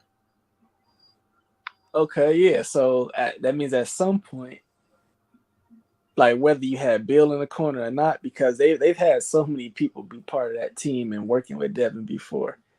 At some point, it just becomes the fighter is that good to where he can make the trainer, almost any trainer, look like a good trainer. That's also a possibility, which then you would have to delegate Devin as a special talent, being able to work with any trainer and go out there and execute. If you were to say it like that. Well, I won't say it like that because Kambosos doesn't move the needle enough for him to get that level of respect in terms of any trainer he can make look good. Well, as far as what he's worked with so far, has he had different people coming around up until this point? Yeah, I mean, Zab Judah's father was the one training him in his last two Kambosos fights. So, okay, so you would have to say, I would have to say he's had decent trainers that you would ask for a boxer. What are we talking about here? We want boxers to pay attention to their corners, to their trainers. And if Devin is doing it, that gives me to have to look at him with the aspect of, okay, this guy's mental is perfect. His learning curve is outstanding because he's getting what they want him to give, even if they're just working on what he already has. So, yeah, you got to give him something on that. But not his dad. I'm going to still say his dad is a great delegator for being able to reach out and have these people come and work with his son. His dad to me, is not a trainer. No, I'm not taking that from him. What I'm saying is that I would have to see him do it against a higher level opponent than a Kambosos. In order for me to give like he's gonna make any trainer look good, because that's like almost like a Floyd Mayweather type distinction, where you could put anybody in Floyd Mayweather's, head as a head trainer, and he'll still make him look good because the level at which he's at, he's basically already knows how to make adjustments on the fly with his IQ level against, and we've seen him do it. He's had his father, he's had Roger, he's had other trainers in his camp, and he's been able to do it at a high level. So for me, Kambosos just doesn't move. I can't give him that distinction just fighting at Kambosos. I understand. I understand. You feel like Kambosos was really just a bump in the road. Will the Lomachenko fight will the Lomachenko fight move the needle for you? It'll draw me closer than the previous, but it still would have to do it. It would have to be a bigger body of work. Okay. I got a question for you, MZ. Wait, let me hold that question. Let me run down the chat real quick. Eric R say David Jackson is a good one. Mentioned him before, but Sugar Hill is a conflict of interest. He follows up with Fury being a potential opponent. Wilder should pull a Lennox Lewis and hook up with Sugar Hill. That's kind of what I was saying. Moody Trayweather says Stewart had high praise for Fury and Wilder because of the Olympic pedigree they had. I don't know what Eric R saying about. I don't think so. About him being a trainer. I'm with you on that, Eric R. Bill riding off a foundation laid by Mayweather and everyone else that worked with him. Yeah, that makes him a good delegator. He hired the people to come in and do something, and then they gone. That's a smart thing, like Danny Garcia, Manny, and Teofimo. Okay, go ahead with your question for me, Hypey. Hey, you being a basketball guy, I've heard like some of these senior Lakers fans say this. When it comes to great players, for example, like a Kobe Bryant, Irvin Johnson, even if you got a coach like a Phil Jackson, you don't get a coach to coach those guys. You coach the rest of the team on how to play with those types of guys. You ever heard anything like that? I've heard that, and you mentioned Irvin Johnson, which is Magic, for those that don't know. You mentioned Kobe. I'll throw Michael in there. Isaiah Thomas.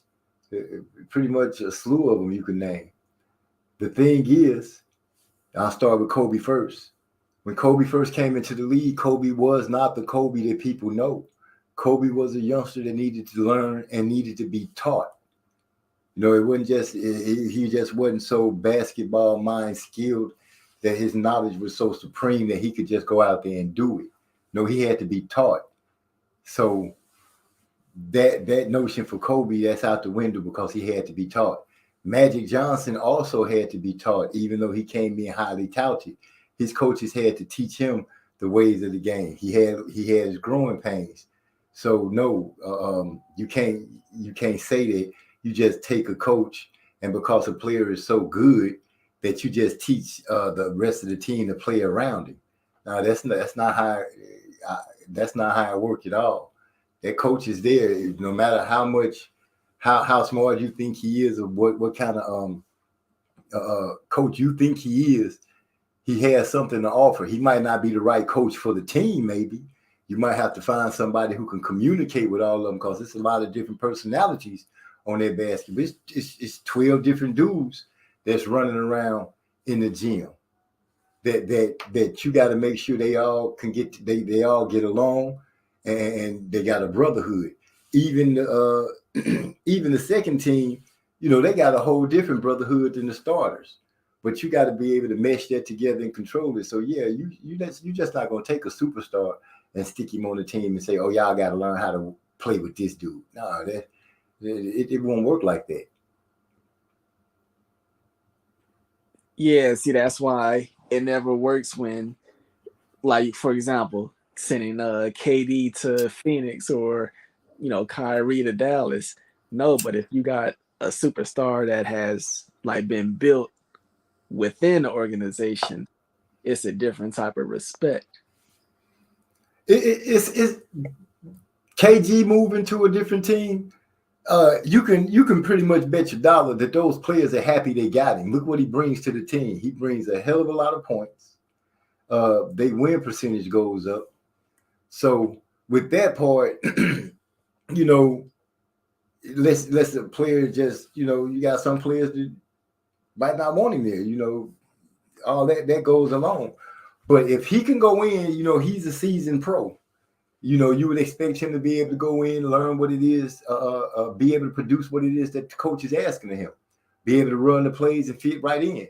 Like I said, once they get to the pro level, their minds, they should be knowledgeable enough and receptive enough to when they get on the team, regardless of how much you think you fresh new on the team, go in there and fit into the program, learn the program, and then work the program. That's what I always say. But trading these guys over to different teams, some teams are making trades because they think that it's going to make them better. KD makes you better in all senses of it. He's a long body for defense. He gets you points. Those, and what more do you need than points on the team? That's the number one thing you need when you're playing sports, is a way to score. If you're not scoring, then you're just out there. So, yeah, I can see how those trades being made could help. But looking for like a magic pill, I don't think that's possible. Let me see. Eric R says, Phil Jackson did an excellent job developing Kobe. Played him at a point guard, small forward next to Eddie Jones to groom him into the two. I could never remember Eddie Jones' name. But I always said that Kobe would come off the bench behind a guy, and I could never remember his name is Eddie Jones. Go ahead, Hype. Yeah. And I remember, all them guys. That's just like a time when I was really into basketball in them mid '90s, early '90s and stuff. I was just reading Anthony Hardaway by Penny. Yeah, Penny. I was just reading about like a few players who basically they never was able to reach their peak potential.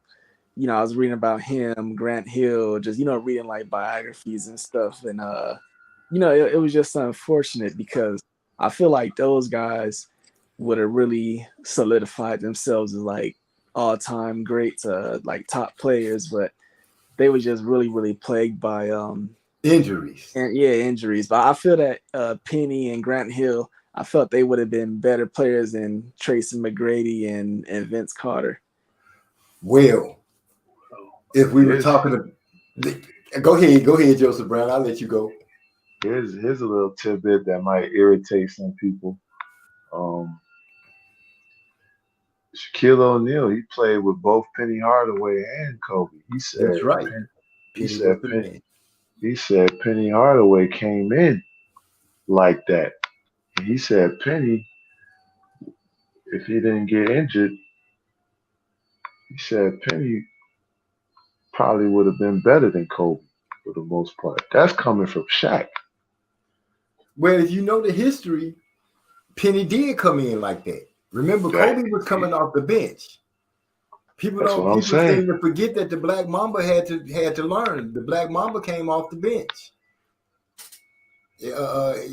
Jones was the man over that end. Kobe was making his learn. He was learning because remember, people was talking about Kobe taking bad shots, making bad decisions. There was a lot of things that swirled around Kobe before he turned into the Black Mamba.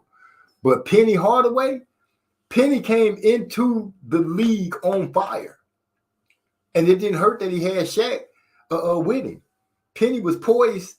In my opinion, Penny was poised to be the face of the league at one point. And let's not forget, Jordan was just getting ready to leave out. Penny had commercials and all kind of stuff. He was doing commercials with Tyra Banks. Y'all remember Penny and the little Penny puppet that used to do all the commercials? He was clowning. I had Penny shoes. You know what I'm saying? He had his shoes. I had shoes when I was coming up. Penny Hardaway was that dude, man. Like, people sleep on him, man. Penny was ridiculous. He was 6'9", coming in with handles, can handle the rock, could dish, could score, was athletic. Penny was hard. Now, for Grant Hill was talked about at one point to be a rival of MJ. He just couldn't stay healthy. But Grant Hill was a hell of a player. we missed a lot of his good years because of ankle problems. Grant Hill always had ankle problems. But Grant Hill was a hell of a baller, man, when he was healthy. When he was healthy, he was next to how can I say it was hard to contain him, because stop him you weren't going to do. Your best hope was to try to contain him, hold him down to a certain amount of number. When he was healthy, he was running through the league. He was another one that was on fire, hypey. Grant Hill was legit. He was legit, bro, for real. Him and Penny Hardaway. So if you reading legit stuff that's saying that they were legit, believe it, because I watched them play, and those dudes were hot. Yeah. So another thing I had about Penny, because he was talking about Iverson earlier, he had a similar incident. We're more like a similar upbringing, because he had an incident. He comes from Memphis, and he had an incident where I think he was just like hanging out in front of his cousin's house, and then some dudes came by and robbed him. And then as the dudes drove away, they shot at him, and a bullet ricocheted and hit Penny in his foot. And he said from that moment he realized that, he just gotta stay out of Memphis for good. Like you can't come home in the off season and stuff, because it's so dangerous.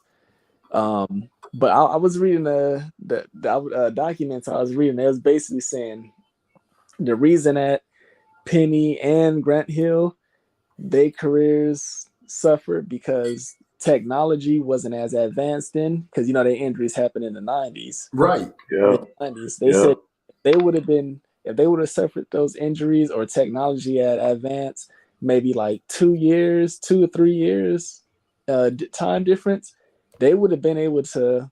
It would have been a good chance, at least. They could have brought those guys back to much better health, and they could have resumed their careers without those plagued injuries.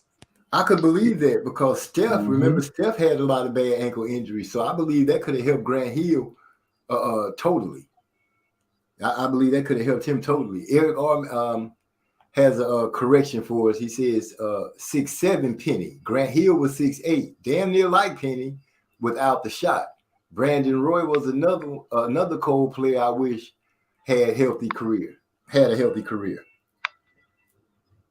Yeah, he wasn't. You said 6'9", he was 6'7". Hey man, look. All I know is they was comparing Penny Hardaway. He was the new age Magic Johnson. That's all they kept calling him. Cause they ain't never see it. It was a long time we seen the dude his height handling the point guard position. He would literally take small guards, post them up, and just basically eat them for lunch, breakfast, and dinner. And he was a true point guard. Yep. He was a true point guard. He was coming out of college playing that point spot. The dude was ridiculous. Brandon Roy. Moody Trey Weathers, I could not stand Brandon Roy. Dude used to cook my maths. I'm gonna tell you somebody who gained a lot of fame, but really wasn't balling like that. You guys remember a guy named D Brown? Yep. Yep. Do you remember why he became famous? Yeah, the Reebok. He pumped the sneakers during the slam dunk competition and did the dunk like he was blindfolded. There it is. And people lost their mind. He rode a good little wave with it. He made him some change off of it. But he was not balling like that. Just going through my head, like some stars was made and it wasn't even stars. But Brandon Roy, didn't he play for the Trailblazers? Yes. He played for the Trailblazers, right? He was the bright skinned guy with the I like to say like the cartoon mustache. He was another one plagued by injuries. Yeah, that's what we were saying. Who knows what his career would have been like? Yeah, you can just sit back and wonder with some of the stars. Like I said, Grant Hill and Penny Hardaway. You pick those two names. Those were some heck of a names, dude. Watching Penny was clowning, man. Even though Shaq was doing his thing, But when you turned on to watch the Orlando Magic, you wanted to see what that boy Hardaway was going to do. You pretty much knew Shaq was going to get some dunks and power people because he was Shaq Diesel. Hey, But Penny Hardaway, that you was waiting to see something special, like you was about to watch Jordan. hey, I'm a hurt Eric R's feelings with this one. Penny Hardaway in that Orlando Magic squad with Shaq, Nick Anderson and them boys. They're the reason why Jordan ended up asking for Dennis Rodman and some of them other cats so they can come back and beat them the following year. Let that marinate a little bit. I'm a Bulls fan. I always said in my mind that Shaq leaving Orlando messed up his chance to beat the Bulls for a championship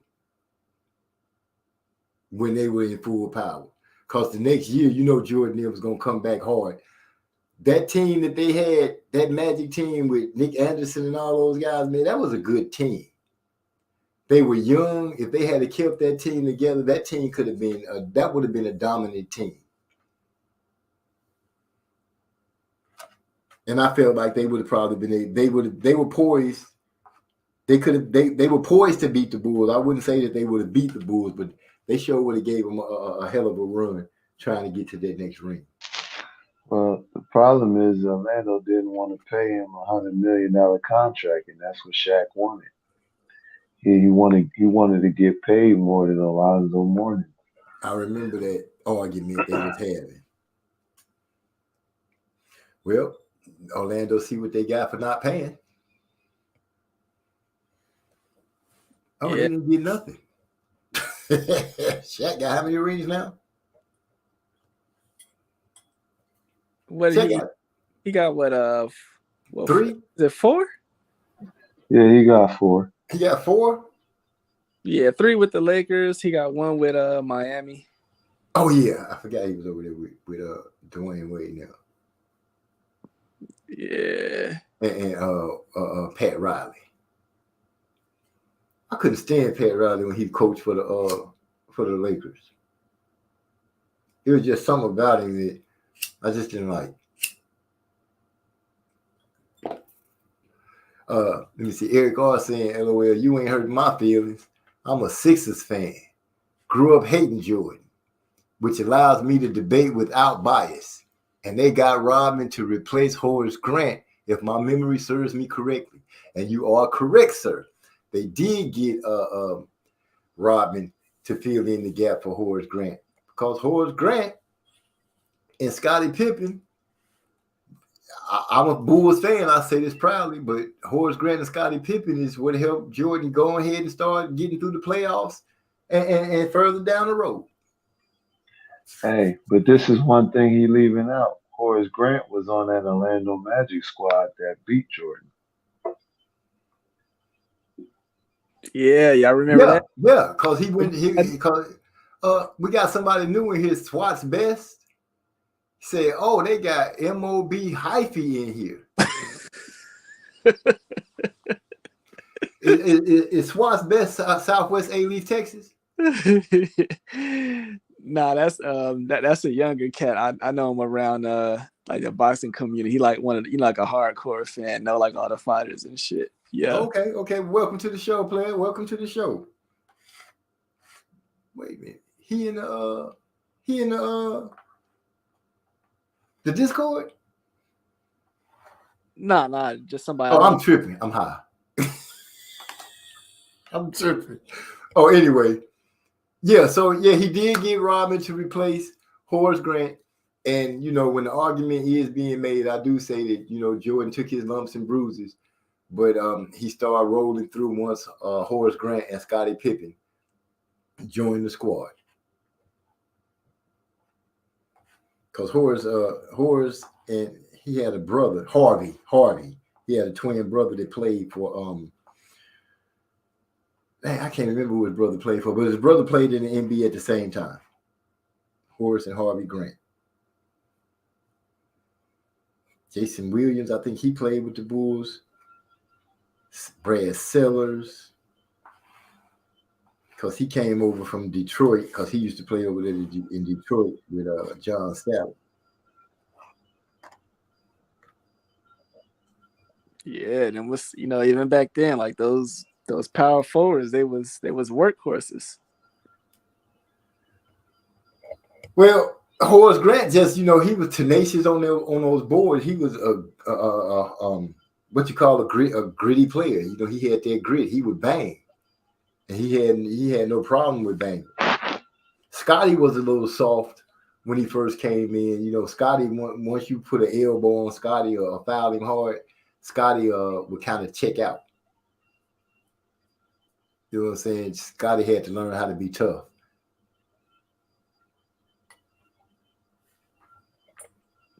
Yeah. I remember all those cats, man. But yeah, you're right. See, it's fair game to recruit a player to your team. It's being faced teaming up with your boys, with your buddy on the team. That's weird to me.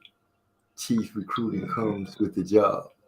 It's not weird when you call players from another team that was kicking your ass for years dirty players, and then all of a sudden you decide it's okay to take those same dirty players and put them on your team. You don't think that's weird too? You talking about Mike calling for Dennis? Yeah. Yep.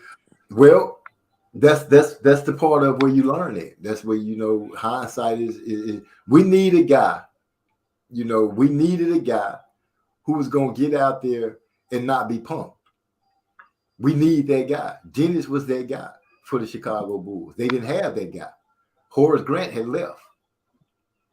No, I'm just using his logic against him. Like, yeah, it makes sense though. But when you look at it, go ahead.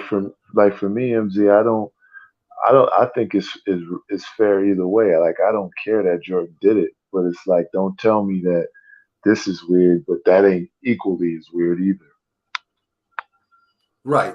I feel you, because if it's good for the goose, it's good for the gander. Teams have always traded players to try to better themselves. I think the only reason that people take it so hard now because the player actually has the power to get himself traded instead of the team just waking up one day and say, hey, you traded.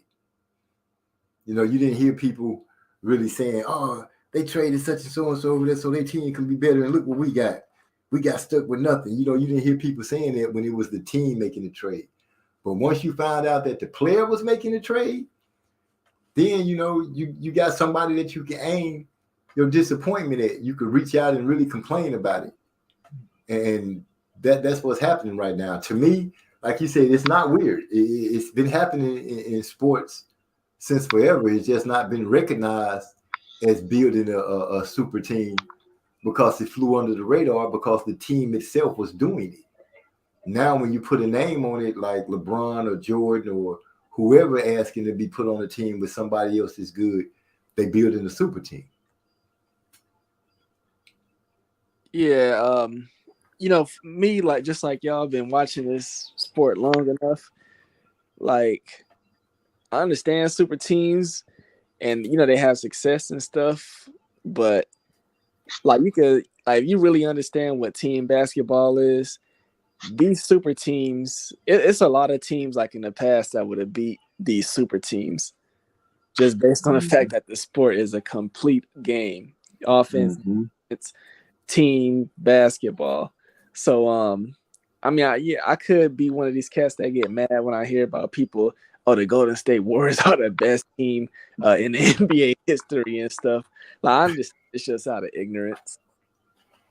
Yeah, some people, their memory only go as far as what they've been able to see. Some, it's a lot of people that argue about young people. They're arguing about Jordan and their teams and those teams of the past that they didn't even see those guys play. They're not old enough. They only know LeBron and KD and Harden and these new group of guys. They only know these guys. So it's hard to explain to somebody who hasn't seen what the past had to offer that their squads would give these boys hell. They don't know about the rule changes and things like that. Yeah, if there are a lot of teams from the past that I think they would give these boys the blues.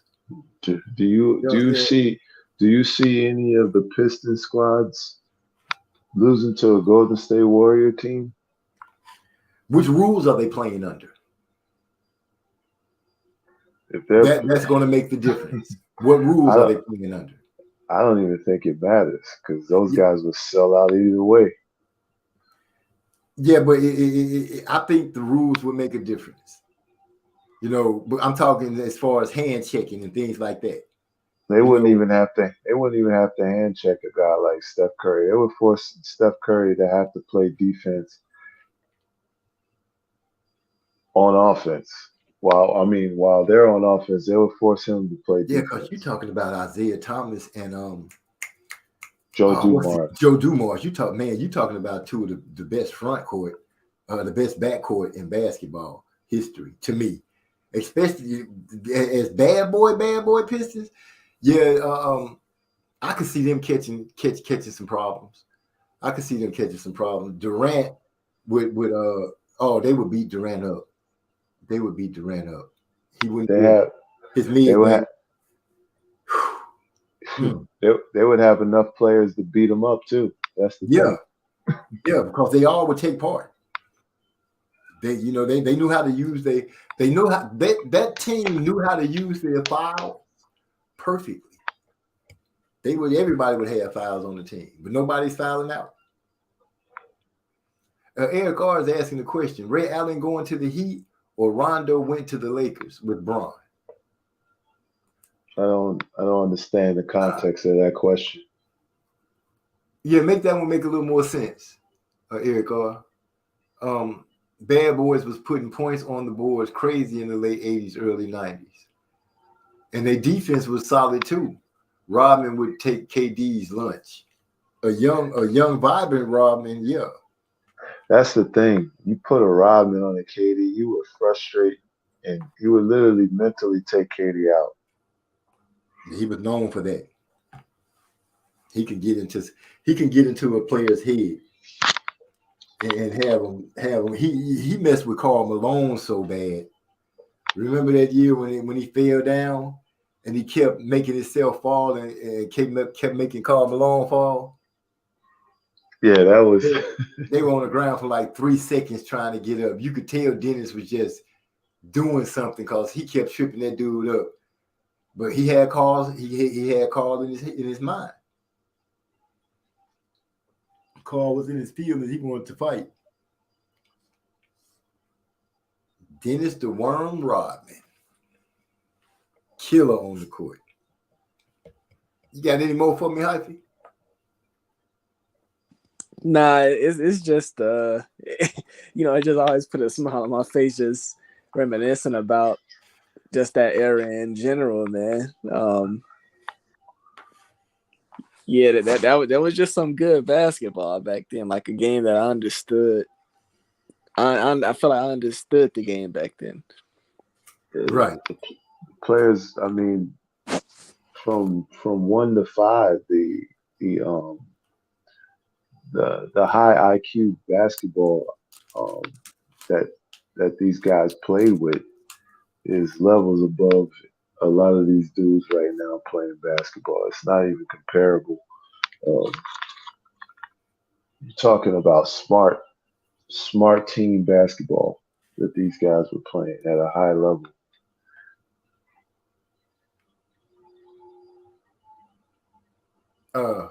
Eric R. explained it. He said Rondo and Allen were hated rivals of LeBron, yet teammates. Counterexample to the point you keep trying to make about Jordan and Rodman. But LeBron never said that they're dirty players and made a documentary of how terrible, a team and how dirty they played as a team. That's the difference. That's the difference I'm trying to make. If they were so deplorable as players, why all of a sudden you're okay with them being on your team? Well, if to go into that a little more, Jordan actually pointed the finger at who he felt like made him that way. And we all know Isaiah Thomas is his number one rival as far as basketball players go. He felt like Isaiah Thomas was the reason that those boys played the way they did, especially against the Bulls. He felt like they were trying to hurt him. Well, he took it personal, and I remember Isaiah getting 25 or 30 stitches when he got busted open by Karl Malone. So but you don't hear Isaiah saying that Karl Malone is a dirty player and John Stockton's sick players on him. I didn't see Jordan taking a bunch of stitches from and getting taken out of games like the way Isaiah got taken out. But Jordan in that era, I mean, he acted like he's the only one who was taking abuse. That whole era, they were all taking abuse. Yeah, I think and this is just speculation, because when you played basketball back then, you expected a hard foul every now and then. You just prepared yourself for that. I think what he's looking at when Isaiah took those stitches, we all know it was an accident. We pretty much know it was an accident. But Jordan is like the hard fouls and the things that they did to them was premeditated. And he felt like that put a difference to the game. Y'all bringing something to the game that really has no need to be here. I know we're gonna get hard fouls when we come to the basket. That's gonna happen in New York. That's gonna happen in Atlanta. That's gonna pretty much happen in anywhere, because they sending a message: don't come to the hole unless you really plan on paying for those 2 points. But when you come into the hole and you feel like, they whole team, you fouling me and you ain't even holding me. You done grabbed my jersey from behind and pulled me down, and you was pretty much left out to play. I think those are the things that he was looking at. He was pointing out. Don't hold me to it though. Did he see when the Lakers played the Pistons? Did he see how the Pistons were getting abused by the Lakers in that final series? Was he watching that? Who, Jordan? That's my question. Was he watching that? Did he not see how they were abusing Isaiah and how they were abusing other players on the Pistons when they would come in?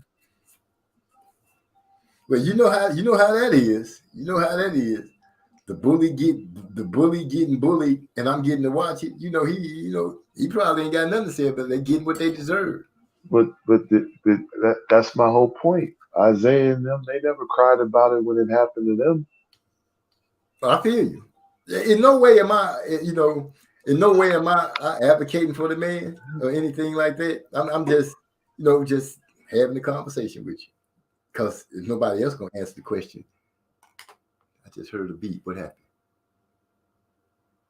Oh, fundamentally sound and skilled team basketball. Back then, every team had their own identity, which this era try to get away from. They adopt the NFL moniker, copycat league. That's not basketball. Yeah, once upon a time, you did have squads that had their own moniker.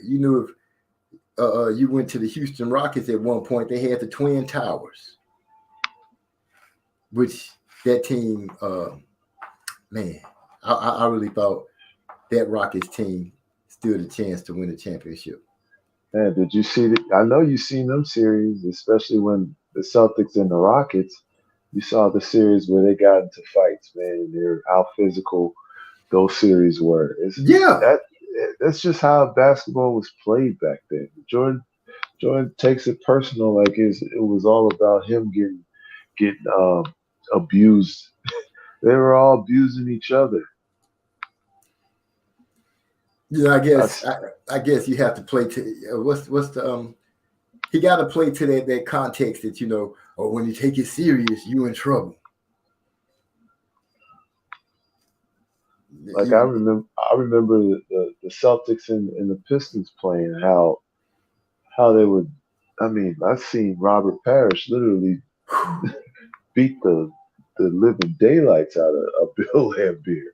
Like, when he turned around and punched him in the face. Yeah, like man, that was heated. But the Celtics weren't no punk. They was not a punk team either. Those Celtics was hard. They was hard nosed. That's what I'm saying. Like, everybody seems to forget that this was across the board. This is just how you responded. Yeah, either you tough enough to be out here or you not. But yeah, those Celtics was tough, man. You got to give it to them. The red point guard, what is his name? Dennis Johnson, the red guy that used to play point with, and Danny Ainge, Larry Bird.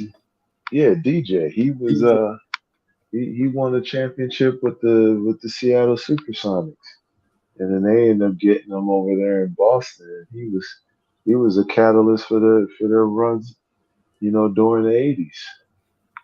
A main part of that team.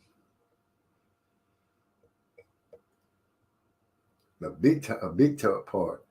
I mean now, not typo. My bad. Okay, Eric, I feel you. But that's what kind of we was just talking about. If basketball, if one team decides to say, you know what, we're gonna play basketball the way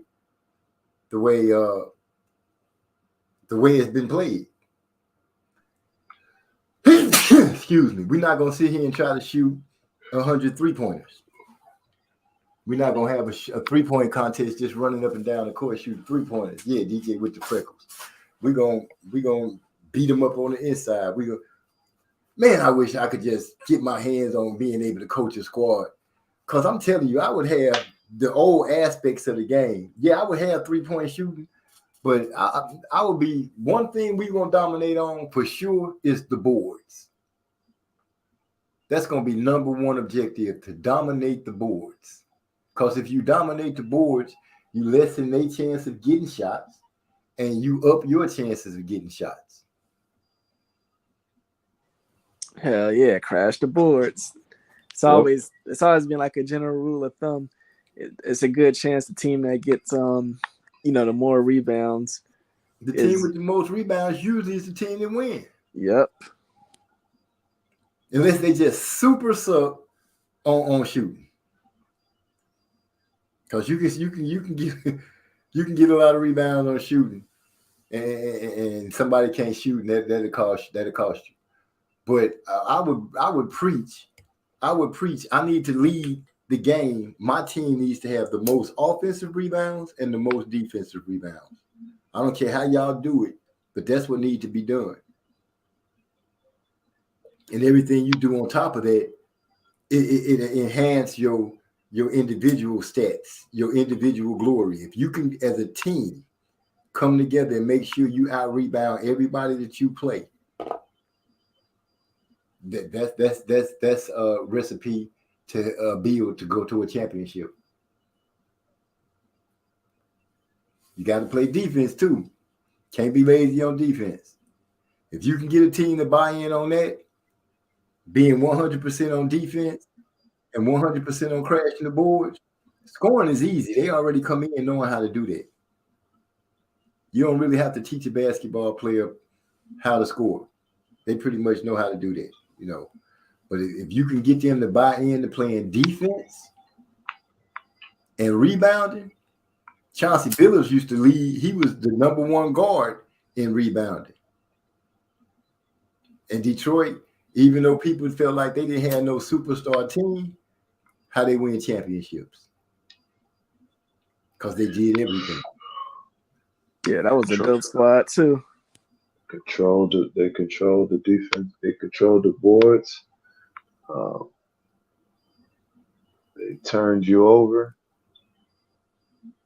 Played solid half-court offense. They always got good quality shots. With a team that people considered was not name a superstar from their team that people felt like, oh, this is top of the crop. They didn't have that. They had guys who can guard multiple positions. and they had solid rotation of wing players, and their guard combination Was solid. was solid. They had a hell of a point guard. They had a floor general in Chauncey Billups. And they had a guy, Rip Hamilton. Rip Hamilton was major in the mid game. Who would literally run. He would run the guy who's guarding him literally every screen possible. He was running off the screen. Like, he was always in motion. So by the time that guy get the ball for offense, and he would have to be a driving contributor down the court for his squad, he was already out of gas. He's chasing Rip Hamilton around the whole entire game. Exactly. But, you know, a team with no superstars dominated the NBA and won a championship. And nobody could figure out how to stop them.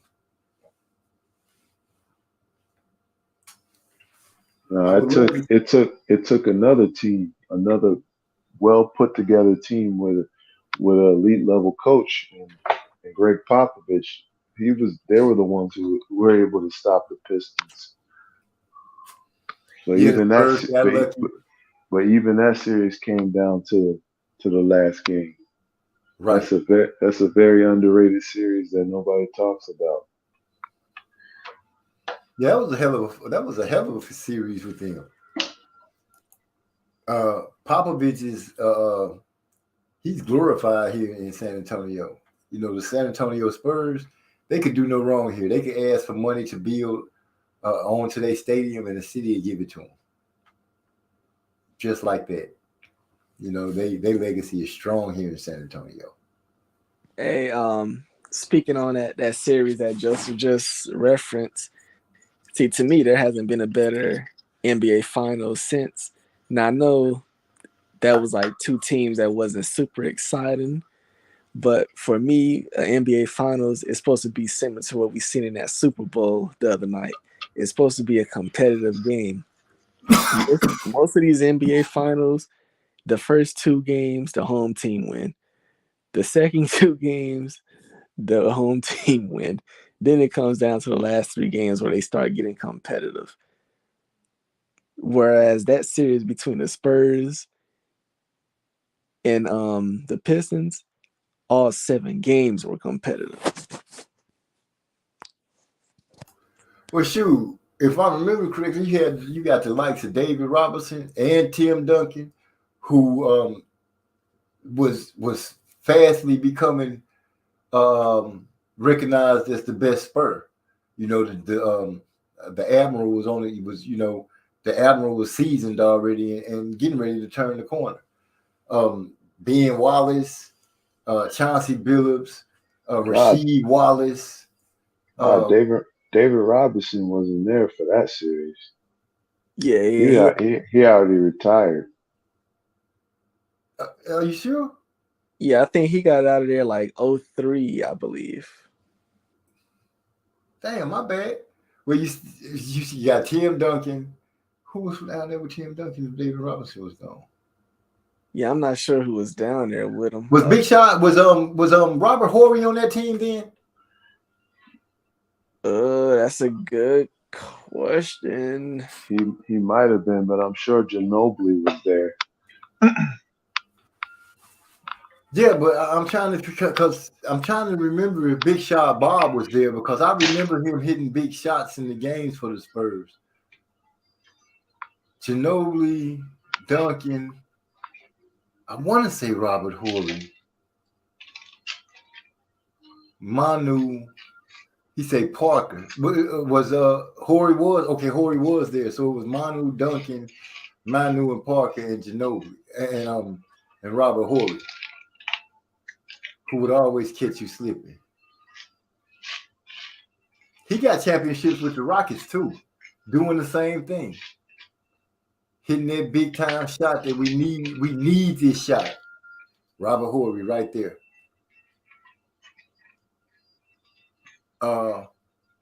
Eric also is right. Phil Jackson would have everyone elevate they play 5% collectively as a whole, and other teams will gas out because one guy would try to step up to match the Bulls as a whole. Oh, you talking about how they would go out there and run? I'm still mad about the series Spurs versus Pistons was a classic, and they act like it was black spot on the NBA because it was Kobe and LeBron, because it wasn't Kobe and LeBron. Hey, they weren't good enough that year. That wasn't for them. That year was for the Spurs and the Pistons, the two best teams in the league.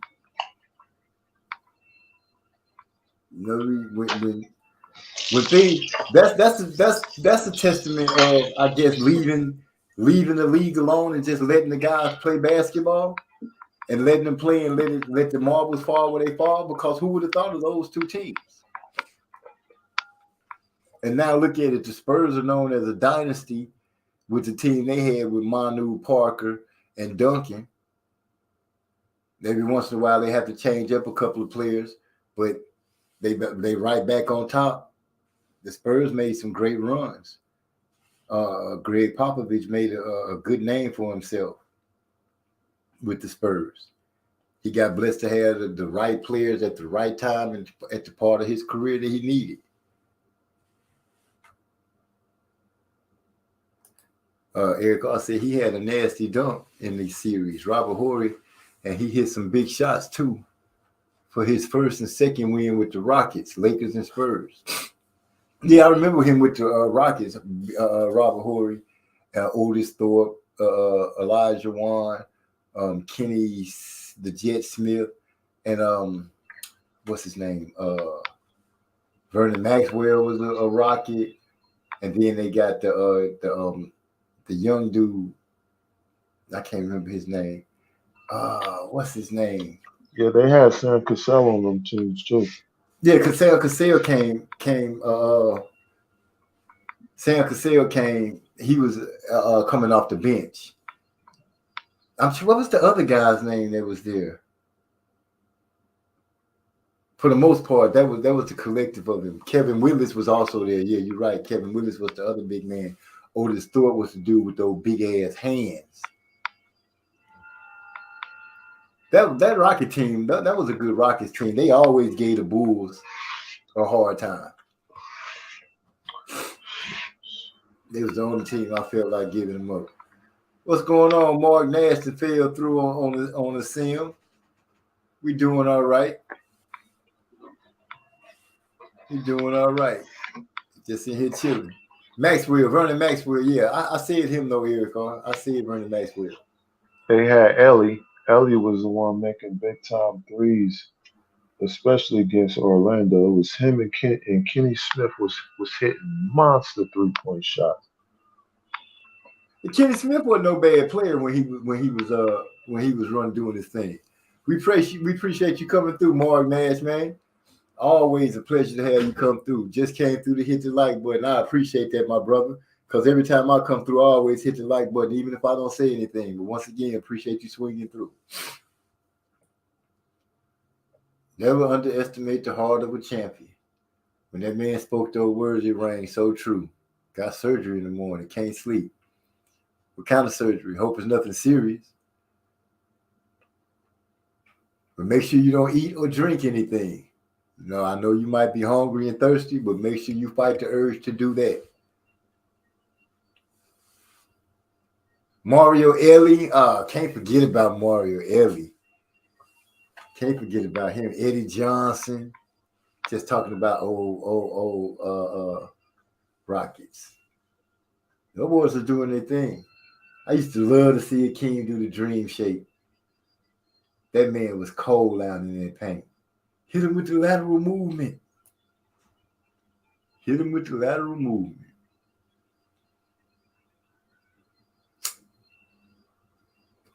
Yeah, I remember he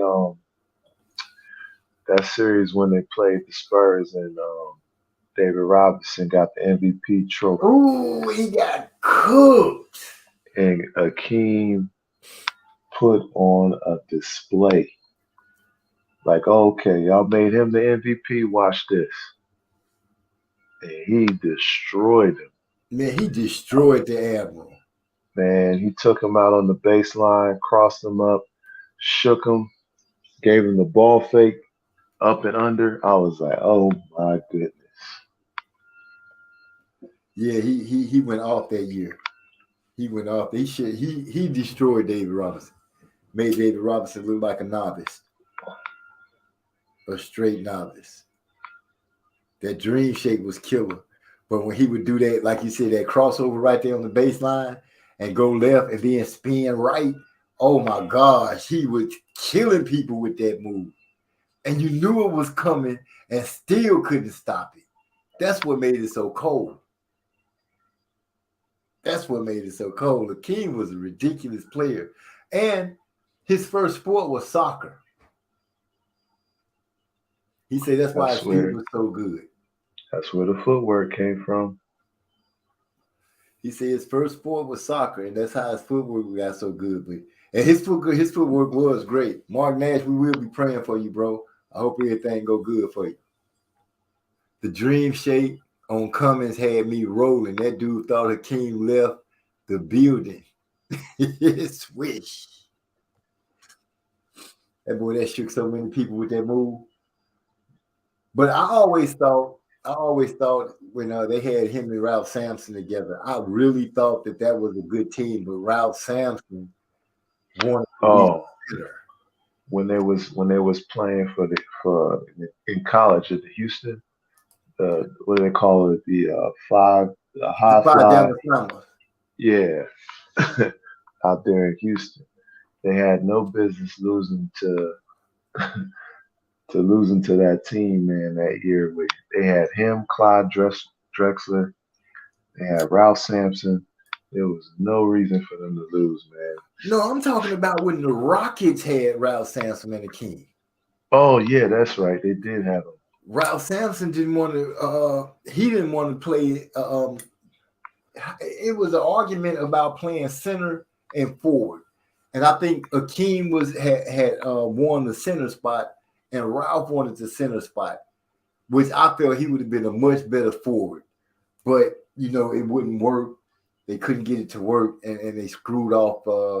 I feel like they screwed off the championship with his not wanting to comply. Yeah, because they made some deep runs when Akeem first got in the league. Ralph Sampson hit that with Sampson turnaround. Yeah, with Sampson, when he hit that turnaround shot and hit the bucket with like 1 second on the clock or something like that. Mm-hmm. Eric said Drexler was one of his favorite. Drexler was one of his favorite players. Clyde the Glide was cool. He was cool. I wasn't really a Clyde fan because I feel like Clyde only had one hand. He could only go one way. Yeah, he was all right. I mean, I can't say he was all right because obviously he was an all-star. He was all-star. He was averaging 20 plus a game, but it was really nothing about his game that was dynamic enough to draw me in as a kid. Except that he could jump. He could jump. That's where he got the nickname from. Well, I mean, that's cool, but he wasn't doing what Dominique Wilkins was doing. Oh, you didn't just say the human highlight machine, did you? He wasn't coming down the lane doing double clutch reverse jams on 7-footers. He wasn't doing windmill style dunks on dudes. Like that boy would catch that mug off the rim off a free throw on you in a second. They had a whole team looking crazy. Dominique would literally, when he take off, bro, it was something different. Like I never seen somebody look like they was angry at the basketball rim. Like that's what it seemed like. Yeah, he dunked with power. He dunked with power. And he always went off of 2 feet. He was the first person that I've seen that can jump like that. That no matter how it was going down, he was always going off of 2 feet. Yep. Always. He said you are a jerk for that. And he could jump off 2 feet from anywhere. crazy hops, crazy. They team never really materialized to the greatness that you would have thought they did. They played some great games. Yeah, their problem was who they had to go up against. I mean, they had to go up against some of the all-time great teams. This is when the East was loaded. Like you had teams like Philadelphia, you had teams like Detroit, you had teams. Even Cleveland was good. Imagine how Larry Nance now. they had Nance, they had Brad Daugherty, they had Craig Elo, they had Ron Harper. You know what I'm saying? Like they had Gerald Wilkins. Like Cavs had, like there was so many good teams in the East. And, I mean, and this we talking about 4, 5, 6. We talking about six seed. You know what I'm saying? Yeah. Like there was no easy outs, man. None. You had to play your way through it. Unless it was some injuries or something. Eric Arce, I never seen a guy jump so high just to shoot a jumper to the highest arc. Yeah, Clyde did jump high to shoot his jumper. In Atlanta, when we stayed in Atlanta, we used to go to this gym at nighttime, and it was a guy in there, bright-skinned guy. I never knew his name. But he used to jump real high when he shot his jumpers. Stop and pop, he would jump high as hell to shoot his jumpers. When he was on, he was on. When he was off, it was terrible. So Eric Arce, I was mad Wilkins left the NBA the year before Duncan was drafted. I wanted him to win the ring. He went to dominate overseas. It is what it is. Some players have to live without ever getting that illustrious championship, like Charles Barkley. Hey, Dominique was my favorite player growing up. As a kid, that was the dude that it was Dr. J, it was him. Like those were, and once Dr. J was out of the picture, I was Dominique. I was a Dominique Wilkins fan. You couldn't tell me nothing. I had his posters on my wall. I remember having posters hanging up on the ceiling, on the wall, on the back of the door, on the closet door, the basketball trading cards. I had shoe boxes full. Oh, I had starter. I still to this day. Like my grandmother had to force me to take them with. I had you had them laminated. She had them all laminated for me too. Had a catalog folder binder with all my cards and stuff. Right. You used to take them to school and trade with your boys? Nah, I would never trade with them. I never take them to school. Shoot, that was one of the pastimes at school. We would go get to school with your cards, your book, like a picture book, but it's all cards. And you see what you don't have. You might have 2 or something. They might have something you want, and the trade begins. The trade begins. Man, talking about sometimes they don't even make posters anymore. Do they still do trading cards? Or are they doing this virtual stuff now? It's like NFTs now. What the hell is an NFT? It's like a digital.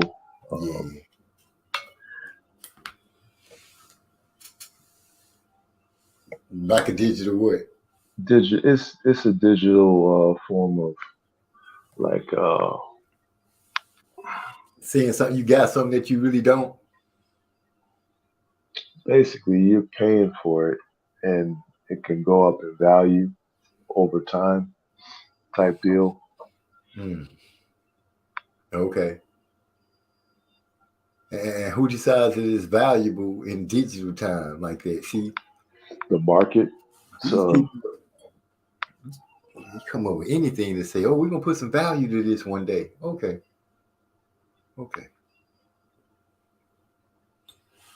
Man, we had some. Is there any other fight that's coming up? What's coming up this weekend? Just all Champ Ross, pretty much. Lee Woods is fighting this week. Who? Lee Woods. Lee Woods, Lewis Neary. Is that on the list? Oh, right here. I see Lewis Neary. Oh, 33-1-25 knockouts. Yeah, he lost to Brandon Figueroa. That's his only loss. He moved up in weight to fight him, and he got Brandon Figueroa was just too big, too strong. And so is he going back down to his normal weight? He's Featherweight. He a featherweight. What is Brandon Figueroa? Brandon Figueroa. You know what I'm saying? I think Brandon moved up actually again. So Okay, yeah. let's go.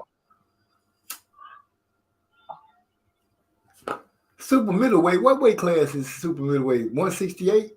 Yes. How old is Shane Mosley Jr.? That's a good question. I don't know. Cause 168, it's some head knockers up there. Well, you don't really expect him to make much noise. I mean, he's kind of limited fighter, and at the same time, a lot of times in boxing, you see it. You know, the apple does fall very far from the tree. Yeah, the tree was on the cliff when the apple fell. You know, a lot of these guys who have famous Hall of Fame fighters as fathers, they don't pan out. Don't pan out as much Cesar as Chavez Jr. Joe Frazier's son, Marvin Frazier. Marvin Frazier. Yeah. We know you was trying to follow Dad's footsteps. Go on, sit down now. You damn near got your face knocked off. Go have a seat. You don't have to do this. There's other jobs for you to do. We appreciate you trying out. Evander Holyfield's son. Evan Holyfield. Then you got how do you call it? What's his name? The dude, Hasim Rahman. His son. He can't even seem to get into the ring. Did he get knocked out his last fight? Yeah, he got stopped by an MMA fighter. Wow. Oh, I noticed. Have you checked out that triad fighting? Well, what's it? Let's go, champ. Shannon Briggs. They done orchestrated where MMA fighters and boxers are going at it in a triangle. The ring is shaped like a triangle. Nah, I think him and Rampage Jackson were supposed to fight, and that fight didn't materialize. I was gonna take a look at it, but I didn't. I happened to catch a bout the other day. They throwing some blows. They doing that. Look like they got on some like MMA gloves though. I didn't see any kicking or anything like that. I think they strictly just throwing hands. And Eric, I said, y'all talking about the one who fought Cool Boy or the older brother? Yeah, the one who fought Cool Boy. Have you given any more thought to Stephen Fulton and Inoue? I mean, I'm not moving from my pick if that's what you're asking. Oh no, I was just wondering if you gave any more thought to it. I feel like we might have had a little more on it. Because you said you going for Inoue, right? Yeah, I'm going for Inoue. You know, I just feel like he's improved. I don't think people are going to be surprised. They think that the athleticism gap is going to be so great for Fulton, but Inoue he has good footwork. He has good athleticism also, and I like the improvements I've seen from him. Nonito Donaire fought him twice, right? Yes. Okay, so it was him that I was listening to. What he was saying is that the first fight that he fought, he was able to work on Inoue and land punches because of the way he was fighting. Inoue was trying to come at him. He said the second fight when he landed on Nonito stepped back and started to box and concentrated more on his countering and thing like that, which ended up getting him the knockout.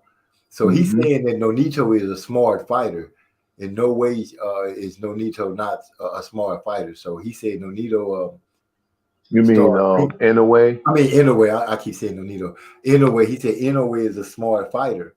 He said once he caught him a couple of times, he changed up and started catching him with it. So I'm hoping that Fulton make sure he's aware of that, because I did hear him say that.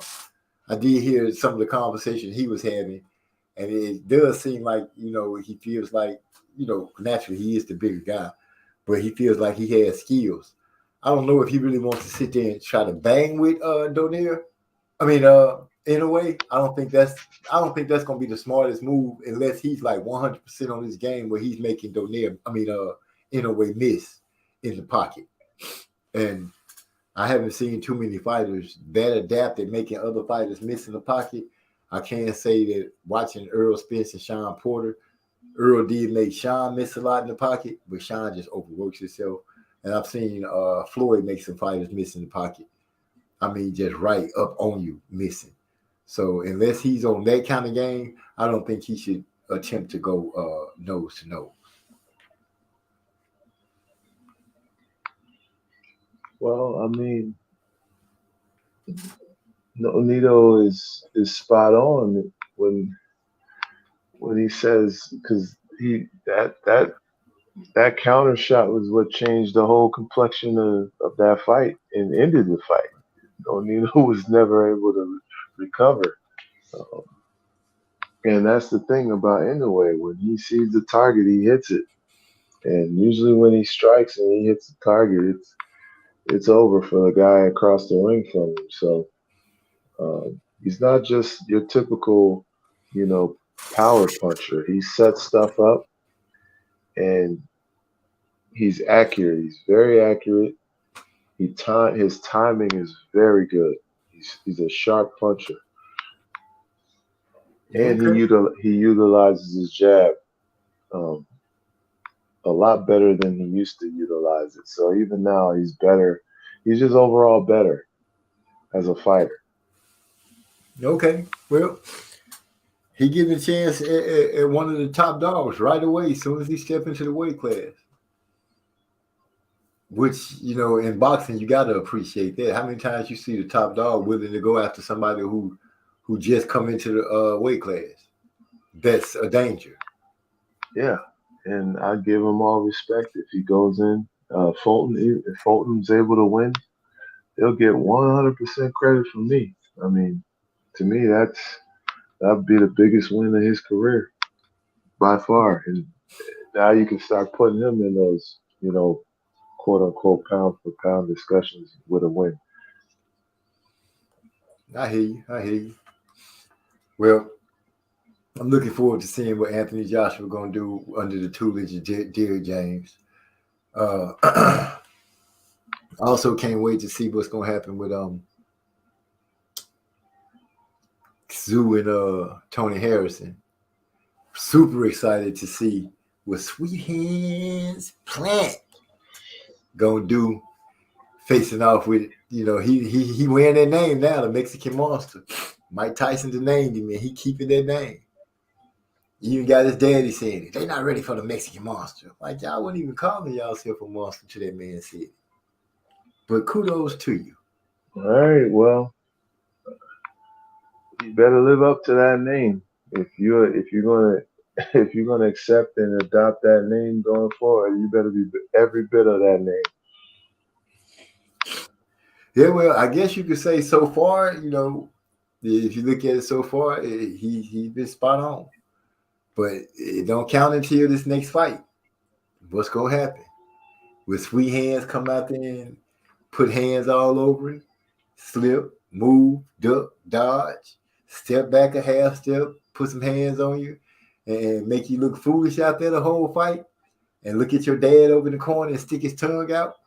Or will you catch him and have him doing a stanky leg and me mad, having to eat crow? Only time will tell. We'll see. Only time will tell. It's gonna feel good to be able to tell everybody, I told y'all Plant was gonna win. It's gonna feel real good. It's gonna feel real good. I'll make my final decision on that fight when closer we get. I'm gonna get a banner made. Sweet Hands Plant takes Benavidez. Lala D made a video talking about where's all the Benavidez fans at. What she mean by that? She said because she don't hear a lot of people, really ride with Benavidez. She was just saying, she ready to hit the noise talking. Now, Lala D. And for the big sense, I haven't really heard a lot of people's. The conversation has really been just driven by the fighters. I haven't really been hearing the opinions of others as far as the fight goes. I've heard a couple of people say that they think Plant could. Well, that's Bernard Hopkins. Sometimes I don't even know. I don't know what to think with Bernard Hopkins. He say one thing 1 minute, say something else. Be wrong in the mud. But he did say that he feel like Plant can will surprise Benavidez. He's gonna outbox him. Which everybody I think feels like he can outbox him. My only problem is, can his gas tank get him to 12 rounds?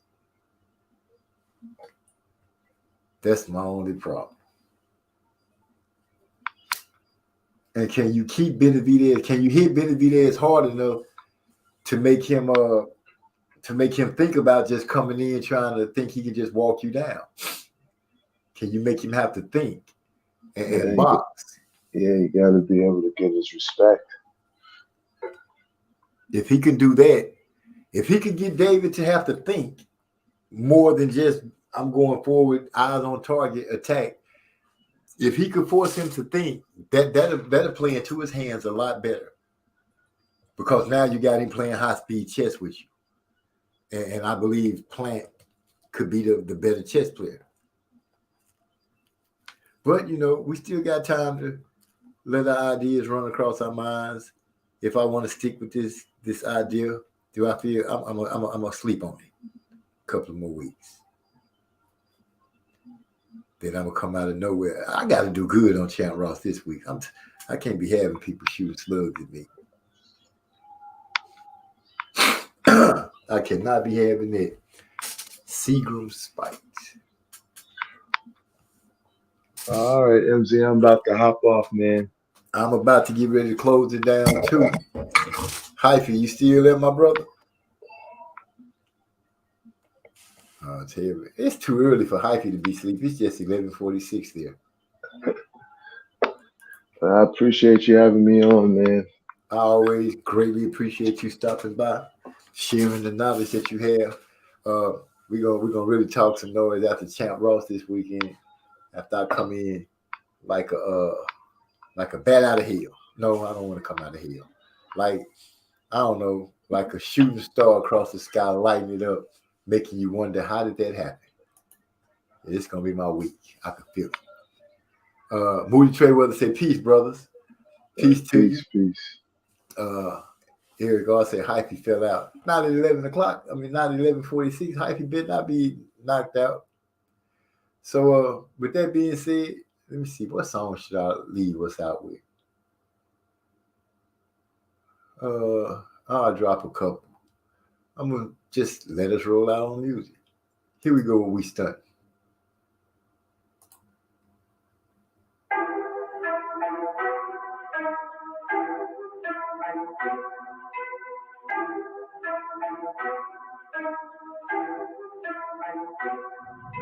1, 2, we got that heat for you.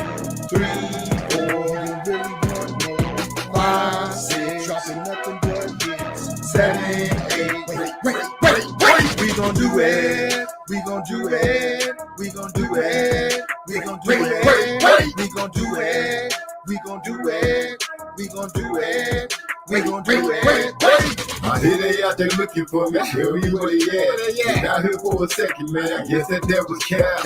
Got myself a bag of flies, about to bake a cake. Niggas talking about some jewelry, man. I'm on that real estate. They don't pop their pussies for niggas that they don't know. I'm all into the spots, you pussy popping for sure. Niggas getting upset and I can see it in their face. I'm in my chill mode. Don't make me have to catch a case. 1, 2, we got that heat for you. 3, 4, really want more. 5, 6, dropping nothing but hits. 7, 8, wait. We gon' do it. We gon' do it. We gon' do it. We gon' do it. We gon' do it. We gon' do it. We gon' do it. We gon' do it. They tell me I'm belligerent when I'm inebriated. I tell them that I'm calm, but they always want to debate it. I get hella faded and niggas act like they hate it. Puff and pass, nigga. Bitching about how they waited. I got my drink and smoke, I'm laid back, feeling elated. Looking in the sky where my pupils are dilated. Check my lotto numbers from earlier, cause I played it. Then I hear my song on the station. They got me know we made it. 1, 2, we got that heat for you. 3, 4, you really want more. 5, 6, dropping nothing but hits. 7, 8, wait. We gon' do it. We gon' do it. We gon' do it. We gon' do it. We gon' do it. We gon' do it. We gon' do it. We gon' do it. I'm from the dirty south, yeah, we getting money too. Don't give a fuck about what these other motherfuckers do. I'm from a city that is wild as the fucking zoo. Houston, Texas, we ghetto boys and we bang school. Shout out to the south side and peace to the north too. Southwest, we in this bitch. Hey, look what it do. I take off like a Houston Rocket. Got bros, not partners, all my little cousins. Coach, I'm such a rock star. These hoes love me. Instantly, we start vibing. They see me being a full-time player. You just part-timing. I'm lit like a big more heat than a furnace. Light 'em up with the quickness like my big brother Ernest. Doing my thing, hit my Dougie on these niggas. Bubba Sparks, hell yeah, it's getting ugly for these niggas. I'm so Texas player parlaying on another level. Success is my best friend. I've been through setbacks and failures. And tell you those ass friends, they can get into. I'm on my grind called state of the art, fool. Yeah, snap back on backwards on tilt. My nigga, I'm so cool. Flawless victory. Oh, tell them what they do. 1, 2, we got that heat for you. 3, 4, really want more.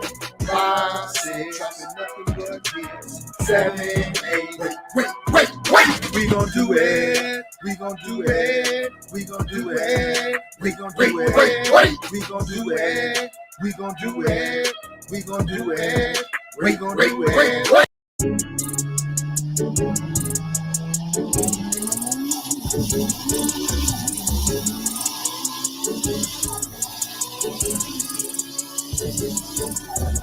Here I come, here I come, here I come, coming round the block.